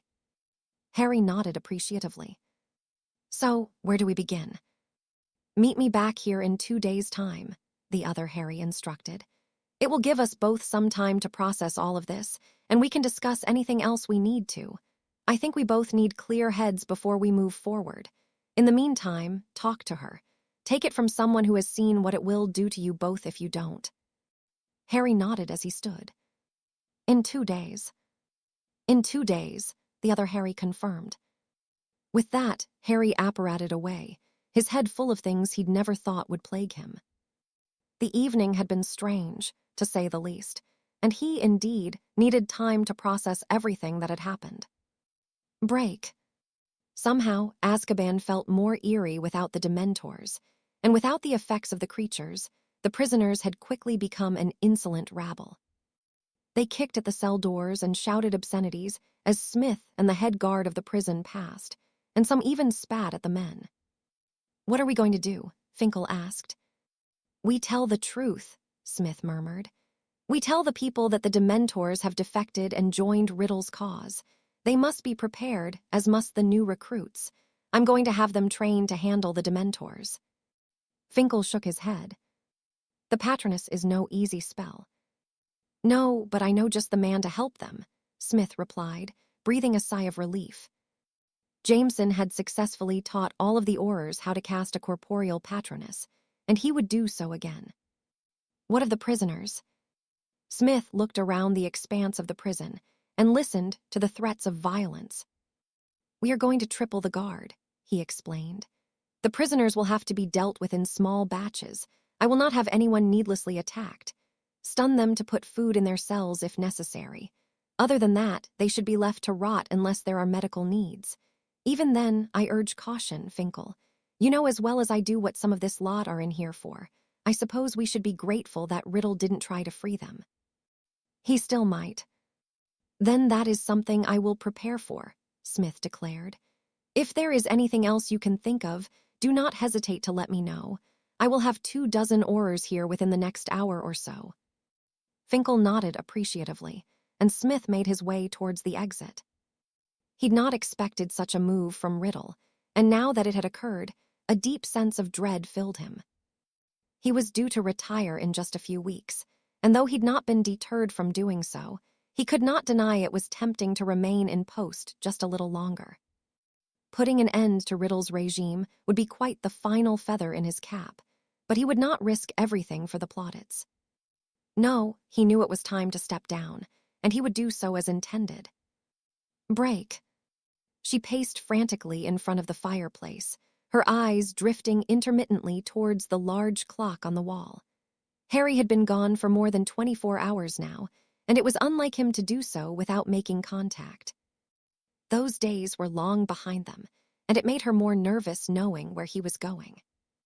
It wasn't often he ventured to Britain, and he had not done so in many years.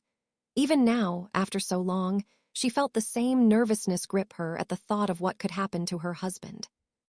Harry James Potter. She had met and knew him as Harry Evans, half-blood and hit wizard who'd apprehended her in Spain. What had been little more than a few fun escapades on her part could have resulted in her being sent to prison for a long time. Harry had not arrested her.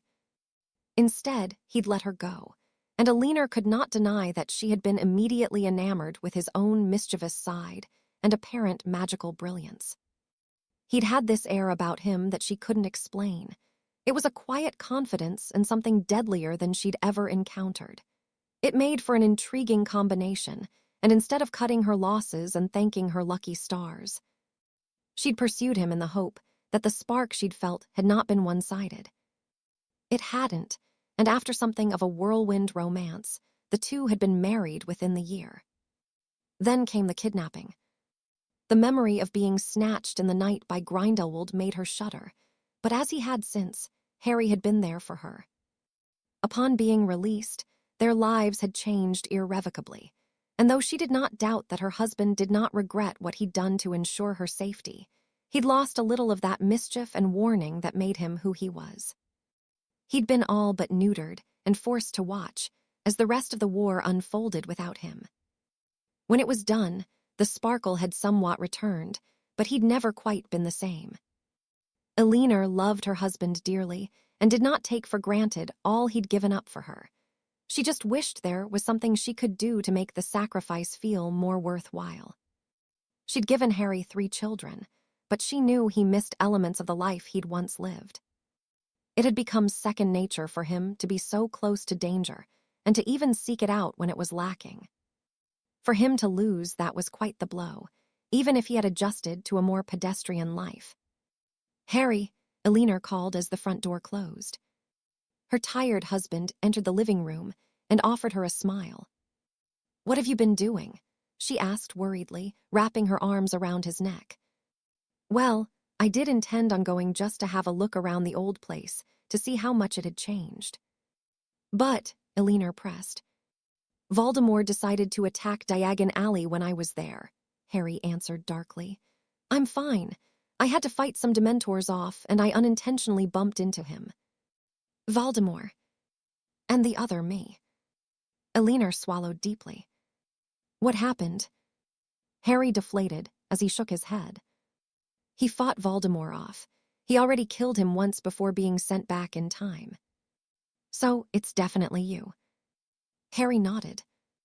"Yes, but things were different for him," he explained. "He's been here for almost 5 years now. He killed Voldemort, finished school, and even became an Unspeakable before Fawkes, Dumbledore's Phoenix, brought him back." "Do you think he is here to fulfill the prophecy?" Elinor asked hopefully. Harry nodded. "I do," he confirmed, "but I can't help but feel guilty for it. He already won his war, and now he's taking on another and trying to do what I couldn't." "The Grindelwald thing?" Elinor asked, unable to hide her concern. "Exactly," Harry sighed. "I think he can do it." "Really?" "He's good, Elle. There are things I can teach him, but I think he will succeed where I failed." "You didn't fail, Harry. You were forced to stop." "I know," Harry grumbled. "Things went as they did for a reason, and my path led me to you. I have no regrets, but he will need my help." "Can you help him?" "I think I can," Harry answered. "I feel less burdened by the vow I gave since speaking with him. With Grindelwald and the others still alive, I'll be limited, but so long as I don't directly involve myself in what he is doing, it shouldn't be a problem." "So, you're going to help him?" "As much as I can," Harry replied. "I owe him that, and maybe I can finally be free of my guilt. He deserves the help, and I deserve to see it through to the end as best I can. I promised you 20 years ago that I would find a way to put an end to them all, and I might just have found it." His eyes glowed almost eerily, and Elinor felt the familiar chill radiating from him. Something of what Harry had lost so many years ago was back, and it filled her with hope that they would finally get the closure they sought. Break. She hadn't arrived home until past 3 a.m., and yet there was still no sign of Harry. Amelia had managed to convince herself that he'd be waiting for her, and yet he wasn't. The concern she'd put to the back of her mind, whilst helping to clean up Diagon Alley, was back, and it only grew with each passing minute. He'd not been found among the dead or injured, so what had happened to him? Amelia was on the cusp of reporting him missing when she sensed his arrival, and all but sprinted into the entrance hall, throwing her arms around him tightly as she breathed a sigh of relief. "What happened to you?" she whispered, cupping his cheeks a little tighter than she'd intended. He offered a tired smile, though he looked to be carrying the weight of the world on his shoulders. "Too much," he murmured cryptically. "Are you okay?" "I'm fine," Amelia said dismissively. "When I got there and couldn't find you." Her voice cracked, and the myriad of emotions she'd held back came forth. It wasn't often she gave into the weakness of tears, but they fell freely now, and Harry held her close to his chest. "I thought something had happened to you," she choked. "It did," Harry murmured, "just not today." "What do you mean?" Amelia asked with a frown. Harry released a deep breath as he shook his head. "Honestly, I don't know where to begin." Amelia looked up to see Jameson's expression of worry, which she'd never seen before. She'd seen him concerned and even troubled, but not so fearful as he was now. "Harry, you know you can tell me anything," she said comfortingly. "After everything we've been through these past few years, there's not a thing you can't share with me." He swallowed deeply as he nodded. "I suppose the easiest way of saying it is that I'm not quite who you think I am," he said tentatively. "I'm still me, but there's more to it." Amelia frowned confusedly. "I'm lost. I don't even think you'll understand it when I explain everything," Harry chuckled humorlessly. "Maybe I should start with how I ended up here. I was an unspeakable working for the Department of Mysteries. There was an accident of sorts or an intervention of fate. I don't even know which anymore." "I thought you were a hit wizard." "I am," Harry confirmed. "I am now employed by the International Confederation of Warlocks as a hit wizard, but that is something recent. Before that, I was a master of magics and war employed by the Ministry of Magic. I worked in the field identifying potential linchpins which could cause war and put preventative measures in place to ensure it didn't happen. A part of my job was to locate and eliminate dark wizards, artifacts, and volatile magics which could be used to harm society. Although I was employed directly by the Department of Mysteries, I worked all over the world." Amelia was lost for words. She knew that Jameson was an excellent wizard and had seen that for herself, but she'd not expected his experience to run so deep. "Merlin, that sounds like a dangerous job," she murmured. Harry nodded, though he didn't seem unburdened by what was bothering him. "Is there something else?" "That's just the beginning," he sighed. "There's Riddle." "Riddle? I know him so well because I already killed him," Harry explained. "But he's alive." "Because this is a different riddle. I know I'm not explaining well, I'm just trying to find a way of doing it without freaking you out. It's hard to explain something I don't understand, let alone trying to get you to." "Then why don't you tell me the most difficult part?" Amelia urged, her hand tightening around his. She felt a dreadful sense of trepidation with how little sense Harry was making, and she couldn't fathom how difficult this was for him. He nodded once more. "I killed Tom Riddle in the year 1998. Amelia understood the words she heard, but they didn't make sense to her. She blinked as she looked at Harry, who had almost frozen, and he looked at her with an expression of anticipation. "Time travel," she whispered in realization. "You went forward in time to kill him." Harry shook his head. "I came back in time by around 20 years, he corrected. "You were there with Moody the night I arrived. I unintentionally set an alarm off in the Department of Mysteries when I was sent back." "That was you." Harry nodded. "Strictly speaking, I should have reported to the department, but I didn't. After everything I went through growing up, my life didn't get any better. I wanted a fresh start, and I saw what happened as the chance to do that. I suppose I wanted some normality away from the fame and the misery it brought me." "Fame?" "I became famous the night my parents were murdered," Harry explained. "I was the first and only person to survive the killing curse that Riddle cast at me. I only became more famous over the years for other things, and then when I killed him, it was unbearable. Even before that, I couldn't walk through Diagon Alley without people wishing me well and wanting an autograph. I hated it. I just wanted to be left alone, and I was never allowed that. After I killed Riddle, I mostly lived in the Muggle world, and then accepted a job with the Department of Mysteries when they offered it." Amelia was dumbstruck. She wasn't sure if this was an elaborate joke, but not even Jameson would take something like this so far. "I don't want to say," she admitted.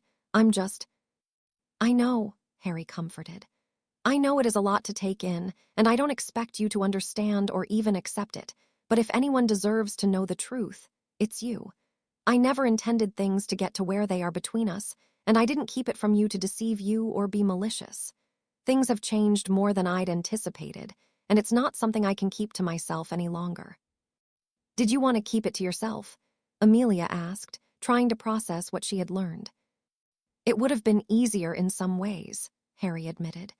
"This was supposed to be a new life for me away from it all, but it's all caught up to me again." Amelia nodded. She couldn't deny she felt somewhat betrayed, and even disappointed that Harry didn't feel he could trust her with his secrets.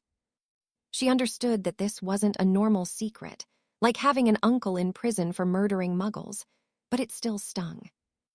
"Is there anything else I should know?" "More than I can even think of right now," Harry replied tiredly. "It would be easier to show you," he added thoughtfully as he summoned his pensive. He placed dozens of strands in the stone bowl, and as Amelia tried to protest, he held up a hand. "I don't want to keep any of this from you anymore, Amelia," he said soberly. "I want you to see it for yourself, and then maybe you'll understand it better. Before you go in, I suppose I should introduce myself to you. My name is Harry James Potter, and I was born on July 31st, 1980.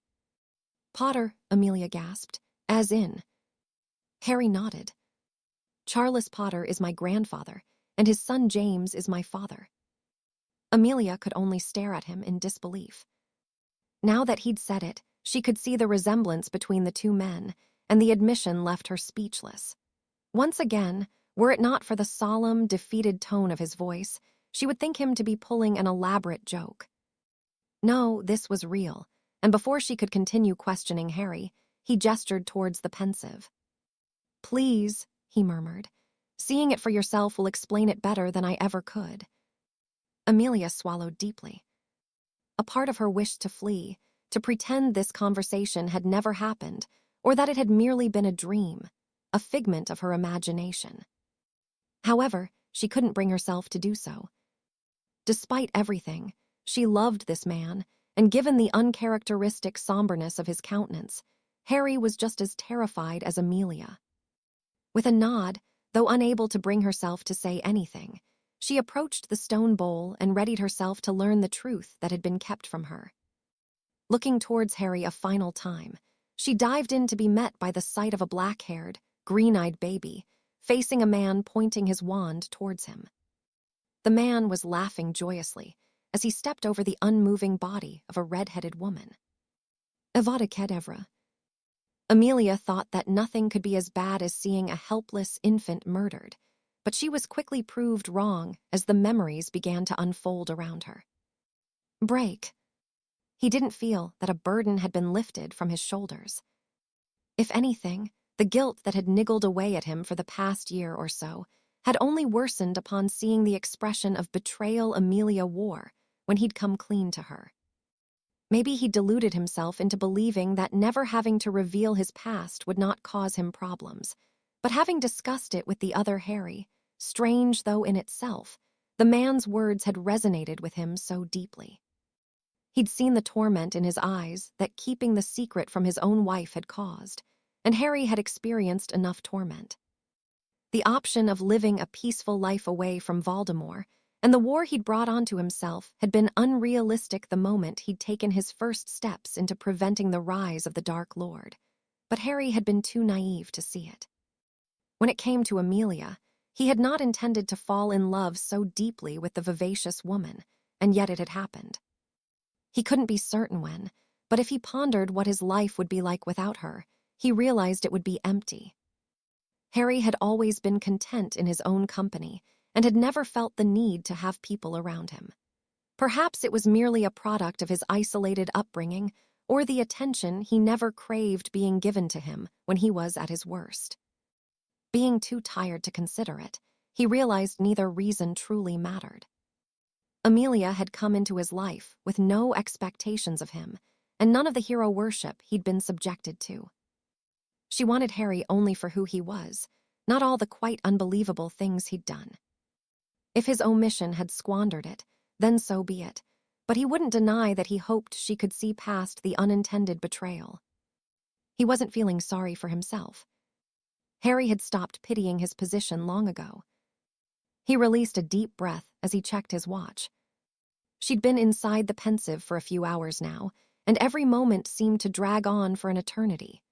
Somehow, he felt like a prisoner readying himself to be led to the gallows, but it wasn't his head he would be losing.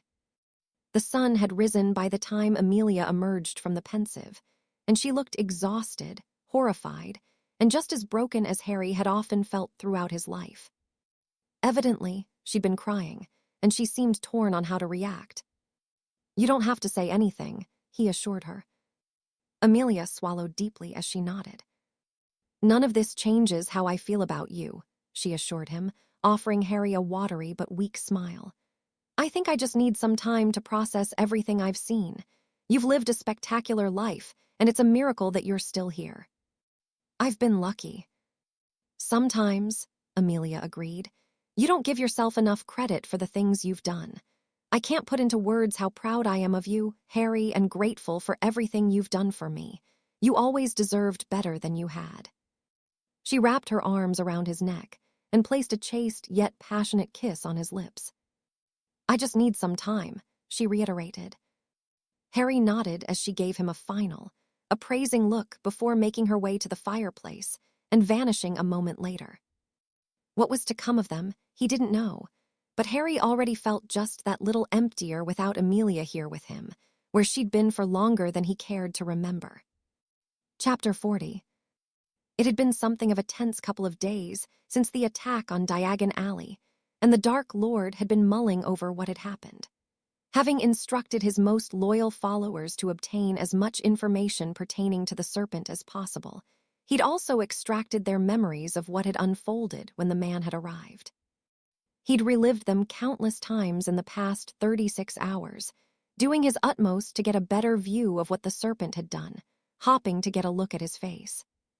His efforts, however, had been in vain. Save for the glimpse of the eerie green eyes, he'd seen no other discernible feature, and the serpent's identity remained hidden. It was a troubling development, to say the least.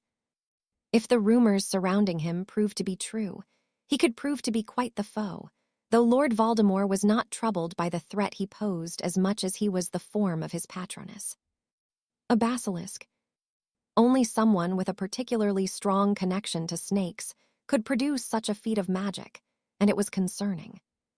If he was indeed a Parselmouth, as Yaxley and Selwyn claimed, it could bring his own legitimacy as the heir of Slytherin into question. Not that the Dark Lord doubted his position, but others might, and that couldn't be allowed. He needed to be rid of the serpent as quickly as possible, and as his most loyal followers entered the room, he narrowed his eyes at the expressions of concern both Yaxley and Selwyn were sporting. "Well," Voldemort demanded. He was furious with the former, in particular for not informing him of the break-ins he'd experienced. Yaxley was no coward, so the serpent must have spooked him considerably to force his silence. "According to my father's journal," Selwyn spoke after clearing his throat nervously, "the serpent isn't just a myth. He wrote about him several times and the trouble Grindelwald had with him." The Dark Lord frowned as he gestured for Selwyn to continue. "There were many incidents where the serpent acted against Grindelwald, including two which really stood out. On one occasion, he single-handedly thwarted an attack in Finland. He killed around 40 of Grindelwald's followers and sent the man himself fleeing for his life." "Is that an accurate account?" Selwyn nodded as he slid a section of worn newspaper towards him. "The article was written by a journalist who witnessed it. He says that the serpent called upon a snake which emerged from within him and killed several of the men." "Preposterous," Voldemort said dismissively. "No such snake exists." "I am merely relaying what I learned, my lord," Selwyn replied. "During another incident, my father claims that the serpent single-handedly liberated an entire city by killing dozens of Grindelwald's followers. He didn't specify which one, but there are several articles written about it." "My father's journal says the same," Yaxley chimed in. "The serpent is believed to be amongst the most dangerous men on the planet, my lord. Any who experienced his wrath will attest to it. Even Grindelwald became wary of facing him." The Dark Lord shook his head. He was not impressed by the exaggerated feats spoken of, and he would not be cowed by the reputation of a man who had evidently been hiding for the better part of 2 decades. That very observation caused a frown to crease his brow, and he scratched his chin thoughtfully. Why did he vanish? He mused aloud. No one knows, Selwyn answered. He just did until recently. I suppose he had his reasons, but they were not made known to any. Then why is he back? Voldemort snapped. Maybe because of you, Avery suggested. Perhaps he believes himself to be the rightful heir of Slytherin, and since you have made yourself known to the world, he feels the need to stake his claim. The Dark Lord's nostrils flared. He has no claim. We know that, but there are those who will question it, Avery pointed out, echoing his own thoughts on the matter. The question is, how do we solve the problem? If what Selwyn and Yaxley are saying is true, he could present quite the problem. Voldemort nodded unhappily. We need more information, he murmured. There is a reason he vanished, and I want to know why. I will see what I can do, Avery assured him. Are we to take a brief interval from our efforts? No, Voldemort decided. We will continue, but with caution. As you wish, Avery replied with a nod. With that, his followers left the room, and the Dark Lord scowled as he stared towards the fireplace. The serpent was not a man he'd heard mentioned in any context during his years on the continent, so how could someone so seemingly infamous no longer warrant discussing? It was quite the mystery, but with his very best on it, Lord Voldemort expected he would get the answers he sought. Break. I don't suppose this has become any easier for you, Harry questioned, as he eyed the other Harry across the table in the living room of the house in Godric's Hollow. The man shook his head. No, he sighed. Over the years, I expected something would happen to satisfy the prophecy, but this didn't cross my mind, he added, gesturing between the two of them. I thought I'd be released from the vow in some way. You're not released from it. No, it is still in effect. The only way for it to end is with either my death or the deaths of those I gave it to. Was one of them Grindelwald? The other Harry winced at the question. I cannot say. Harry nodded, assuming he was correct. If he weren't, there would be no reason the other man could not deny it. Laurent. Another wince. Braz. The other Harry winced again and took a deep breath. Just one more, Harry assured him. Abernathy. The man winced once more, and Harry was satisfied that his efforts thus far had not been in vain. How did you come to be investigating what you are? Amelia's parents were murdered not long after the war against Grindelwald, Harry explained. There were several governments involved in ensuring it was not able to be investigated, and I decided to look into it. I didn't expect to uncover what I have, and the more I discover, the deeper I realize it runs. The other Harry nodded.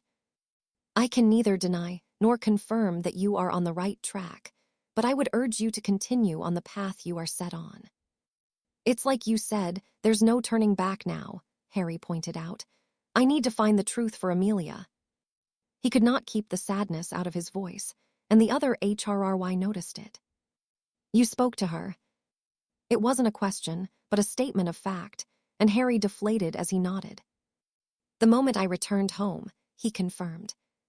She did not take it well. Harry shook his head. She left, and I've not seen or heard from her since. She needs time, the other Harry comforted. It is a lot to take in, and my Alina was much the same. It was almost a week later that she came to speak to me after she'd processed what she'd learned. I imagine this is a lot for Amelia. How did the two of you meet? Harry smiled fondly at the memory and spoke of the night in the bar, which had become his restaurant. It felt good to reflect on what now seemed to be a simpler time, though he could not deny that it was odd to do so with himself, who was some 20 years older. The other Harry listened intently and even smiled as he learned of the many series of events that had unfolded around them. She sounds like a good woman. She is, Harry confirmed. I don't know, I didn't intend for things to turn out the way they did between us, but before I knew it. You'd fallen in love. Is that what this is? The other Harry nodded. When I came here, I had no understanding or concept of what that was, he admitted unashamedly. I'd spent my life, as you had, living with the Dursleys, and then I was here. I had no experience of someone caring about me for who I was, not the way Alinger and Professor Bellerose did. Professor Bellerose. The other Harry smiled. She was my herbology teacher at Beauxbatons, he explained. She helped me more than I can ever repay her for. She died some years ago, but if it weren't for her, I never would have been rid of the nightmares. The Horcrux, Harry whispered.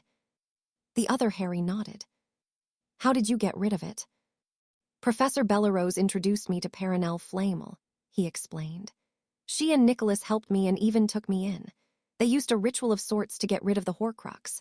Before I met them, I didn't know what it was, but I kept having these terrible, recurring nightmares about Voldemort.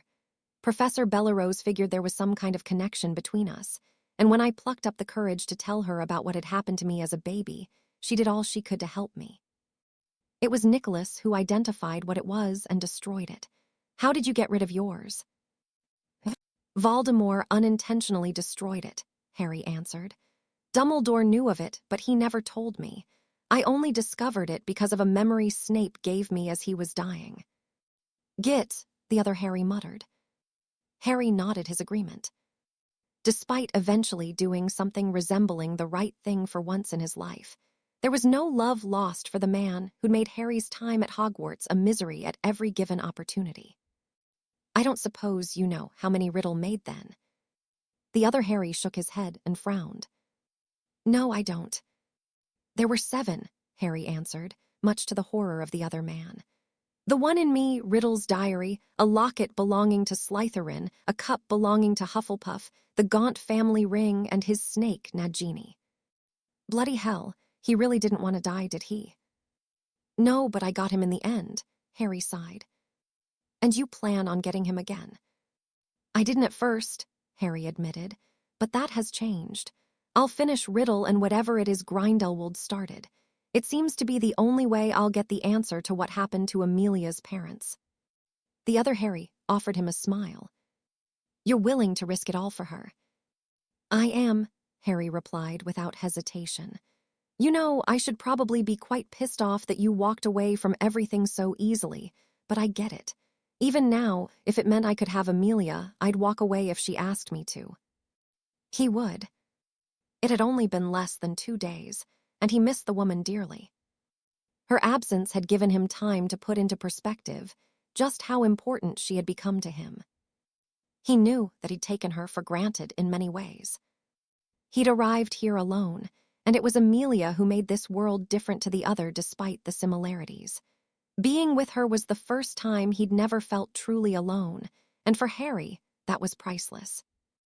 Well, I will help you as much as I can, the other Harry vowed. What use I will be with the vow in place, I'm not sure, but I am sure there is something I can do. The vow only extends to the point that if I am attacked, I am able to eliminate any threat against me. I am thinking that perhaps an intervention with Voldemort may be of assistance. With 2 of us, we can make short work of him and his followers. You've been out of the game for 20 years, Harry pointed out. That doesn't mean I have been idle, the other Harry assured him. I have been biding my time and waiting, and just because I can't help with the other problem, not yet at least, it doesn't mean Voldemort will be off limits for long. How hard will it be to goad him into attacking me? He asked with a grin. Not so difficult. And when he does, I will be free to do whatever I wish to put an end to him. Why would you involve yourself? Harry asked confusedly. Because this is what I have been waiting for. The prophecy has hung over me for 2 decades, and this is my way of seeing it fulfilled. Besides, you shouldn't get all of the fun. I see it as me helping you for helping me with the other problem. If we can solve both, then we can get on with our lives without Dark Lords or anything else to get in the way. I want to help you in any way I can. What do you say? He offered his hand, and Harry eyed it for a moment before accepting the proffered limb. Where do we begin? He asked. The other Harry grinned. Oh, I have some things that may help you, he replied. Firstly, how is your parcel magic? It's not something I've had much time to explore. The other Harry nodded. Well, if we want the world to believe you are me, then you're going to have to be like me, he said cryptically. Why would we want that? Because then it will lure certain people out of the woodwork, the other Harry chuckled amusedly. That will be the only way to win. Isn't that dangerous for you? No, the other Harry said dismissively. I have taken steps to ensure my family will be safe. All of this must be brought to an end. So, are you in? Harry nodded. I'm in, he agreed. Break. Crucio. She could do nothing as the spell slammed into her, sending her to her knees once more. Still, she wouldn't give him the satisfaction of screaming. After a moment, he relented, and she could hear the laughter of him and his followers echoing around. Yet, she once more pushed herself to her feet. Crucio.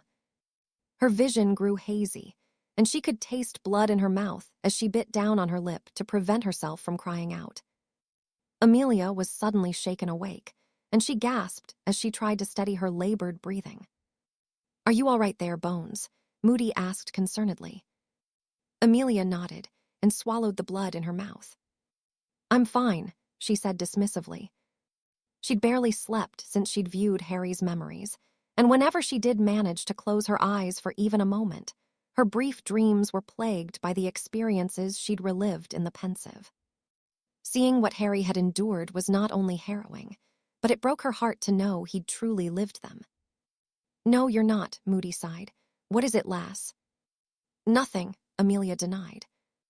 Alistair shot her a pointed look.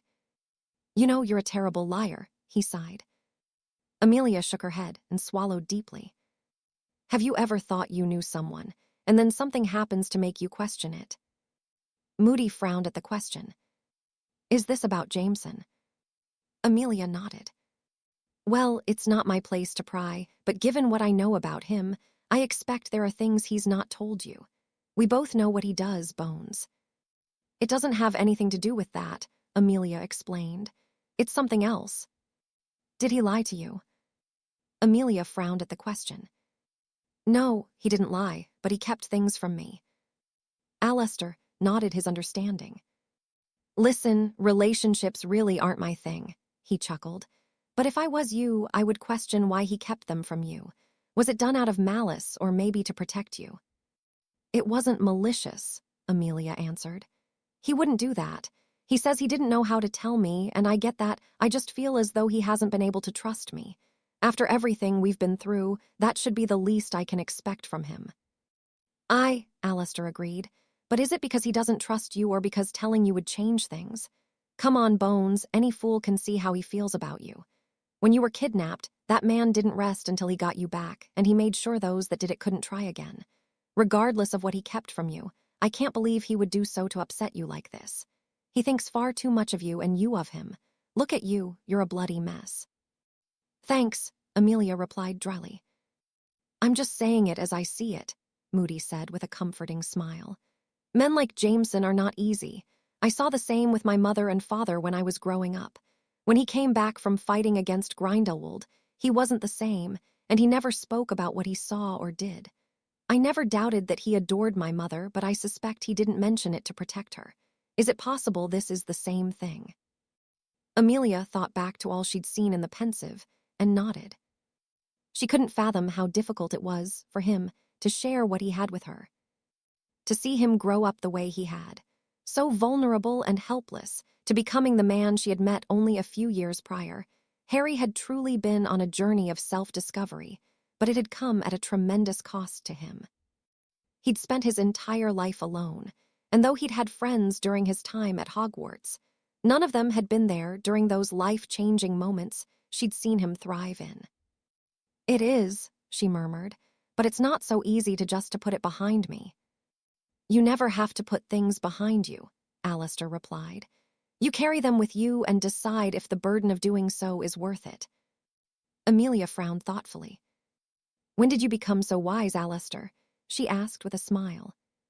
I didn't, but I know you, lass, better than anyone, and I can see how much this is hurting you, he pointed out.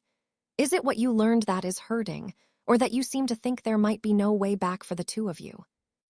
I don't know, Amelia answered honestly.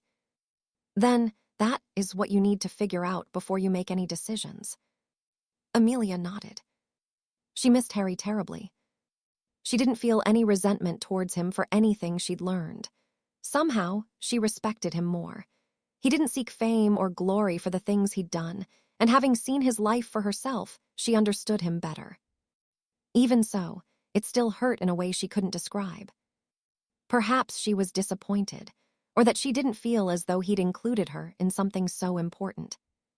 Nonetheless, more than any of it, she missed him, and although she couldn't simply get over what she'd learned, Amelia still couldn't imagine her life without Harry in it. It had been only a few days, and yet it felt much longer since she'd seen him. Break. With it being the summer holidays, Harry was granted much more free time to look into the things he needed to, and another trip to New York City had been on the cards. Although he was yet to get any closer to Abernathy, he had learned some vital information about the man's assistant, and when the time was right, he would put it to use. Before doing so, however, he needed to ensure he had enough uninterrupted time, and that was unlikely to come until Voldemort was no longer a threat. Still, he would continue making trips across the pond for anything else of use for his impending venture there, and Harry knew it was not something he could rush. Abernathy was one of the most dangerous men in the world, and he could not risk pursuing him without complete certainty in what he was doing. Of course, it was a frustrating process, but Harry was not foolish enough to rush something with so much risk and importance for the sake of haste. Doing so would be an error he could ill afford to make.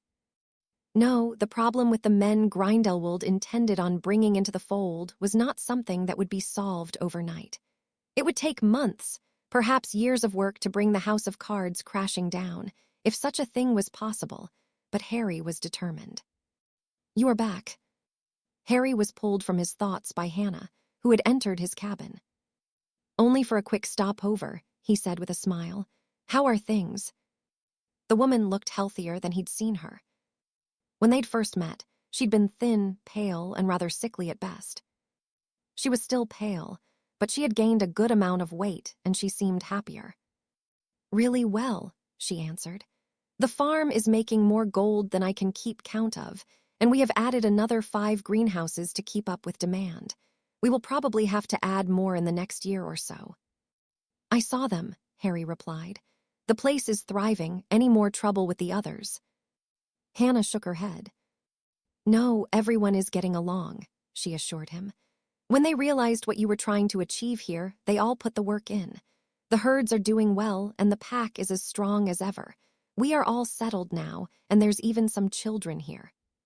"I am pleased to hear it," Harry said sincerely. "You know that you can send for me any time you need." Hannah nodded appreciatively as she headed towards the door. "It was nice seeing you, Harry, and thank you for everything." She left, and Harry felt a sense of pride at what they'd collectively done. He received monthly statements from Gringotts pertaining to how much profit the farm was making, and it was proving to be a very profitable venture for him and the werewolves that worked here. With the free food and housing, each of them were living more than comfortably, and the enterprise was only growing with each passing month. It was the one thing, along with the restaurant, that seemed to have gone well for him since he'd arrived. Everything else had been challenging at best, even his teaching post. He'd once again considered taking a leave of absence before offering Bellatrix her apprenticeship, but he knew it was not the right thing to do. He enjoyed teaching, and he didn't want to give it up again.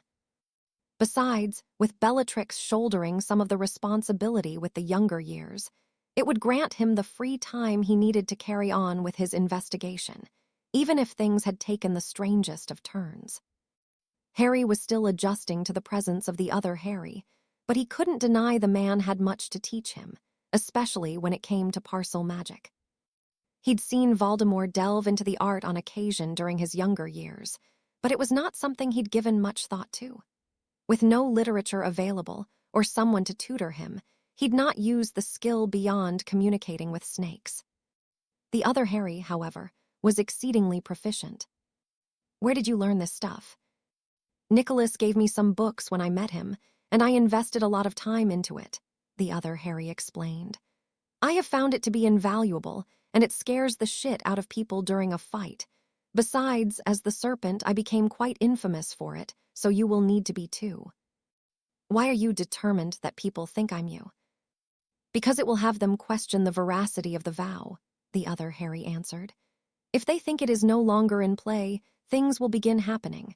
They will try to cover their tracks, and to do that, they will have to step out of the shadows, at least somewhat. It will give you an opportunity to make progress. I'm not saying it will give you all you need, but it will assist you.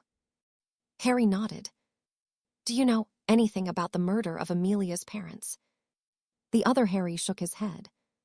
From what you have told me, it happened long after I was taken out of the game, he said apologetically. But if these people are involved, the Bones must have done something to piss them off. They wouldn't risk murdering a prominent lord for nothing short of exceptional circumstances. Harry was concerned what he might uncover about Amelia's parents. He did not want to be the one to break the news to her that they'd been involved in something nefarious, but that seemed to be increasingly likely the more he learned about the kind of people he was dealing with. Harry rubbed his eyes tiredly as he closed the ledger he'd been perusing. Already, things between him and Amelia were not so good, and the prospect of having to inform her of something unpleasant about her parents weighed heavily on him. With it still playing on his mind, he gathered his things before activating his portkey, pleased that the farm, at least, was not causing him further problems. Arriving back at his home, Harry paused as he caught sight of the redhead sitting at the kitchen table. Amelia looked tired, and the smile she offered him was guarded. She was nursing a cup of coffee in her hands, seemingly lost, just how Harry felt. Hello, she greeted him. Break. He couldn't remember how long he'd been searching for his pack. Maybe it had only been a matter of weeks, but Fenrir remembered the dozen or so transformations he'd made with each coming of the full moon since he'd been liberated. With each change, he'd steadily been replenishing his group, and truthfully, he had no need of his old pack now. Still, he could not ignore the principle of the deception, and he was determined to find them, even if it was only to punish them for their treachery, and then eradicate them. Nonetheless, it was something that was easier said than done. Even now, he'd not even heard whispers of where they were, and Fenrir was growing frustrated. He'd been all over Europe, to South America, and even North America before circling back, and yet hide nor hair had been seen of them. It was when he'd snuck back into London that he caught the scent of an old foe, a man who'd been paid to track him across the continent some years prior. Cats. Fenrir had first made his acquaintance in Germany, when the man had been paid by the ministry to locate him. Having done so, the pack had been attacked by scores of Aurors. Fenrir, among many others, had managed to escape, but most had not been so lucky. Given that they'd supported Grindelwald in the war, the German ministry had taken it upon themselves to repair its tarnished reputation, and they'd chosen to eliminate Fenrir. Ultimately, they had failed, but the werewolf had never forgotten the part Cats had played in the setback he'd endured. For months, he'd hunted the man, but Cats had been sharp enough to avoid him by moving his family around the country every few weeks or so. Eventually, Fenrir had given up, but the chance encounter in London had given him the opportunity to exact justice for the transgression against him. The memory brought a grin to his lips, even if he'd not caused as much pain as he'd liked to. You know, I'm going to enjoy this, Fenrir said gleefully, licking his lips as he peered out of the window towards the setting sun. Cats whimpered in the chair he was bound to. It was all the man was able to do. He had no wand, and Fenrir had gone to the trouble of breaking his arms and legs so that he couldn't flee. Don't worry, I won't kill you, the werewolf promised. I want to watch you suffer as you struggle with lycanthropy. I want you to experience the agony of transforming every month into a monster you despise. You are not like me, Cats. I accepted what I am, and I grew to love the monster in me. Don't worry, it won't be long now. Fenrir had been rudely awoken by the arrival of half a dozen masked figures. Cats was in a deplorable state, and only his quick thinking had seen Fenrir able to flee using a portkey Voldemort had given him. He'd arrived somewhere in the English countryside. And despite being exhausted from the transformation, had managed to apparate away a few times, leaving his trail impossible to follow. They had tried to follow him twice. He'd caught sight of 2 people wearing black masks when he'd arrived in Liverpool, but they'd not managed to track him further. Fenrir had idly wondered who they were and what had happened to Cats, but he dared not look too closely. Those people reeked of danger, and as far as he was concerned, he'd achieved what he'd set out to do. Still, it had been an odd and eerie experience, and one he did not intend on reliving. Ever since, he'd kept a low profile, leaving Britain behind and taking some time to recharge before continuing his search for his wayward pack. He would find them, and when he did, what he did to Cats would look like nothing more than a pup playing with a toy. Break. Amelia hadn't intended on coming here, but she couldn't endure another sleepless night being plagued by the nightmares of what Harry had lived through. That was what she told herself, but beyond seeing a 12-year-old Harry almost being killed by a basilisk, fighting for his life against Dementors, and competing in the Triwizard Tournament against his will, Amelia simply missed him. She couldn't say she'd forgiven Harry entirely, but it broke her heart to see how lost he looked and how he didn't even seem to know what to say to her. He stared at her sadly, and for a moment, he reminded her of the broken boy she'd watched grow into a broken man. Through her own anguish, it had been difficult for her to remember that Harry had lost everyone he'd ever cared about or who had cared about him. His mother, his father, his godfather, and even the snowy owl he'd come to adore. None of them had been around when he'd needed them, and Amelia found she could not be one of them. She cared for him too, more than she could put into words, and what had once been simply didn't matter anymore as she swallowed deeply and crossed the room, wrapping her arms tightly around his neck. No, he wouldn't be without her, no matter what had happened or what would come. He relaxed into the embrace, and somehow, despite everything that had happened over the past few days, Amelia knew they would be okay. "I missed you," she whispered. Harry nodded. "Me too." He didn't need to say anything else. Amelia didn't want an apology or an explanation. She just needed to hear that he'd missed her. Coming from Harry, she knew that meant more than anything else he could say to her, and for Amelia, that was enough. "We still have things to talk about," he sighed. "We do, but not yet," Amelia murmured. "None of it matters right now." But nothing," Amelia cut him off gently as she extracted herself. "Whatever happens, we deal with it together. Agreed." He eyed her for a moment, but Harry knew her well enough to know when she wouldn't be persuaded otherwise. He'd learned to pick his battles with her, and much to her amusement, he shook his head as he took her hand. "Agreed." "Good, now where do we start? Voldemort." "That's what I planned on doing," Harry replied. "Then let's not waste any more time. We have to find those Horcruxes. The cave first." "It's as good a place as any." Amelia nodded. "Let's go." His grip tightened around her hand, and Amelia paused before turning to look at him questioningly. "You know you mean the world to me, don't you?" "I know," Amelia replied, "but if you ever keep anything from me again, I will lock you in a cell in Azkaban and find the most annoying person to be in the one next to you. You might be Harry Jameson or Harry Potter, but I am Amelia Bones. Don't forget that." She placed a searing kiss on his lips before leading the dumbstruck Harry towards the fireplace and throwing a handful of flue powder into the flames. "You're grinning, aren't you?" Amelia sighed. "Would I do that?" She could hear the smile in his tone, but instead of irritating her, it caused one of her own to crest her lips. Amelia preferred to see him smile. Somehow, when he smiled, it made her believe that everything really would be okay. "Break. I do not know how you found me, but you better have a damned good explanation for doing so, or I will castrate you where you stand." Corbin Yaxley shuddered at the thought and did not doubt the veracity of the threat. "My father wrote of you in his journal," he hurriedly explained as a wand was pointed towards him. "He mentioned he'd been here a few times. I thought it was worth checking to see if you were still around." "I remember your father. He was a damned fool and a braggart. I expect you are no different. What do you want?" To ask you about a man who has recently resurfaced. What do you know of the serpent? Silence followed the question, and Corbin truly began to fear that he would be cursed. The wand pointed at him, however, was lowered, and the person he'd been looking for leaned forward with their eyes narrowed dangerously. Did you say the serpent?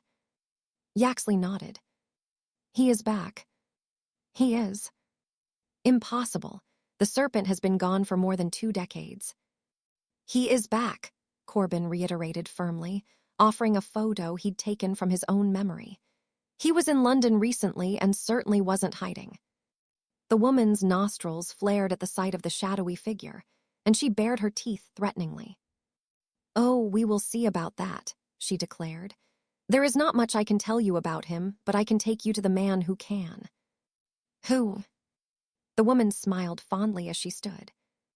Gellert. Corbin frowned confusedly. Gellert, as in Grindelwald. The woman nodded. You didn't really think the coward killed him, did you?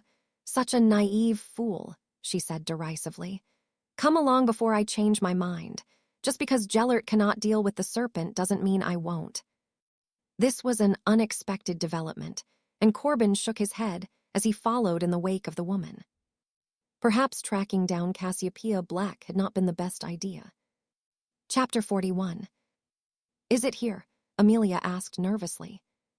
Even if it wasn't, there was something distinctly eerie about the cavern they found themselves in, and there was undeniably traces of magic in the air. Harry nodded grimly as he drew his wand. It's here, he murmured as he began inspecting the rocky wall, pausing as he came to a section near the far end. Same old tricks, Tom. Without warning, he pulled the tip of his wand across the palm of his hand and rubbed the dripping wound onto the rock. Amelia looked on curiously as a large, illuminated archway formed, and Harry took a moment to heal the cut before proceeding through it. Keep your wits about you, he urged. I'm not expecting anything different from the last time I was here, but you never know with him. Amelia nodded her understanding, her own grip tightening around her wand. She'd only witnessed flashes of this place whilst viewing Harry's memories. For the most part, she remembered only gouts of fire and the oddly unmoving lake laid out before them. How are your fire spells? Harry asked. Better than most. Good, because you're probably going to need them, he replied with a humorless chuckle as he seemingly snatched something out of the air. It was a chain, and when he tapped it with his wand, it began coiling into a large pile in front of them. A moment later, a small boat bumped into the bank, and Harry held up a hand to prevent Amelia from climbing in. What is it? She asked. He said nothing for a moment as he closed his eyes and nodded knowingly. The magic here will only allow one of us to cross, he explained. Fortunately, I have something that will negate it. Amelia watched as Harry removed a ream of silvery fabric from within his robes and looked upon it fondly. An invisibility cloak, she asked. He nodded, a grin tugging at his lips. This is a very special invisibility cloak, he said cryptically. I'll tell you about it when we are not in mortal peril. Mortal peril. Whenever Tom Riddle is involved, there is always an element of mortal peril, Harry said amusedly. I thought you would understand that by now. Amelia narrowed her eyes at him as he smirked and shook her head. What now? She sighed. You take the boat, Harry instructed, but whatever you do, do not touch the water. We don't want to disturb what is in there until we have to. What is in there? Amelia asked. I'm sure you will see them. With that, he vanished within the folds of the cloak, and Amelia carefully climbed into the rickety boat, which began silently moving through the still water. It was when she was around halfway across that she chanced a glance over the side and recoiled in horror. Just below the surface, she'd seen a deathly pale figure gliding only a few inches below her, and she was certain there had been more than one. That wasn't funny. She huffed as she climbed out of the boat when it came to a stop. I know, but I wanted you to experience the same thing I did when I first came here. Amelia scowled at the man. Any other surprises? Whatever amusement, Harry had felt at her expense all but vanished from his expression as he nodded. There are hundreds of those things, and they will attack us sooner or later, but not until the water is disturbed. Then we won't disturb it. Harry offered her a sad smile. That is inevitable, he murmured as he shifted his attention towards a roughly hewn plinth of sorts. What is that? Amelia asked, peering at the greenish liquid contained within the bowl sitting atop. An unpleasant potion, Harry sighed. This stuff makes the cheap beer in Nocturne Alley look as though it is the finest champagne. What does it do? It makes someone relive their worst memories, Harry explained. It torments you until you can no longer bear it and beg for death. The sounded deeply harrowing, but as Amelia raised her wand to attempt to vanish it, Harry placed a hand on her wrist and shook his head. It can't be vanished, changed, or neutralized in any way, he explained. The Horcrux is at the bottom of the bowl and the potion must be drunk. It cannot be cheated. Are you sure? Harry nodded. Riddle designed it this way so that it won't kill someone, but it will incapacitate them. He would want to know how his secret was discovered. Fortunately, I have you with me to make sure that doesn't happen, he added with a smile, conjuring a large goblet. Whatever happens, I have to drink all of it, he said firmly. No matter how much I beg and plead, it all has to go. He was serious, and Amelia wasn't certain she could go along with it. Before she could voice her reluctance, however, Harry took her hand in his own and offered her a reassuring smile.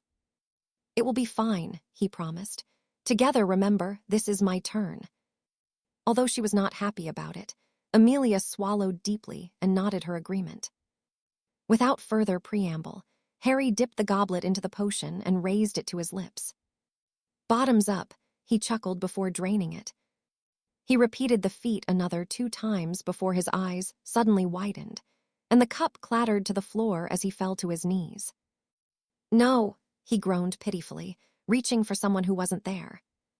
Amelia could only look on in horror as Harry began to convulse, whimpering and murmuring incoherently.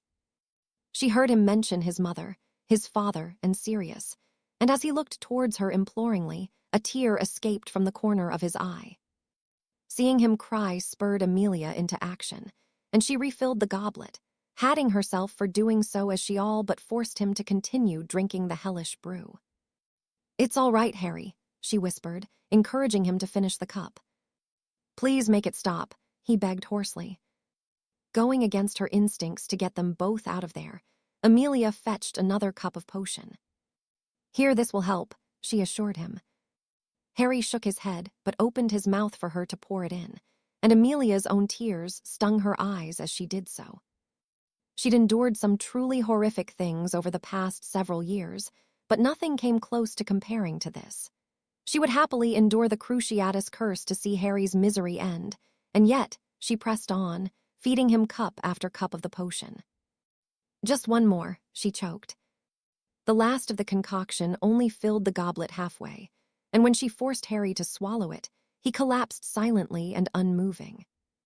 For a moment, Amelia thought he was dead, but he yet breathed, albeit shallowly. Water, he croaked weakly. She snatched up the discarded goblet and pointed her wand towards it. The water she filled it with faded, and Amelia frowned. Water, Harry gasped again. Once more, she tried to fill the goblet, and then the realization hit her. As she looked towards the water surrounding them, it became clear why Harry said that disturbing it would be inevitable. He continued to beg, and Amelia could not listen to him so distraught any longer. Bracing herself for what was to come, she bent over the edge and scooped up a goblet of the cold water, quickly feeding it to Harry as a loud splashing echoed around the cave. Turning back to where she'd been only a few seconds prior, Amelia's eyes widened at the sight of the corpses bearing down on her. With Harry now silent and unmoving, she raised her wand and unleashed a gout of fire, encircling herself and Harry to protect them from the inferi. Amelia had only ever read about such things, and not in her wildest dreams did she ever think she would be faced with them. Then again, she never thought she would find herself in such strange circumstances as she was now. The smell of seared flesh was nauseating, to say the least, but she continued with her efforts, looking on in morbid fascination as the reanimated bodies faltered in their attack and breathed a sigh of relief as another wave of fire joined her own. Harry looked pale and haunted by what he'd endured to get them this far, but his wand remained steady in his hand, and with a reassuring nod, he doubled his efforts, eliciting screams of agony and anger as they incinerated the remaining inferi. When she was certain there were no more stragglers, she ended the spell, and the heavily breathing Harry gestured towards the plinth. Within it, at the very bottom, sat an ornate gold locket. "Levitate it," Harry wheezed. "You don't want to touch it if you can help it." Amelia did so, idly wondering how something so seemingly innocuous could be so dangerous, but she was no expert on such things. "I've got it," she informed Harry, having placed it in her bag.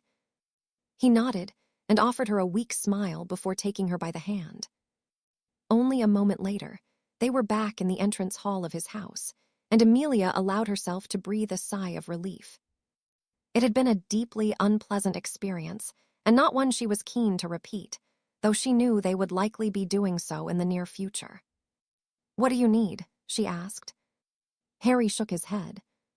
"You can always strip me down and bathe me if you're offering to help," Harry chuckled, grinning at her from his spot on the floor. Amelia rolled her eyes at him. "You're clearly not feeling so bad," she sighed amusedly, pleased to see the color returning to him. "I've had worse," he replied tiredly. "Should I take that as a no?" Amelia shook her head, unable to fight the urge to smile at his cheek. "Shut up, Harry," she huffed, slapping his grasping hand away good-naturedly. "Break." Gellert was not accustomed to receiving so many visitors. Over the years, until Harry Jameson had come, only 2 others had graced him with their presence, and given that he was certain Albus had not taken to wearing high heels, there was only one person who could be approaching his cell now. What was baffling, however, was the second pair of footsteps he could hear. Shaking his head, he frowned at the sight of Cassiopeia and a man who looked somewhat familiar to him. "We have a problem, Gellert," Cassiopeia spoke. "We have a problem," Gellert chuckled. "I am locked in a cell, never to taste freedom again. I am no longer plagued by the problems of the world." "The serpent is back." "Is he?" Gellert asked. "I still do not see how that is my problem." Cassiopeia scowled at him. "He almost." Gellert held up a hand. "He did nothing," he whispered harshly. "The serpent was neutralized so that he couldn't interfere in my affairs." "Now he is interfering with others," the man broke in. Gellert's gaze shifted towards him. "British," he murmured. "I'm assuming you are referring to the half-blood Riddle, who seems to think he can bring a great revolution to your country. If you want my advice, you should steer clear. His days are numbered." "Half-blood?" Cassiopeia asked. "Son of an inbred witch and a muggle," Gellert explained with a grin, reveling in the expression of anger of the man. "I know all about him." "Dumbledore has been here," Cassiopeia said sourly. "Yes, but it wasn't Albus who told me about him," Gellert explained. "Besides, the serpent is only a threat if you make him one. It is not him your lot need to be concerned about. What was his name again? Ah, yes, Harry Jameson. He is the one you should be wary of. Your foolish Dark Lord is already dead. He just doesn't know it yet." "Jameson," the man growled. "You know him?" Cassiopeia asked. The man nodded. "Our paths have crossed." "And he has already made a fool of the man you kneel to," Gellert interjected. "If you cannot see that Riddle is outmatched, then you are a bigger fool than your father, Yaxley," he added, finally recognizing the man. He looked very similar to his father, and Gellert did not have fond memories of him. "Jameson will be dealt with," the man returned. "I just need to know what you can tell me of the serpent." The man was proving to be as impertinent as his father, but Gellert decided to humor him. "Very well," he agreed, "but you should heed my words. That means you too, Cassie. I expect you've forgotten what the man is capable of." The woman glared at Gellert defiantly, and he lamented that he'd never been able to rid her of her stubbornness. "I will keep it simple," he continued. If you make an enemy of the serpent, you are not long for this world. The man almost killed me more than once, and I held the advantage in those exchanges. If he wants you dead, he will see it so, but you seem to have ignored what I have told you. It is not the serpent you should be concerned with. Harry Jameson is the threat that will put an end to your master's ambitions. Mark my words, boy, his grip already tightens around Riddle's neck. By the time he'd finished speaking, only the bars to the cells separated them, and Gellert could feel the warm breath of the other, suddenly nervous man. Laughing, he stepped back. "Return to your retirement, Cassie," he urged. "Forget about the serpent and forget about involving yourself in this mess. It will only bring about your death sooner than you wish.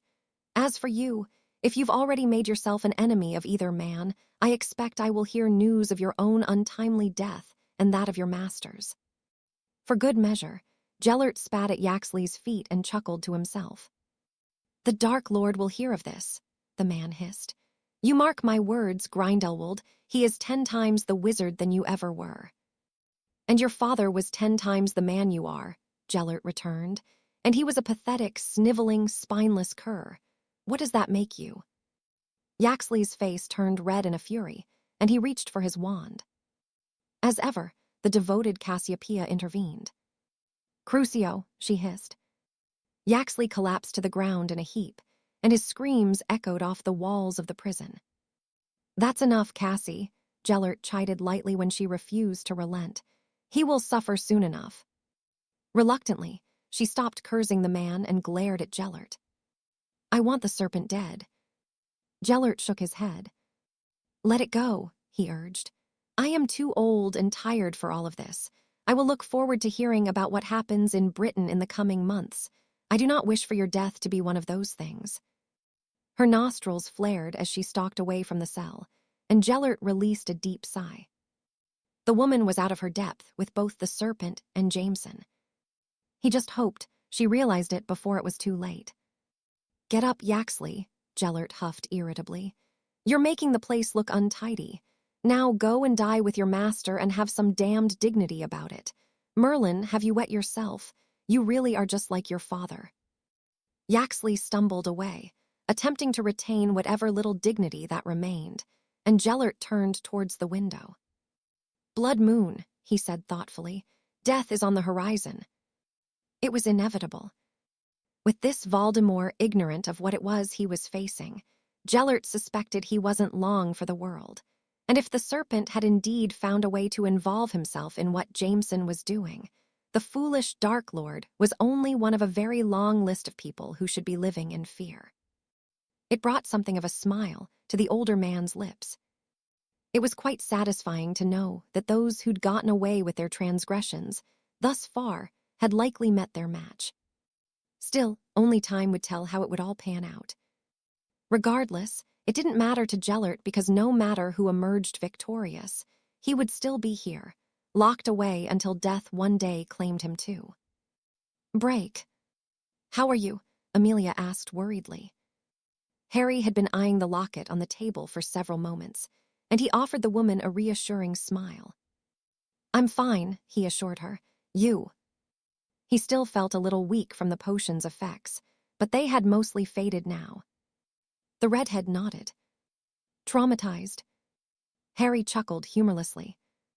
"Anything to do with Tom will do that to you," he sighed. "Even now, I occasionally have nightmares about the things that have happened. They don't scare me now like they used to. I was just a boy when I experienced those things and had no idea what I was doing most of the time." "What next?" Amelia asked. "The sooner we are rid of him, the better," Harry answered. "I can't be certain what Horcruxes he has created, but Tom never told anyone about them. He gave 2 to be safeguarded, but only he knew what they were. Even if I kill him before we find them, it doesn't matter. It's not likely they can be used." "What if they are?" "Then I will kill him again," Harry said firmly. "I do not fear Riddle, Amelia. He's a dangerous wizard, but I know him better than he knows himself. I know what makes him tick and how to put an end to him." Amelia nodded and climbed into his lap. Wrapping her arms around his neck, she placed a kiss on his lips and melted into it. "I've missed you," she whispered when they broke apart. "Me too," Harry replied with a smile.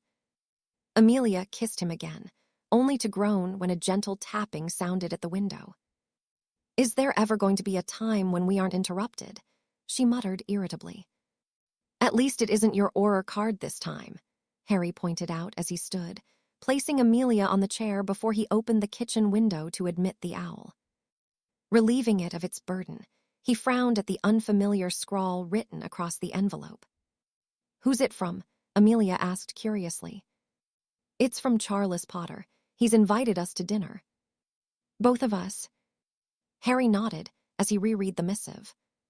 He'd gotten on well enough with both Charles and Doria, but he'd not made any particular effort with them.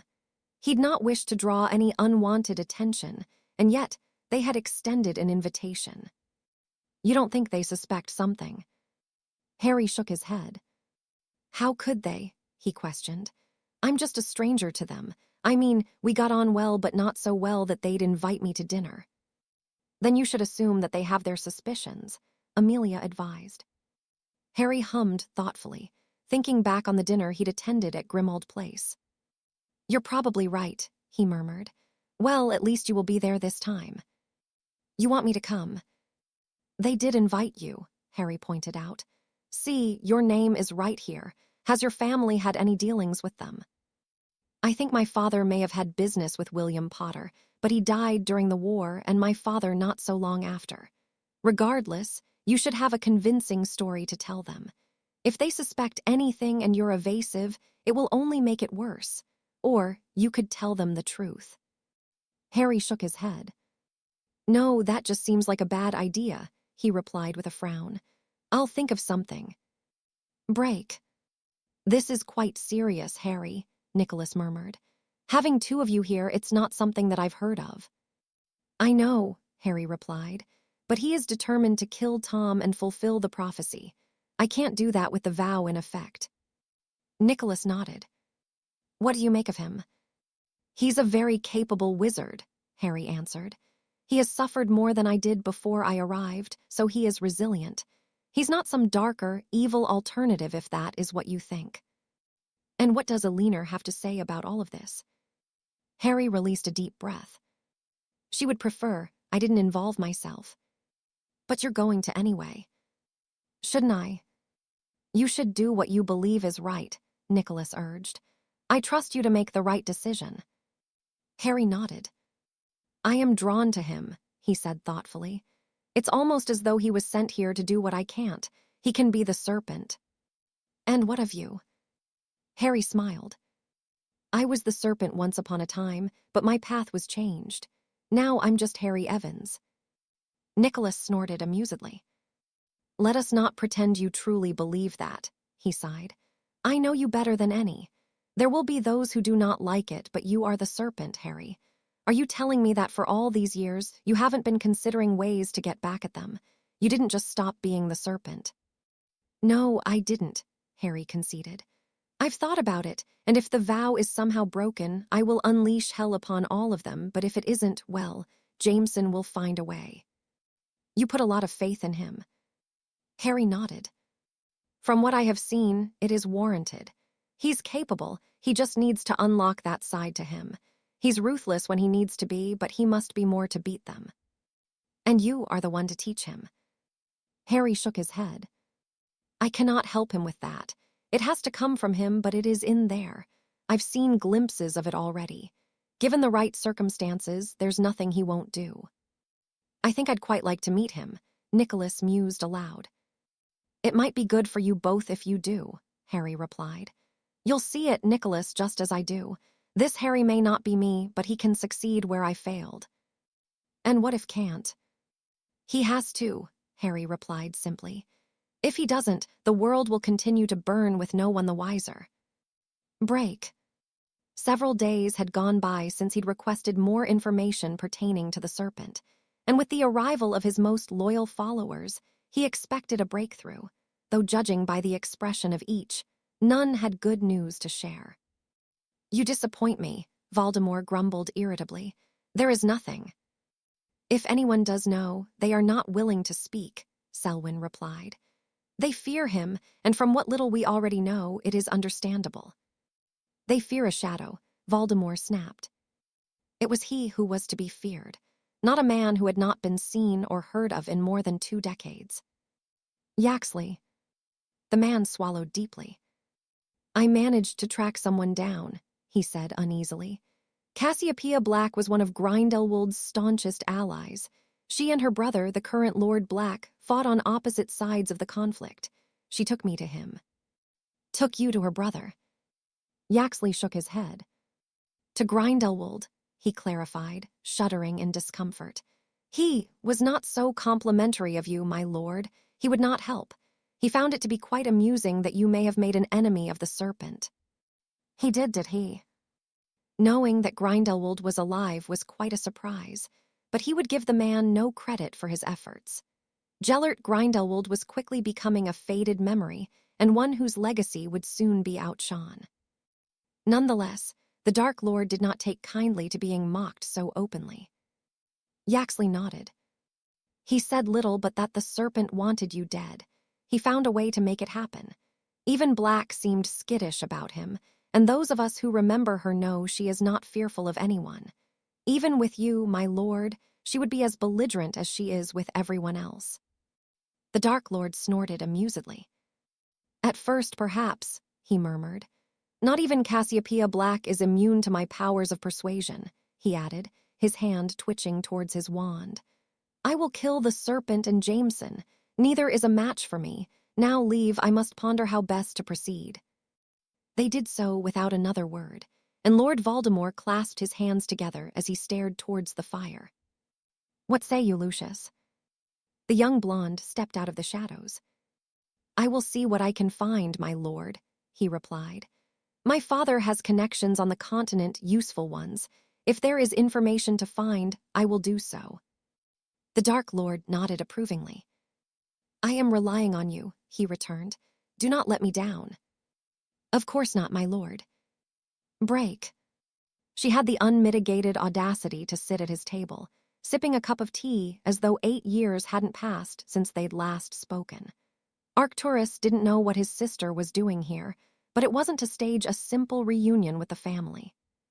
What do you want, Cassie? He asked tiredly. The woman quirked an eyebrow at him, and Arcturus shook his head. Why would I need a reason to visit my own brother? She asked nonchalantly. There is always a reason, Arcturus snapped. Are you here to support the Dark Lord? Would I? You support Grindelwald, Arcturus pointed out. You abandoned me and Doria to flee to the continent to lick his boots. Cassiopeia narrowed her eyes dangerously, but Arcturus didn't fear his sister, not here of all places. He was the Lord Black, and the protections around his home would act accordingly to ensure his safety. Gellert was not a half-blood pretender. So you do know about Riddle, Arcturus snorted. I have heard things, Cassiopeia confirmed, but no, I have no intention of following him. It is other business that brings me here. Is that so? Arcturus challenged. Well, whatever it is, you will not involve the family. I offer you no protection, and whatever consequences you bring upon yourself will be yours to deal with. I do not need your protection, Cassiopeia hissed. I just need to confirm the rumors that the serpent has been seen in London. The serpent, Arcturus mused aloud. The man was little more than a myth during the war against Grindelwald. He was no myth, Cassiopeia denied. He was very real, and I have heard through the grapevine that he is here. Arcturus shook his head. I do not have time to be helping you chase shadows, he grumbled. I should have known you'd be useless. You never did have the acumen father possessed. The same man who threw his life away, Arcturus pointed out. Give it a rest, Cassie. We've had this same argument more times than I care to recall. I have heard of no serpent, and even if I had, I have no intention of involving myself in anything pertaining to him, to Riddle, or anyone else. Cassiopeia pouted petulantly. How are my grandnieces doing? She asked. Thriving, Arcturus replied politely. Both Narcissa and Andromeda are still at Hogwarts, and Bellatrix will be returning for another 5 years. She has accepted a position to complete a mastery in defense against the dark arts. A mastery in defense against the dark arts, Cassiopeia cackled. Our family legacy is built on the dark arts. That is only the official title of the course, Arcturus explained. She will become a master in using them. Jameson will not accept anything less. Jameson, Cassiopeia whispered. Harry Jameson. You know him. I heard him mentioned, Cassiopeia said dismissively. You've met him. More than once, Arcturus confirmed, and I would reconsider getting on the wrong side of him if that is what you are thinking. He sent Riddle packing enough times and killed enough of his followers already. How interesting, Cassiopeia said with a grin. Well, it seems that his reputation precedes him. She leaned back in her chair, nursing her cup, and Arcturus could only shake his head. If Cassie wanted to chase shadows, that was her business, though he couldn't help but think that she was delving into something she could not fully comprehend. Break. The summer holiday seemed to be quickly passing this year, and Albus felt as though he'd barely scratched the surface of all the things he needed to do to prepare for the coming term. Lately, his mind had been occupied with other things, mainly what the conversation between Harry and Gellert had consisted of. He'd visited his former friend after introducing the two, but Gellert had remained tight-lipped, only telling Albus that Harry was someone he should keep around. The man had taken no small amount of glee in knowing things that Albus didn't, and it had been many years since he'd had anything to be smug about. Still, Albus could not help but ponder the strange development, nor what the potential fallout of such would be. Only time would tell on that front. Nonetheless, he was grateful that Harry would be staying on for the foreseeable future as the defense against the dark arts professor. It was one less thing to concern himself with, and as expected, the Newt and Owl scores for the year reflected his competence. You seem rather smug this evening, Fawkes, Albus commented as he watched the phoenix preening his feathers. Did you manage to catch something challenging? Fawkes merely ruffled his feathers in response, and Albus chuckled before stroking his plumage. Despite the mystery surrounding what Harry and Gellert had discussed, and the ongoing unpleasantness of Tom's presence in Britain, Albus had little else to complain about. Hogwarts continued to thrive. There had been no major incidents in several days, and he had a full roster of some of the most capable in their fields to teach during the coming school year. With as bad as things could be given the circumstances, the headmaster was happy to count his blessings. It must have been quite something for you to sit so proudly, Albus chuckled as Fawkes continued posturing, though the man frowned as the phoenix's eyes shifted from black to a deathly white. Are you unwell? He asked concernedly. Fawkes shook his head and chirped almost mockingly. You know something, Albus accused. Fawkes trilled loudly, his eyes changing colors once more before he took to the sky and vanished in a plume of fire, leaving behind a confused headmaster. Had something happened to Fawkes? Albus didn't know, but he'd never seen the color of his eyes change before. Perhaps it had been a trick of the light, but somehow he didn't think so. He would mention it to Hagrid. If anyone could explain what Albus had seen, it would be the gamekeeper. There were few others who was as knowledgeable as Hagrid when it came to magical creatures. Break. The world of politics often meant working long days, and doing so meant that they bled into one another, leading to long weeks. When he'd first taken office some 3 decades prior, he'd not expected to be here so long, and yet here he was. He'd lived through the Grindelwald years and the changes that came about after the war. He'd even orchestrated some of those changes through the clandestine network he was a part of, but recently, their work was receiving more attention than he liked. Come in, he called as a knock sounded at the door of his office. It was close to midnight, and he was readying himself to return home, though a deep frown creased his brow as his guest entered. We agreed that you wouldn't come here. And I wouldn't be if it wasn't of the utmost importance, the woman replied. We have a problem, well, several of them. She said nothing else, and the man quickly grew impatient with her. Well, let us not stand on ceremony. What is so dire that you had to come here in person? The woman lit a cigarette as she leaned back in the chair she'd not been invited to sit in. Grindelwald has been receiving visitors. Beyond Dumbledore and Black. The woman blew out a thick plume of smoke as she nodded. 2 others, she clarified. One accompanied Black and the other Dumbledore. The man narrowed his eyes irritably. Who? One, Corbin Yaxley, and the other, Harry Jameson. Jameson. The woman grinned and flicked an errant piece of ash from her robes. He's getting closer, she teased. The question is, what are you going to do about it? We are in this together, the man pointed out. If he comes for one of us, we are all in danger. Then why is he still breathing? Because his is elusive, the man huffed. He cannot be ambushed. Everyone can be ambushed, the woman said dismissively. This should help. She slid a sealed envelope across the table, and the man opened it. How did you get this? Needs and musts, she answered cryptically. You have all you need now, kill him. The man nodded as he began pondering those he would send to do the task. It will be done, he declared.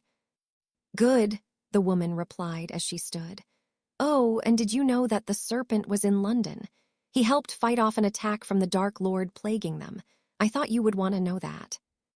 The serpent, the man gasped as the woman reached the door. He cannot. You remember the vow, she said pointedly. If he is attacked, it is null and void.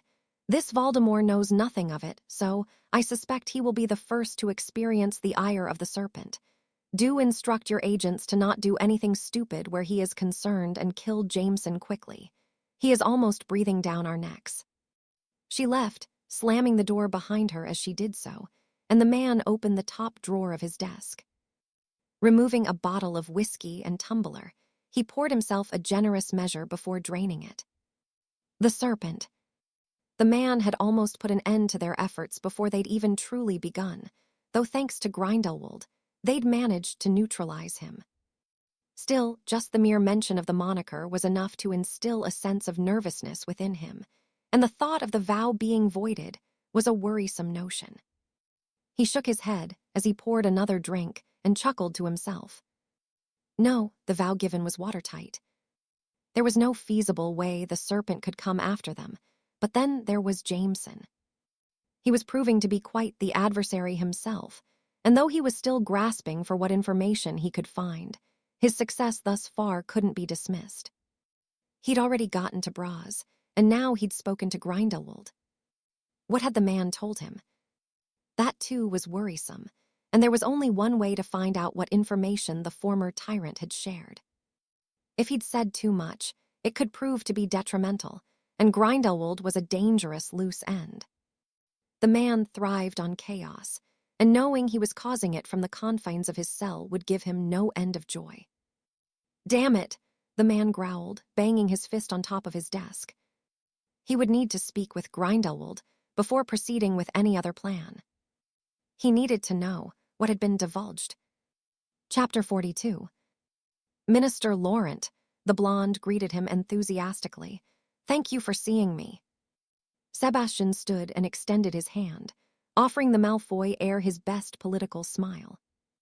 Lucius, he replied fondly. Of course, your father is a good friend of mine. How is he? I'm afraid it has been a few years since I last saw him. It was at your New Year get-together, I believe. It was, Lucius confirmed. He is as well as ever. I am pleased to hear it, Sebastian returned with a nod. I always have time for your father and you, of course. It is most appreciated, Lucius said gratefully, taking the seat Sebastian gestured to. It has been some time. I was just a boy of 13. And you have grown into a fine young man, just like your father when I first met him. Now, what can I do for you? Sebastian truly couldn't care less what a Braxis offspring wanted, but it was always beneficial to keep his finger on the pulse of what was happening in the neighboring countries, and Great Britain was going through an interesting time, to say the least. Well, I have recently graduated, Lucius explained. One day, although not so soon, I hope, I will succeed my father. He has urged me to familiarize myself with those he holds in high esteem who will look to me for assistance and those who may assist me. Your father always has been a clever man, Sebastian praised. I am honored that I am so highly valued. Lucius nodded. If only doing so in Britain was easier, he sighed. Given current events, establishing contacts has not been easy. No, Sebastian asked, feigning curiosity. Have you heard of the Dark Lord Minister? Sebastian frowned as he nodded. He has been mentioned in passing, he confirmed. You have my apologies, Lucius. I cannot say I am all too familiar with what is happening. It's not so important, the young man assured him. I expect it will resolve itself soon enough. There was a mention of one man who has confused matters. I understand that you were in your position during Grindelwald's uprising and may have heard of him. The serpent. Sebastian hummed thoughtfully. Ah, yes, the name is known to us, he confirmed. I cannot say I know much, but I believe that a dossier of sorts was put together by our security department. Of course, he was an ally of ours. Wait, I think I am due to review the file. It has been more than 20 years, he added, making a show of rifling through a stack of files on his desk. He didn't miss the subtle glint of triumph in Malfoy's eyes, and Sebastian chuckled internally before releasing a deep sigh. Here it is, he declared with a shake of his head. I'm afraid access to it is highly restricted. I understand, Minister, Lucius replied somewhat disappointedly. It was merely to satisfy my curiosity about quite an interesting figure. Oh, he was rather interesting, Sebastian replied, discreetly tapping the underneath of his desk with his wand 3 times.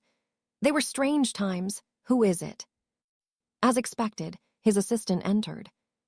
A quick word, Minister, if you don't mind. In private, he added. Of course, Sebastian permitted as he stood, ensuring the file was within easy reach of the blonde. Will it take long? 2 minutes, Minister. Sebastian nodded and offered Lucius a look of apology. I'm sorry, Lucius. Can you wait for a moment? Malfoy nodded eagerly, and Sebastian grinned to himself as he left the office. Is it wise to leave him in there? That is exactly why I summoned you, Sebastian snorted. Not a word of this to DeLacker understood. His assistant nodded, and Sebastian waited for enough time to pass before returning to his office. Again, you have my apologies, Lucius, he offered, noticing the file was not exactly where he'd left it. Tell me, you just graduated from Hogwarts. Does that mean you were under the tutelage of one Harry Jameson? I was, Lucius answered with a frown. I cannot say I liked him much, but I will not deny his competence. He's the best professor we had by far. Sebastian hummed interestedly. Perhaps getting information about the man would be easier than he expected. Lucius would certainly be willing to talk, especially since Sebastian had done him quite the favor.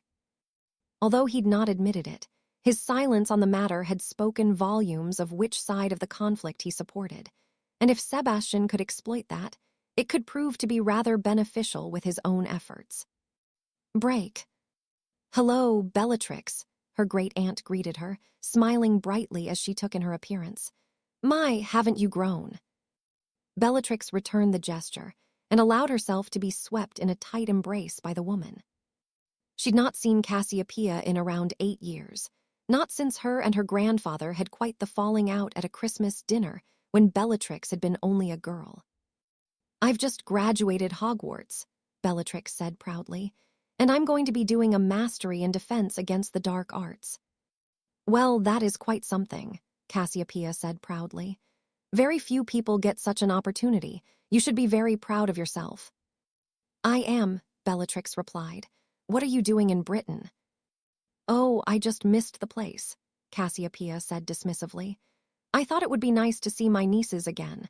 I have written to Andromeda and Narcissa to meet with me. Bellatrix nodded. Narcissa had shown her the identical letter she'd received, though her reunion was for the following day. Have you seen Grandfather? Cassiopeia deflated. Briefly, but Arcturus doesn't seem to have much time for me anymore, she said sadly. I suppose we haven't ever really been close. Bellatrix knew why.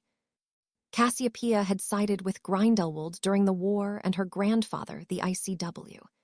It had made things between them rather strained in the years after the war, and any time they did find themselves together, they would inevitably have a falling out. It had become something of a family tradition, though not one to be celebrated. "Anyway, that's enough about me," Cassiopeia said dismissively. "What about you? Any marriage prospects?" Bellatrix shook her head. "No, and there won't be until after my apprenticeship is finished. Professor Jameson was very firm that my focus should be on my education." "Jameson. He is the man who is going to be supervising my mastery," Bellatrix explained. "He's amazing at what he does. I wouldn't want to get on the wrong side of him. Even grandfather is wary of him, and father was almost killed." "Your father?" Bellatrix nodded. "When Riddle first came around, father sided with him, and they tried to attack Harry's restaurant. Father is lucky to be alive, but Jameson killed 13 others." "That is quite impressive," Cassiopeia replied thoughtfully. "And he fought Riddle," Bellatrix said excitedly. "Riddle ran away." Cassiopeia nodded. "Your father is no longer on Riddle's side." Bellatrix shook her head.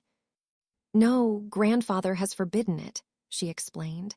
"He said that none of us are to follow a half-blood who is trying to stir up trouble. He's already made enough enemies, and it won't be long before he's defeated. My galleons are on Harry to beat him." Cassiopeia chuckled. "Well, you do seem rather fond of this man," she commented. Bellatrix nodded enthusiastically. "He's wonderful," she declared. "You'd probably really like him. He's not like the other teachers we've had, and he's not afraid to use all kinds of magic. He's an expert." "Then maybe I will get the opportunity," Cassiopeia mused aloud. "I'd certainly be interested in meeting someone who has impressed you so much. It used to be me who impressed you." "You still do," Bellatrix assured her, "but you've not really been around. Professor Jameson has taught me so much, and I'm looking forward to my time with him." Cassiopeia offered her an apologetic smile. "You're right," she sighed. "I've been absent from your lives for far too long. That will change from now, I promise. You know, I have really missed being here and seeing all of you." Bellatrix smiled at the woman. She'd always liked her Aunt Cassie, even if she had made some poor decisions in the past, but things were not the same now, and she was pleased to reconnect with the most fascinating woman she'd ever met. "Break. How did the two of you meet?" Harry chuckled, his eyes alight with amusement as he gestured for the blushing young lady to tell the story. Charles wouldn't profess to know either of them so well, but what had become quickly clear to him was just how fond of one another Harry and Amelia were. The former was still guarded, but he was more relaxed and happier with the woman in his presence, and it reminded Charles of his marriage to Doria. Throughout the years, she had been his piece away from the chaos his life could be, and the Lord Potter would not be without her. He took out the entire bar.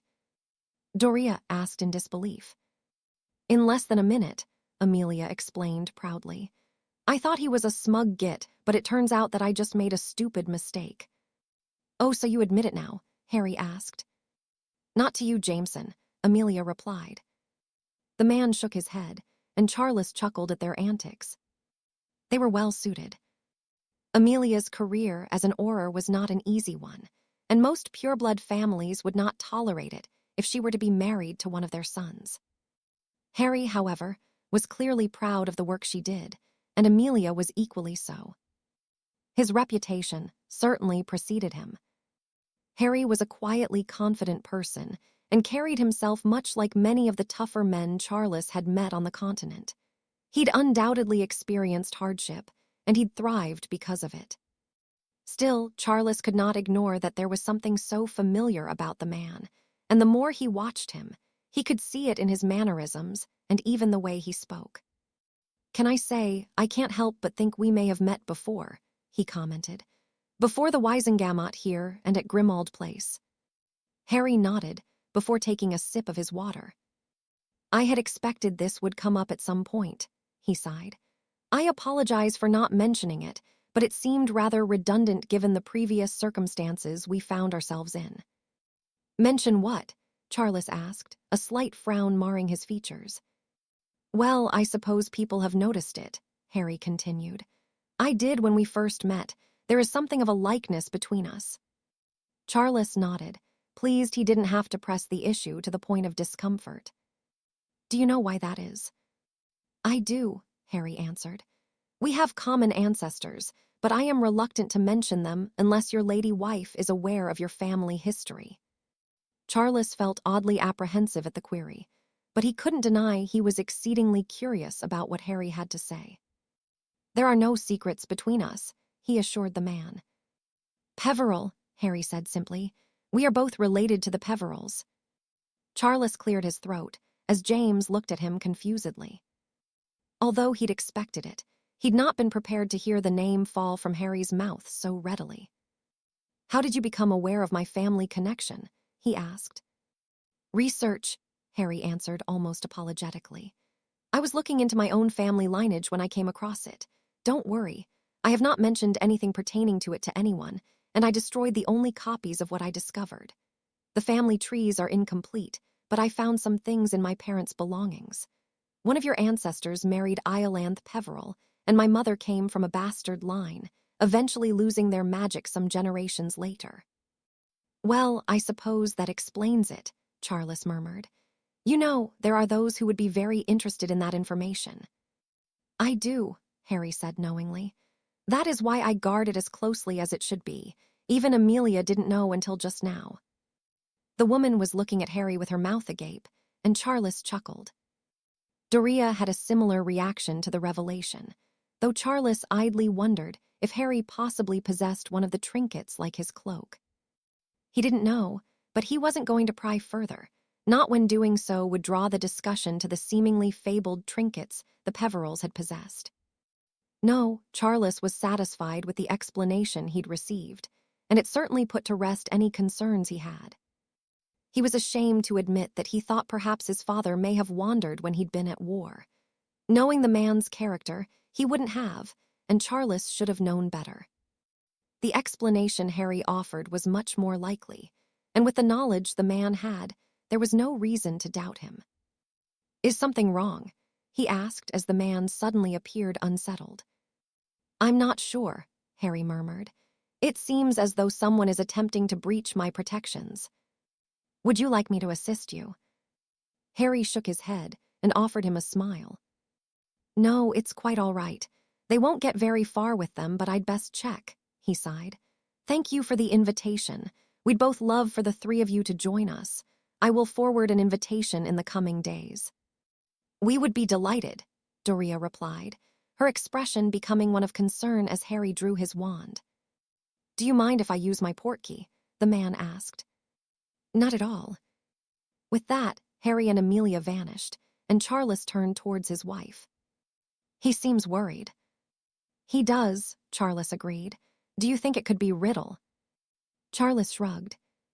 If it is, I expect the man is in for quite the surprise. Jameson is not someone to be taken lightly. I'm sure James here will find that out for himself when he gets to Hogwarts. The boy grinned mischievously, and Charles shook his head. James was convinced he would find a way to pull one of his pranks on the man, but Charles wasn't convinced. Still, his son would have to find out the hard way that some people were beyond the capability of his jokes, and Charles was quite looking to see James get his comeuppance. It would be amusing to see someone finally get the better of him. Break. It's not here. Shut up, you damned idiot. We do not want to be caught. The other man snorted. There's 6 of us. And when was the last time you were sent on a job like this with 5 other people to back you up? The second man asked. This isn't a normal job. Whoever it is we've been ordered to kill is dangerous. The first man snorted. I'm fucking dangerous, he declared smugly. The second man shook his head. Now was not the time for cockiness or being lax. He'd completed countless of these ventures throughout the past 2 decades, but never had he had so many others with him. No, this target was exceedingly dangerous, and given how well he'd hidden himself in the English countryside with barely a trace, he would not take kindly to their presence. I'm telling you, it isn't here, the first man huffed irritably. It's here, one of the others broke in. I can sense something, but I can't quite find it. Wait. She reached into the bag slung over her shoulder and removed something that looked to be nothing but an ordinary stone. Placing it on the ground in front of her, she held up a hand. "What is it doing?" the second man demanded. "It is locating the core of the protections," she explained. "Won't that disturb them?" "Maybe, but we don't have much of a choice," she muttered as she nodded towards the stone. It began changing from one color to the next, and the second consulted the map they'd been provided. They were indeed standing where it indicated, and as he looked towards the stone once more, it was glowing a gentle pink color. Suddenly, it turned red, and the woman threw herself to the ground. The bolt of magic that was hurled towards her collided with the unsuspecting man behind, and he screamed in agony. The second man could only look on as his companion writhed in agony and began clawing at his chest. Only a split second later, a loud snapping sounded, and it erupted in a gout of blood, bone, and sinew. "Move," the woman shouted. The second man ducked just in time to avoid the same fate, though more and more bolts of magic came from every direction. "Abort," he commanded, wincing as two others fell victim to the protections, though the outcome was much different than the first. One of the men simply burst into flames, and though he tried to douse it with a stream of water, the fire only grew hotter and brighter until the smell of scorched flesh filled the air. The second was dismembered, his torso thudding to the ground as his limbs were torn away by an unseen force. In a moment that left him feeling nauseous and fearful, the head of his comrade landed in front of the second man as he scrambled to his feet, devoid of the mask they'd all been instructed to wear. Black robes and a white mask. It was an odd request, but seeing as it would not impact the outcome, they'd readily complied, especially for the sheer fortune they'd be paid for the job. Now, the second man understood the generosity. This was all but a suicide mission, and already they'd lost half of the team. "Abort," he repeated, his heart sinking into his chest as he realized his portkey wasn't working. The other two quickly realized this too, and as the spells continued to careen towards them, there was only one thing left they could do. "Run," the woman shouted.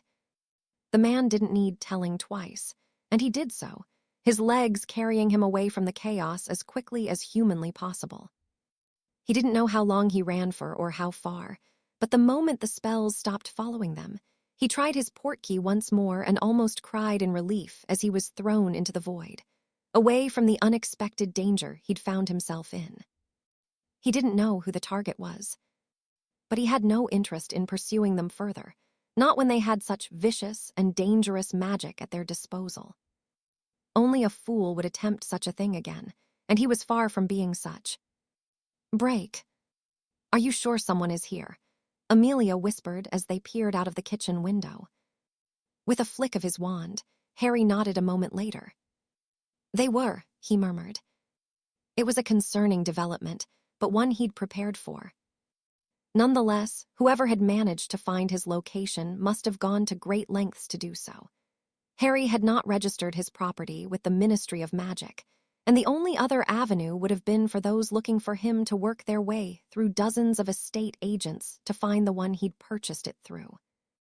That alone was discomforting. "They're gone now," Harry explained. "Well, 3 out of the 6 managed to escape. And the others?" "Dead," he answered callously. "Serves the bastards right. If they would have made it in, they would have killed us both."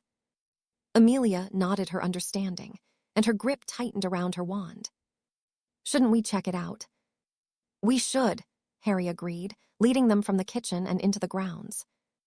Were it not for the knowledge of what had transpired, none would be the wiser to it. The evening was as calm as any other summer evening, but Harry could smell the stench of death in the air. "Ah, and here is the first victim," he declared, lighting his wand to get a better look. "Oh, that couldn't have been nice." There was a gaping hole in the man's chest, but it wasn't the wound that caught Harry's attention. "These were Riddle's people," Amelia gasped. Harry frowned and shook his head as he inspected the whist mask. It would be a passable Death Eater mask from a distance, but up close, it was a poor attempt.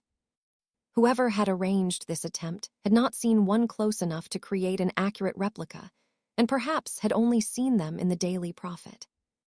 No, they just wanted me to think they were, Harry replied, removing the mask.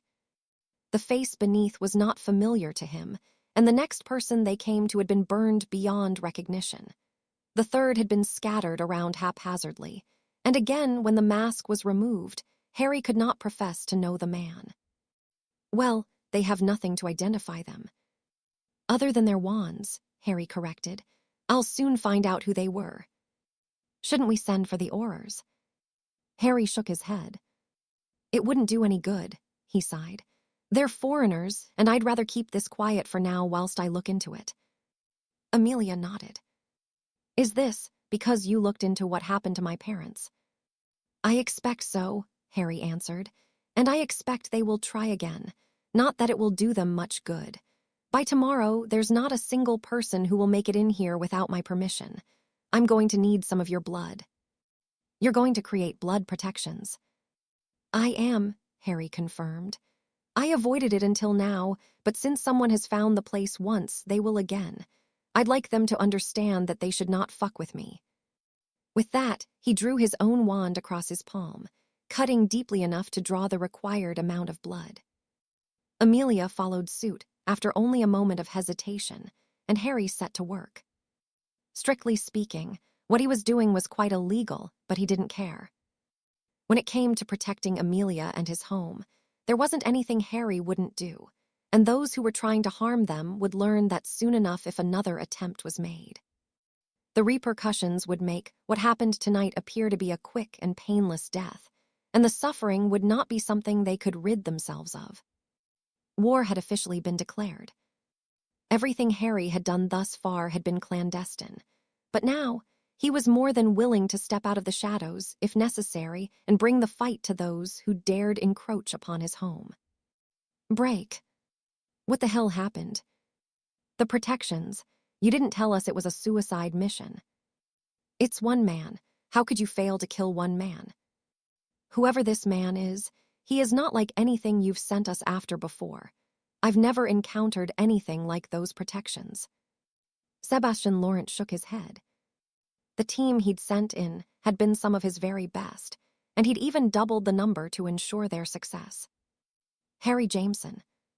It had been all but impossible to find anything pertaining to the man, and for the first time since the serpent had plagued the continent, he felt uneasy. There must be a way of getting to him, he mused aloud. Well, if there is, you can find someone else with a death wish to do it. I'm not interested, not for all the gold in your coffers. The man left, slamming the door behind him, and Sebastian cursed under his breath. Coward, he muttered, pondering how best to eliminate Harry Jameson. The man was getting too close for comfort, and were they to be exposed, he and his companions would find themselves at war with the entire ICW. Perhaps they could win such a confrontation, but it was not something Sebastian wished to risk. They operated in the shadows for a reason, and had done so successfully for more than 20 years. If he didn't act quickly, all of their work would come undone, and that was something Sebastian Laurent couldn't allow. Patience, the feminine voice urged. He cannot escape our grasp for long. I know, Sebastian muttered as he continued pondering what to do next. I know. Break. With the summer holiday soon to come to an end, Garrick Ollivander was finally able to relax after a busy couple of months. Each day, his shop had been inundated with prospective first years coming to be fitted for a wand, and among them, the parents who wished to have theirs checked and maintained at the same time. Garrick didn't know why they didn't come until the summer, but it certainly put a considerable sum of gold into his account. What can I?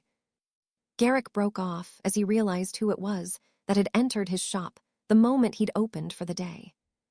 He'd heard of the man and had even seen his photo in the Daily Prophet from time to time, but he'd not had the pleasure of meeting him, not even to be fitted for a wand when he'd been a boy. Mr. Ollivander, Harry Jameson greeted him politely, though his expression was rather dark. I was hoping you would be able to assist me with something of the utmost importance. If it is a wand you need, then of course I can help you. Jameson offered him a fond smile as he shook his head. No, my wand is in perfect working order, he replied. I was hoping you could point me in the direction of the origins of these. Garrick frowned at the 3 wands placed on his counter. Immediately, he knew they were not his, but he was taken aback by the distinctive design and patterns on the wands. With just a simple glance at the handle of each, there was no denying what he'd thought. "Where did you get these, Mr. Jameson?" he asked as he inspected them. "My home was intruded upon last night," the man answered. 3 managed to escape and 3 didn't.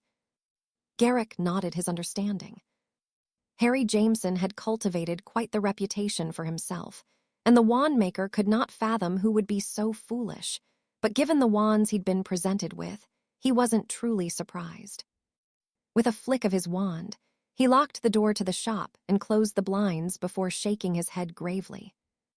"The creator of these wands is concerning," he murmured. "Tell me, what do you know of the Grindelwald years, Mr. Jameson?" "Most of the ins and outs," Jameson answered. "Nothing pertaining to wands, however." Garrick hummed thoughtfully. "These are wands of the finest quality," he informed the man. "Custom created for the owners and made with only the very best components. Only one person creates wands like these, but she has not been seen for more than 2 decades. "So they're old wands." Garrick shook his head. "No, they are much newer than should be possible," he sighed. "It only makes me believe that the rumors about her were true." "About whom?" "Her name is Manon Dubois," Garrick explained, speaking only as loudly as necessary. "She was a fine wand-maker from Paris, and she vanished during the attack on the city in 1941. It was believed that she was dead, but some witnesses say they saw her leaving quite willingly with some of Grindelwald's men. It was never substantiated because those witnesses were killed." "Why does that not surprise me?" Jameson grumbled. "Indeed, nothing has been heard of her since, but these wands all but confirm what many have suspected. It has been more than 20 years since she vanished, and none of these wands predate her disappearance." "She made them afterwards," Jameson mused aloud, evidently putting the pieces of whatever puzzle he was compiling together. "Undoubtedly," Garrick confirmed. "It makes me wonder, Mr. Jameson, if she has been alive all this time, why has she hidden?" "Because she couldn't return to her shop without raising suspicion," Jameson answered. "Or she is still aligned with the side she chose during the war." Garrick hummed. Jameson evidently knew more than he did, and the wandmaker did not wish for any further information. Knowledge was power, but it was also a very dangerous thing to possess. "Thank you, Mr. Ollivander," Jameson said appreciatively.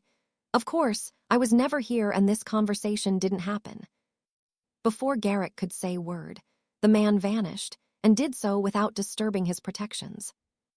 It had been an odd experience meeting him, though not as odd as the topic of discussion. Manon Dubois was not a name that had crossed his mind for some time, and though he did not wish to ponder the matter more than he had, Garrick could not deny that his curiosity had been piqued. He'd always believed there was something amiss about his colleague's disappearance, and now it seemed that it did indeed go deeper than he'd wanted to admit was possible. Dubois had been a traitor, and it appeared that her past, and seemingly present, was going to catch up to her. "Break. You don't seem as worried as I expected you to be, Nicholas," Harry commented. The alchemist offered him a reassuring smile. "You've never let me down, Harry. I trust your judgment." Harry nodded, and the 2 of them continued to wait for their guest to arrive. He did so only a moment later, and his expression was rather troubled. "Has something happened?" Harry asked. The other Harry drew his wand and cast a few of his own charms to ensure his privacy before speaking. "They found my home last night," he explained. 6 of them, 3 escaped and 3 were killed." "Am I to assume that your home is quite secure?" Nicholas asked, his gaze flitting between the 2 of them. "Well, it's quite the miracle they even found the place," the other Harry sighed. "Even knowing the location isn't enough. One of them must be excellent with protections to even detect a trace of what I have." "Now you understand the caliber of people you are dealing with," Harry muttered. "I came close to putting an end to them, and they found a way to turn the tables. Nothing is off limits to them." I know, but I am still several steps ahead, the other Harry declared. I know who sent them, and I am going to handle it. You must be Nicholas Flamel. Nicholas nodded and offered his hand, which was accepted without hesitation. I must say, in the many years I have lived, I've not experienced a phenomenon like this, he mused, gesturing between the Harrys. The magic at play here is as dangerous as it is incredible, but I can sense the differences in you, so I am not concerned that the universe will suddenly implode. Did you think that was possible? Harry chuckled. Elinor did, and I thought she was joking. There must be balance in everything, Harry, Nicholas said gravely. I suspect fate had other ideas for you, and when her will was disrupted, she created another path that this young man now finds himself on. Do not underestimate the powers we are yet to understand. It is foolish to do so, the other Harry said warningly. I didn't believe in the prophecy until everything fell into place, and then I was here, doing fate's work again. Harry nodded his agreement. I was taken out of the equation, and someone had to fill my shoes. Do you think we came from the same timeline or separate ones? That is a complicated question we can have no certainty of answering, Nicholas murmured. But if I were to hazard a guess, I would say the latter. Your circumstances were similar, if not completely the same, until a pivotal moment, and from there, I suspect the following series of events caused you to deviate. There could be dozens of iterations of you, just not here in this world. Thinking about that just gives me a headache, Harry snorted amusedly. Then don't, the other Har urged. We are here, and we have shit to do. I know your hands are tied for the most part, but mine aren't. I intend on finishing Voldemort and destroying whatever the hell else it is I've stumbled into. I will deal with Riddle first at the earliest opportunity and then the others, starting with Laurent. The French minister, Nicholas asked. The other Harry nodded. I have no doubt that he is a big part of this, and that it was he who sent those people to my house. I do not take kindly to attempts made on my life, and they will see that soon enough for themselves. There was silence for a moment before Nicholas chuckled. You may have your differences, but you are also very similar, he declared almost proudly. The question is, young man, how do you intend on getting to Laurent? Oh, I have my ways, the other Harry said darkly. So far, I've needed to be cautious, but that has changed since they made their intentions abundantly clear. They tried to kill me and Amelia last night, and I will return the favor, no matter what it takes. The only difference is that I will be successful, and they feel finally reap what they have sown. Nicholas felt the cold energy radiating from the man, and he believed every word that fell from his lips, just the way he had his own Harry for all these years. And I will do all I can to assist you, the alchemist declared. Where do we begin? Harry was taken aback by Nicholas's willingness to help, but then he remembered all they had been through since they met more than 2 decades prior. Madame Bellerose had introduced him to the Flamels when he was a boy, and he had come to see them the way a child would see a parent. Perenelle and Nicholas had looked after him, had clothed and fed him out of the goodness of their hearts, and had never let him feel like anything less than their own son.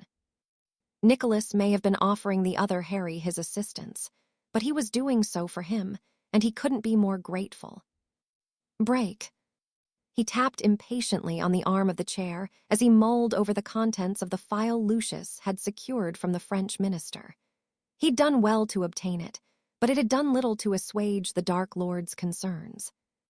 Although most considered the serpent to be a myth, he was indeed real, and Lord Voldemort had the confirmation in black and white. What concerned him most wasn't the man's seeming aptitude for doing what most would consider the impossible. It was the origins of the serpent.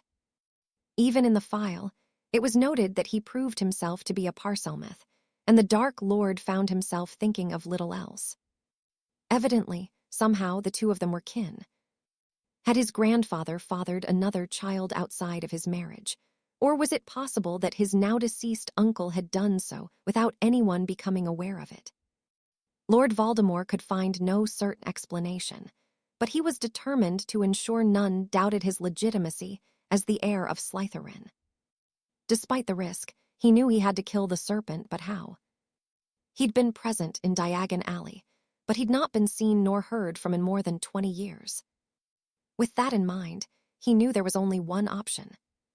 He would have to find a way to lure the man out of hiding, to force a confrontation between them. Then, and only then, there would be no way his position and superiority could be doubted. "Avery, we have work to do," he murmured. The other man nodded his understanding. "The serpent or Jameson?" he asked. "Both," the Dark Lord answered. "We must kill them both." Chapter 43. Ghost appeared uneasy about what he'd learned, and he rubbed his eyes tiredly as he processed it. Shaking his head, his gaze shifted to Harry, and he released a deep sigh. "I do not doubt you, Jameson, but are you certain?" Harry nodded grimly. "I have no doubt that Laurent is one of them," he replied. "What other Frenchman can wield the power he is proving to? It's no coincidence that he is both the Minister of Magic and the ICW representative of France. He is a man who enjoys his power and will do whatever it takes to retain it, even siding with Grindelwald. I am a threat because I am getting close to uncovering the entire network." "And Abernathy?" "Absolutely," Harry said firmly. "He played his hand well, and it has paid off for him." Ghost hummed thoughtfully. "That still leaves several others unaccounted for," he pointed out. "It's only a matter of time," Harry assured him. "If I take out Laurent and Abernathy, the others will have to act." Ghost frowned as he nodded. "You're playing a very dangerous game," he murmured. "But there is no reward without risk in this.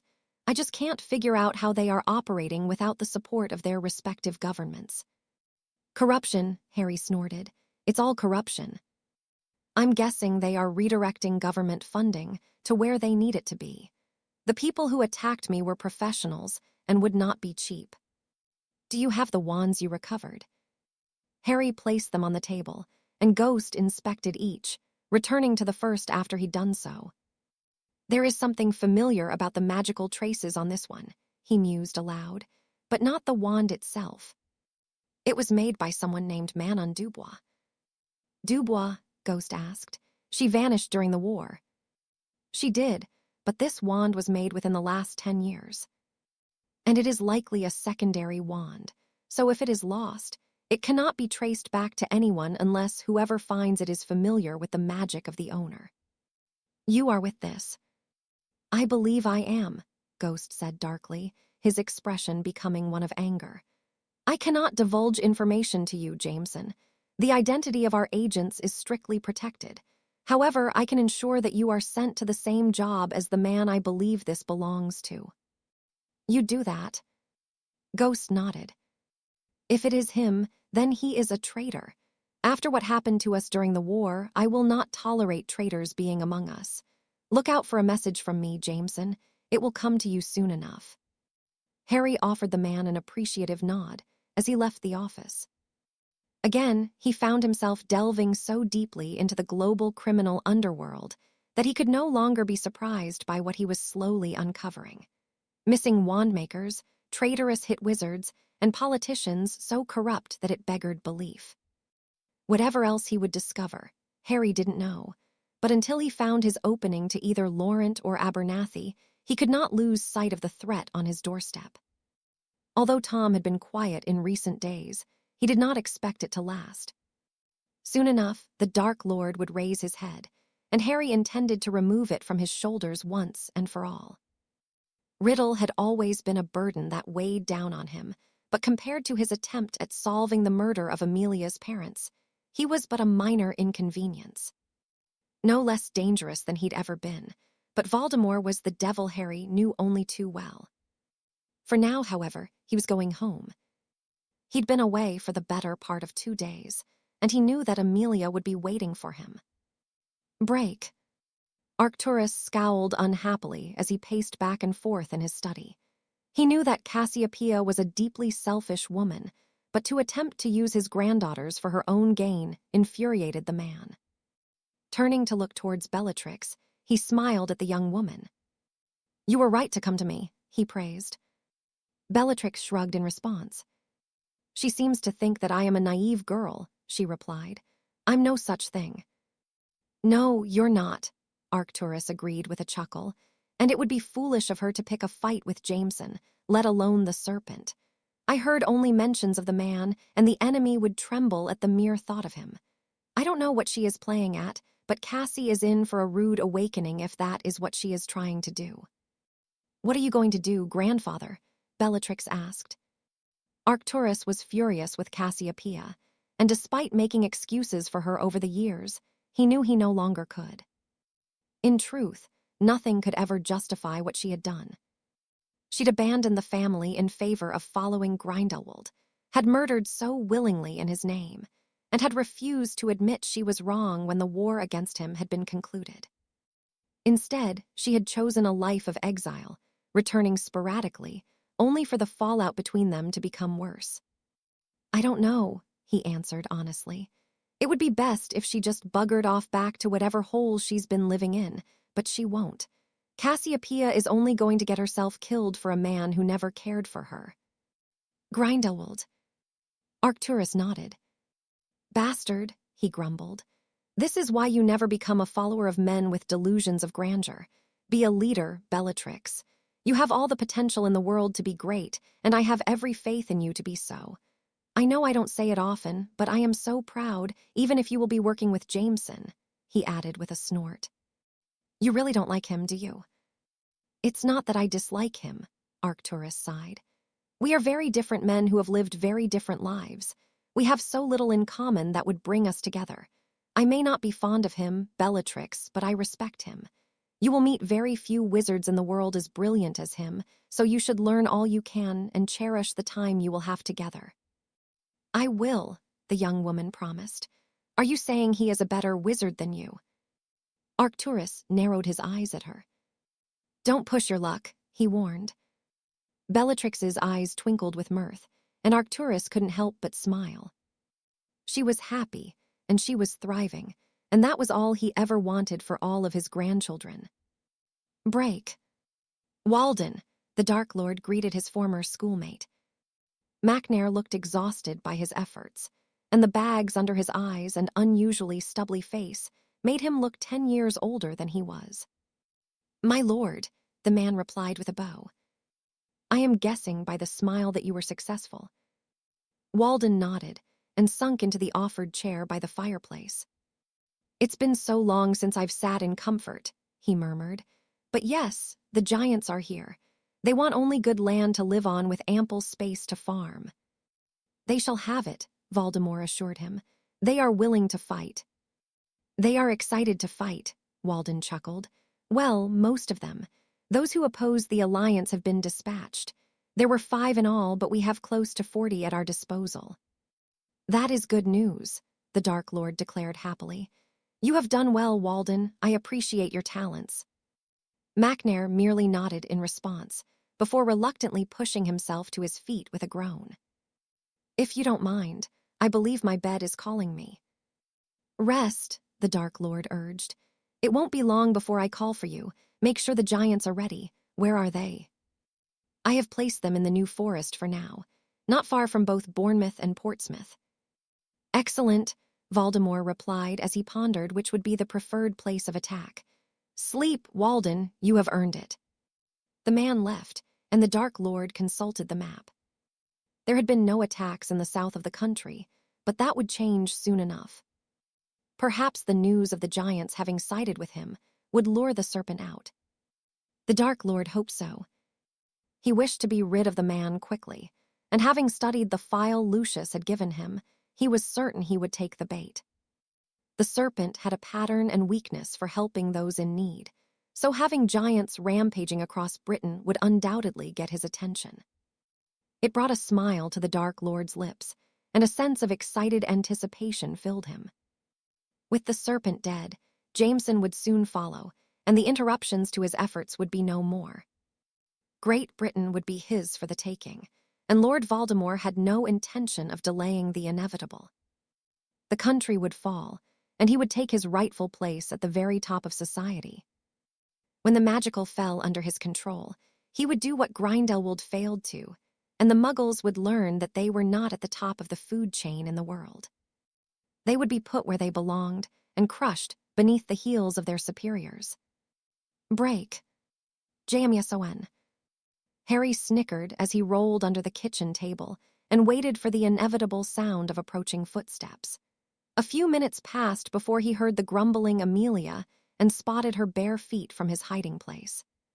"Don't hide from me, Harry," the furious redhead growled. She yelped in surprise as the second part of his plan came into effect, and the balloon he'd suspended above the kitchen dropped onto her. Amelia cursed as she wiped shaving cream from her face. "I know you're in here." "No, I'm not." Amelia stomped towards where Harry was hiding, and before he could make his escape, she seized him by the ankles and dragged him from under the table. Try as he might, he couldn't help but laugh at the sight of her. Although covered in the shaving cream, he could still see the bright purple skin beneath. "What the hell are you playing at?" Amelia demanded. Harry merely grinned in response, though his eyes widened as she began pulling him across the kitchen floor. "What are you doing?" he asked worriedly. Amelia offered him a rather sinister grin. "Oh, two can play your game, Jameson," she chuckled. "Come on, we're going for a walk." Before Harry could protest, Amelia had bound his hands and feet together so that he resembled a cut of mat destined for a rotisserie, and he found himself levitating into the garden in front of the woman. "Where are we going?" Harry asked, his eyes widening as he realized what she was doing. "No, not that," he groaned. "You should have thought of that before you booby-trapped the shower," Amelia replied, dropping him unceremoniously onto the combined heap of hippogriff and thistral dung. Harry grimaced as Amelia laughed at him. "It stinks of shit," he muttered. Amelia hummed before rolling her eyes and releasing him. "Come on." "Come on where?" Harry asked nervously. "You are going to wash my hair for me," Amelia declared, "and fix my skin." "What about me?" "Oh, you'll have to be washed first," she replied, her eyes twinkling with mirth. "I wouldn't let anyone covered in manure touch me. Oh, and Harry, you should think yourself lucky I didn't bury you in it." Harry chuckled amusedly. Most others would be furious with him for pulling the prank, but Amelia had, for the most part, taken it in her stride and even turned the tables on him. That brought a fond smile to his lips. "What a woman," he commented. "And you'd better not forget it," Amelia replied from ahead of him. Sometime later, the duo was lying in bed. Both Clean and Amelia felt particularly smug that she'd gotten the better of the exchange. "What brought that on?" she asked curiously. Harry smiled sadly. "When I was younger and on the run, I realized that I'd never been able to enjoy life, and I knew that my parents never would have wanted that for me. I promised myself that if I won the war, I wouldn't let anything in life make me so miserable again. I suppose it's just me taking a step back from it and enjoying something simple. By changing the color of my skin and covering me in shaving cream." "Exactly," Harry answered with a grin. Amelia shook her head. "You know, I think I fell into the same trap," she sighed. "When my parents were killed, I became so focused on becoming an Auror that I forgot about everything else. I remember before, Edgar and I would get up to all sorts, and when they were gone, it just stopped. He had to take over from my father, and I shut myself away. All of the fun just seemed to stop until I met you." "I remember how fun you were when we first met," Harry chuckled. "If you were any stiffer, I could have used you to prop open a door." "Very funny, Jameson." "Cut me some slack. I'm not at the top of my game right now. I spent the last hour washing and drying your hair." "You ruined it." "You could have let me use magic." Amelia grinned and shook her head. "That would have made for a terrible punishment." Harry quirked an eyebrow at her. "If you think being in the shower with you is a punishment, you really don't know me very well. Enjoy yourself." Harry nodded, and Amelia snuggled closer to him.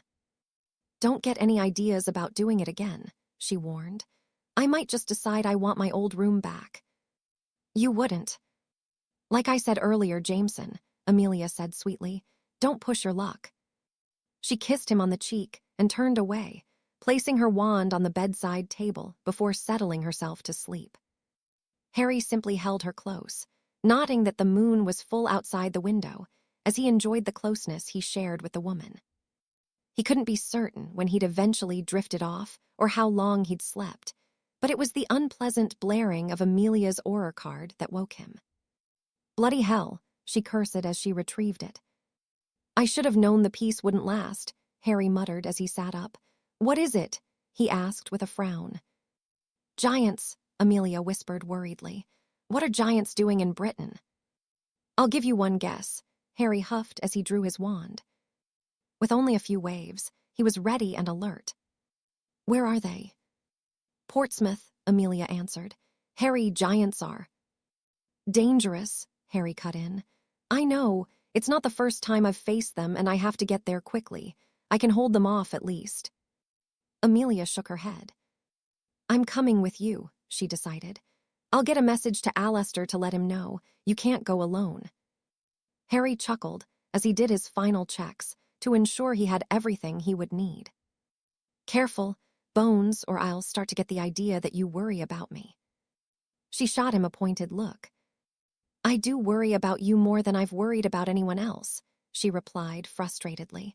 That's what you do when you love someone, you prat. Harry was taken aback by her words, so much so that he was lost for his own. Instead, he offered the woman an appreciative smile before taking her by the hand and squeezing it. Try to stay close and keep your wits about you, he urged. Physical attacks work best, he added, kissing her on the lips. With that, Harry apparated them away from the house, and undoubtedly into another life-threatening situation. Break. Even when the students were away from the castle, being the headmaster of a school such as Hogwarts was still a full-time job. Albus was responsible for ensuring everything outside of the classroom was done, and that was how he spent much of his summer when he wasn't fielding inquiries as to when the students would be receiving their owl and newt results. Still, with only a couple of weeks left until they returned, and the exam results due in the coming days, he was left to focus on the other things that required his attention.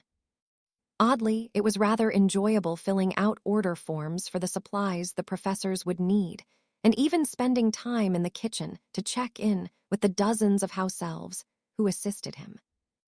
Albus had come to enjoy these simple things, but as always, when he was beginning to get just a little too comfortable in his official capacity, something would inevitably interrupt it.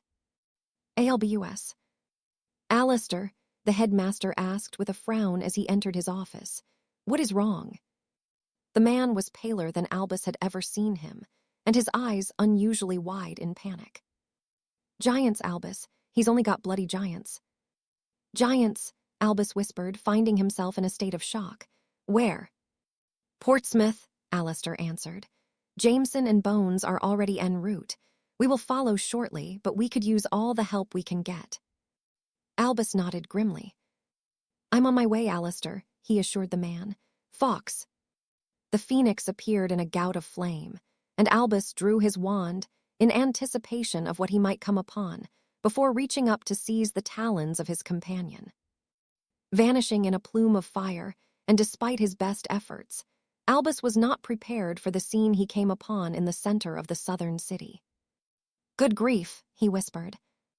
The smell of burning wafted under his nose, and the screams of man and beast alike filled his ears. Wherever he looked, toppled buildings lay next to uprooted trees, and among them, the dead and dying. Although the devastation surrounding him was attributable to the several giants, it was the two recognizable figures he could see a short distance away creating the chaos. Moving as one, Harry Jameson and Amelia Bones were doing all they could to prevent further harm, but with so many of the behemoths, it was no easy task. Without further delay, Albus approached, bringing his wand to bear to intercept an enormous chunk of steel that had been hurled towards them. Banishing it back towards the giant who'd thrown it, he grimaced at the dull thud as it collided with the creature's knee, and the ear-splitting roar that followed was most unsettling.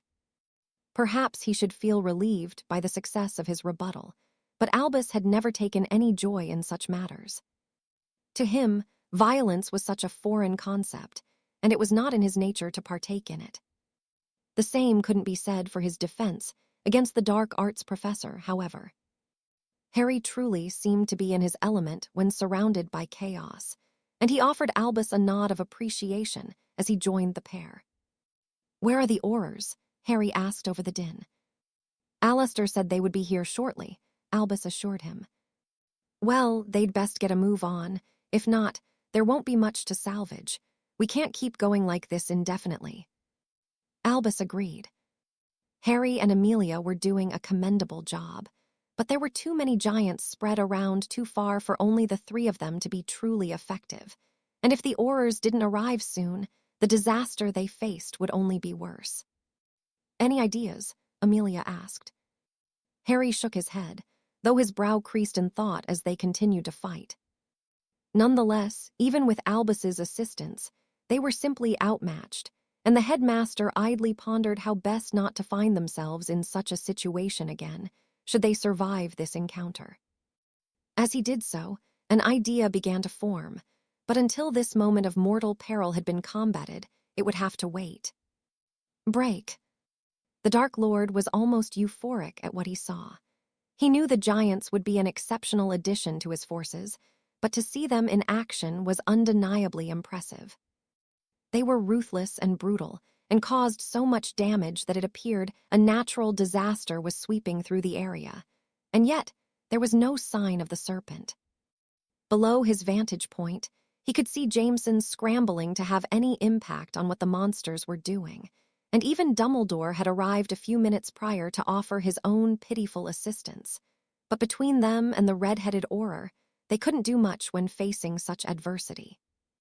It gave Lord Voldemort hope for his future endeavors, and though this was only a trial of the giant's effectiveness, it was yielding more than he could have hoped for.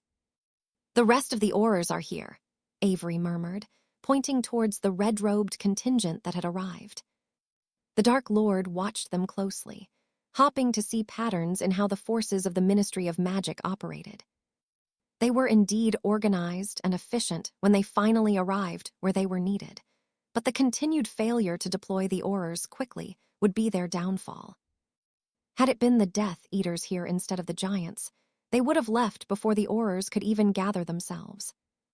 "Pathetic," the Dark Lord murmured as he looked back towards where Jameson had been, only to frown. "Where did he go?" Avery shrugged, and the two continued to search for him among the crowd, both taken aback by what they saw next. Break. What Alastor saw before him as he arrived in Portsmouth was like nothing else, and he could only compare it to what the veterans of the war against Grindelwald had told him. Entire streets had been destroyed, and a river of blood and other fluids ran freely through them. For those of a weaker disposition, it would be enough to make them want to flee, but as Aurors, they were unable to do so. If they didn't fight against Riddle and his forces, who would? "Better late than never," Jameson commented as Alastor and half a dozen others reached him, Amelia and Albus. They'd done an amicable job mitigating the damage, but the giants continued to run rampant, destroying everything in their path. Alastor said nothing as he began assisting them, hurling debris towards any foe who came close enough to reach. "This won't do," Jameson huffed irritably. "We need something that will take a few of them out to send the rest of them packing." "I'm all ears if you have any ideas, lad," Alastor replied. Jameson frowned before turning towards him. "Keep them busy," he instructed. Alastor nodded and did so, gasping as Jameson took off from the ground under his own steam. "He can bloody well fly," he choked. "Can you do that, Albus?" "I suppose if I was inclined to," Dumbledore answered thoughtfully, but not so eloquently. Although he continued to play his part in the fight against the giants, Alastor and the others nearby were enthralled by Jameson's display. The man continued to fly above them in circles, gradually picking up speed until he was little more than a blur, occasionally illuminated by the moon. With the faster he got, the debris on the ground began floating towards him, and though Alastor didn't know what Jameson intended to do, he waited in anticipation of something he'd never seen before. "What is he doing?" he murmured. No one seemed to know, and it wasn't until he heard the clinking of metal that Alastor began to understand partly what Jameson was attempting. The chain he'd created was dozens of feet in length, and as he began drawing nearer to the giants, seemingly selecting targets, Alistair began doubling his own efforts. Whatever Jameson was doing was undoubtedly reckless, and he would need all the help he could get to pull it off. "Break." "My lord, he is flying," Avery said dryly. Voldemort's nostrils flared as he observed the feat, and he nodded to himself. He looked on as Jameson tied the length of chain around the neck of one of the giants before doing the same to another. Drawing his arm back, he conjured a whip of white fire and lashed it against the back of each. The giants roared in a mixture of fury and anger, and both began running as the attack continued, though they did so in opposite directions. When the chain straightened out, the force snapped the giants backwards, and they crashed to the ground with a loud, dull thud, where they were immediately set upon by the cheering Aurors. Jameson, however, wasted no time and selected his next targets, quickly felling another pair. "My lord." "Worry not, Avery, I will get him down." He'd not intended to involve himself in the attack, but given the giants' fury at what had happened, he knew he'd be unsuccessful in convincing them to retreat. Still, he couldn't deny the excitement he was experiencing at the prospect, and though there was no sign of the serpent, it didn't matter. Jameson was here, and the Dark Lord had quite the score to settle with the man. "Break." Even when the giants were down, they proved to be difficult to subdue and took around a dozen Aurors for each one to secure and prevent their enormous limbs from flailing dangerously. They screeched in protest, and it wasn't long before the rest began bearing down on the Aurors. It was a strategic wall of black flame from Harry, which prevented them from helping their fallen tribesmen, and they did their utmost to snuff the fire. "What the fuck do we do with them?" Moody demanded. "We eliminate them," Grim commanded. "We don't have cells big enough for these." It was a callous response, but Amelia could find no argument for an alternative. Giants were not easily caged, and the Ministry simply did not have the resources to do so. They certainly couldn't be set free, and with all the damage and deaths they'd caused, the backlash for doing so would be immense. No, Grim was right, and as he led the men in dispatching the giants they'd managed to capture, Amelia took a moment to look towards the sky where Harry was. She couldn't see him, but he was undoubtedly still up there, doing all he could to put an end to this madness, something that seemed destined to continue as a powerful gust of wind blew through the streets of Portsmouth. The fire Harry had conjured was extinguished, and the giants that had been kept at bay were given a clear path to charge towards them, led by a familiar, pale man, his red eyes standing stark in the darkness. "Oh dear," Dumbledore murmured. Amelia agreed with the sentiment, but she readied herself to fend the man off, and watched as 4 of her colleagues attempted to intercept the Dark Lord. They were quickly swatted away, as though they were mere insects, and Riddle laughed as he looked upon their broken, twisted bodies. What he'd done to them, Amelia didn't know, but the 4 did not move, and Voldemort incinerated them with a flick of his wand, his grin only widening as he did so.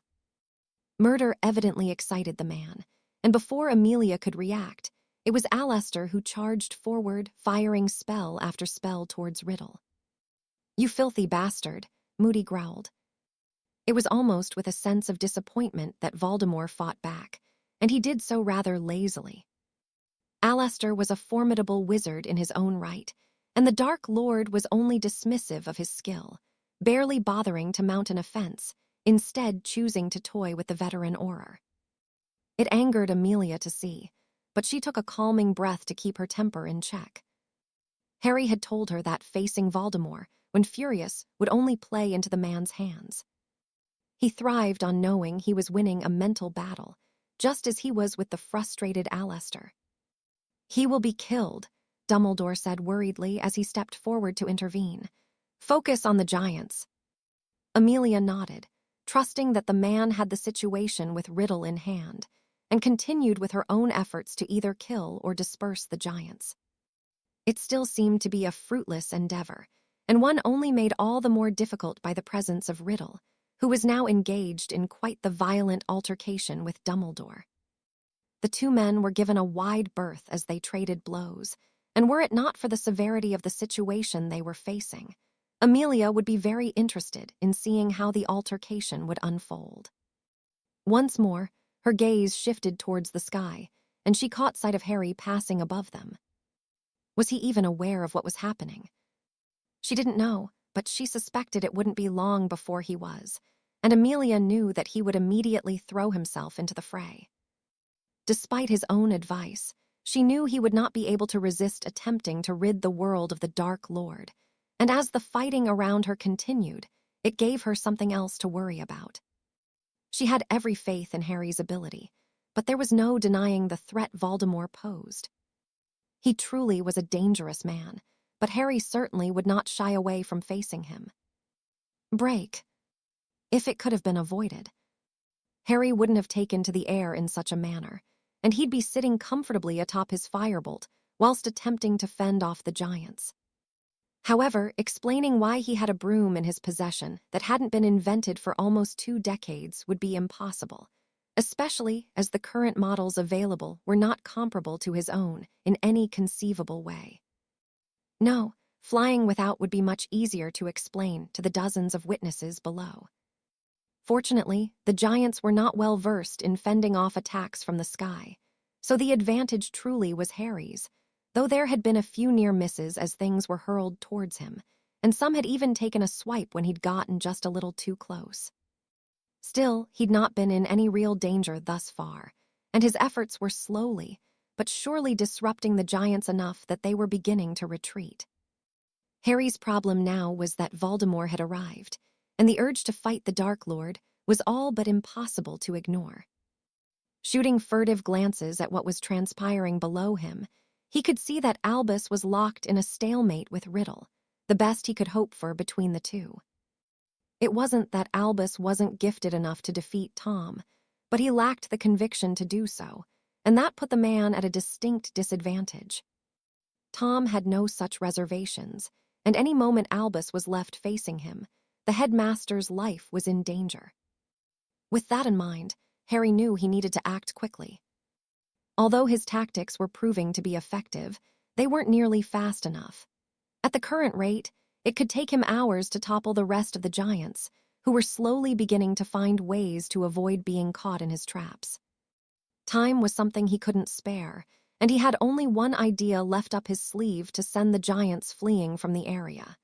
It wouldn't be easy, but with the situation becoming quite dire, Harry could think of no other way. Not convinced by the strategy, he headed towards the ground, close to where he'd taken off several moments prior. Break. With the work Harry had been doing in the air having brought the giants closer together, the threat became somewhat easier to repel, but it was still a threat that neither Amelia nor the other Aurors had ever faced. The giants had not been allowed in Britain for several centuries, and she never thought she'd see one, let alone as many as were present now. "Harry," she whispered as the man landed only a short distance away from her. Amelia ran towards him and threw her arms around his neck. Both were covered in dust, and Amelia's robes spattered with blood, but neither cared as they held one another. "I need you to get the word around that when I send up 3 green flares. You all need to apparate away, wait 30 seconds, and then come back. CN, you do that for me." Amelia eyed him confusedly, but she knew there wasn't time to question him. She swallowed deeply as she nodded. "Good," Harry said with a proud smile. "It's going to get messy, but we don't have a choice. I'd say you've got around 5 minutes. Get the injured out of here." With that, he sprinted towards where Dumbledore and Voldemort were fighting, vanishing from Amelia's sight. She set to work without delay, quickly finding Grim, whose robes were torn. The man was bleeding from a wound to his head, but he fought on regardless, banishing sharpened debris towards the marauding giants. "Harry says to look out for 3 green flares. When you see them, apparate away for 30 seconds before returning. We need to let the others know and get the injured away from here." Grim nodded his understanding and removed his aura card from his pocket. Tapping it a few times with his wand, the same piercing shrill that alerted the Aurors to the attack began sounding around them. How long, Bones? Around 5 minutes. All right, we'd best start getting the injured. I've had them taken over there, Grim explained, pointing towards a large, collapsed building. Moody isn't in a good way. I've had him taken to St. Mungo's. What happened? Amelia asked worriedly. Grim shook his head. I don't know, he answered, but he might well lose his leg. Come on, let's not fanny about. Amelia was worried for her mentor, but knew better than to focus on it when what she was doing required all of her attention. Still, it was somewhat in a daze that she began evacuating those incapable of doing so themselves, and it seemed only a few seconds went by before the streets were bathed in an eerie green glow. Time to go, Grim instructed. Do we have everyone? Amelia didn't know, but as the ground began to tremble beneath her feet, there was little else that could be done, and she apparated away as she'd been instructed to do. Break. The Dark Lord had always been cautious of Dumbledore, and facing off with him now when he was a grown man, he quickly remembered why. Dumbledore was known across the entire continent as being an excellent wizard, and his defeat of Grindelwald had only cemented that reputation. Lord Voldemort was beginning to realize just how brilliant his former Transfiguration professor was, albeit begrudgingly. His form was flawless, and his creativity was unlike anything the Dark Lord had faced. What Dumbledore lacked, however, was the ruthlessness required to win such a fight. Despite this, try as he might, Lord Voldemort was truly struggling to solve the puzzle before him. He'd not landed a single blow nor managed to outwit the crafty older man. You can't win, Dumbledore, the Dark Lord mocked. Dumbledore shook his head, disappointedly. This isn't about me winning, Tom. It's about ensuring that you don't, he replied. Voldemort frowned at the use of his given name and glared at the other man, only to raise his wand to intercept a powerful scent towards him. It forced the air from his lungs, and he skidded backwards several feet. Banishing the thick smoke that had formed around him away, he could not see his assailant, but Dumbledore remained where he had been, a look of determination creasing his brow. Avada Kedavra, the Dark Lord spat. A large piece of stone blocked the spell, and as Voldemort raised his wand once more, his attention was drawn towards the sky and the 3 bursts of light that briefly lit it. He frowned in confusion as the ground began to shudder beneath his feet, and as he looked towards Dumbledore questioningly, he found that the man was no longer there, nor were the dozens of Aurors that had arrived to fend off the giants. None remained save for those he'd brought along with him, and an eerie silence filled the air, broken a moment later as the vibrations increased dramatically, making the Dark Lord stumble forward. What the? He murmured, a sense of concern filling him as a veritable wave of debris hurtled towards him and the giants. It was close to 30 feet, built of dirt and stone, and even a few cars had been swept up into it. Coming at such ferocity, and drowning everything in its path, Voldemort knew there was no stopping the admittedly incredible feat of magic. He watched as it began sweeping over the giants, who fought to prevent themselves from being buried.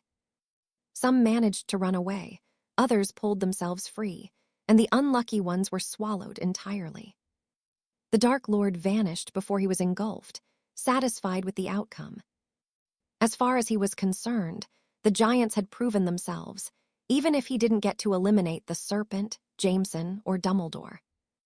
Other opportunities would come, and next time he would throw the full might of his force at those who dared stand against him.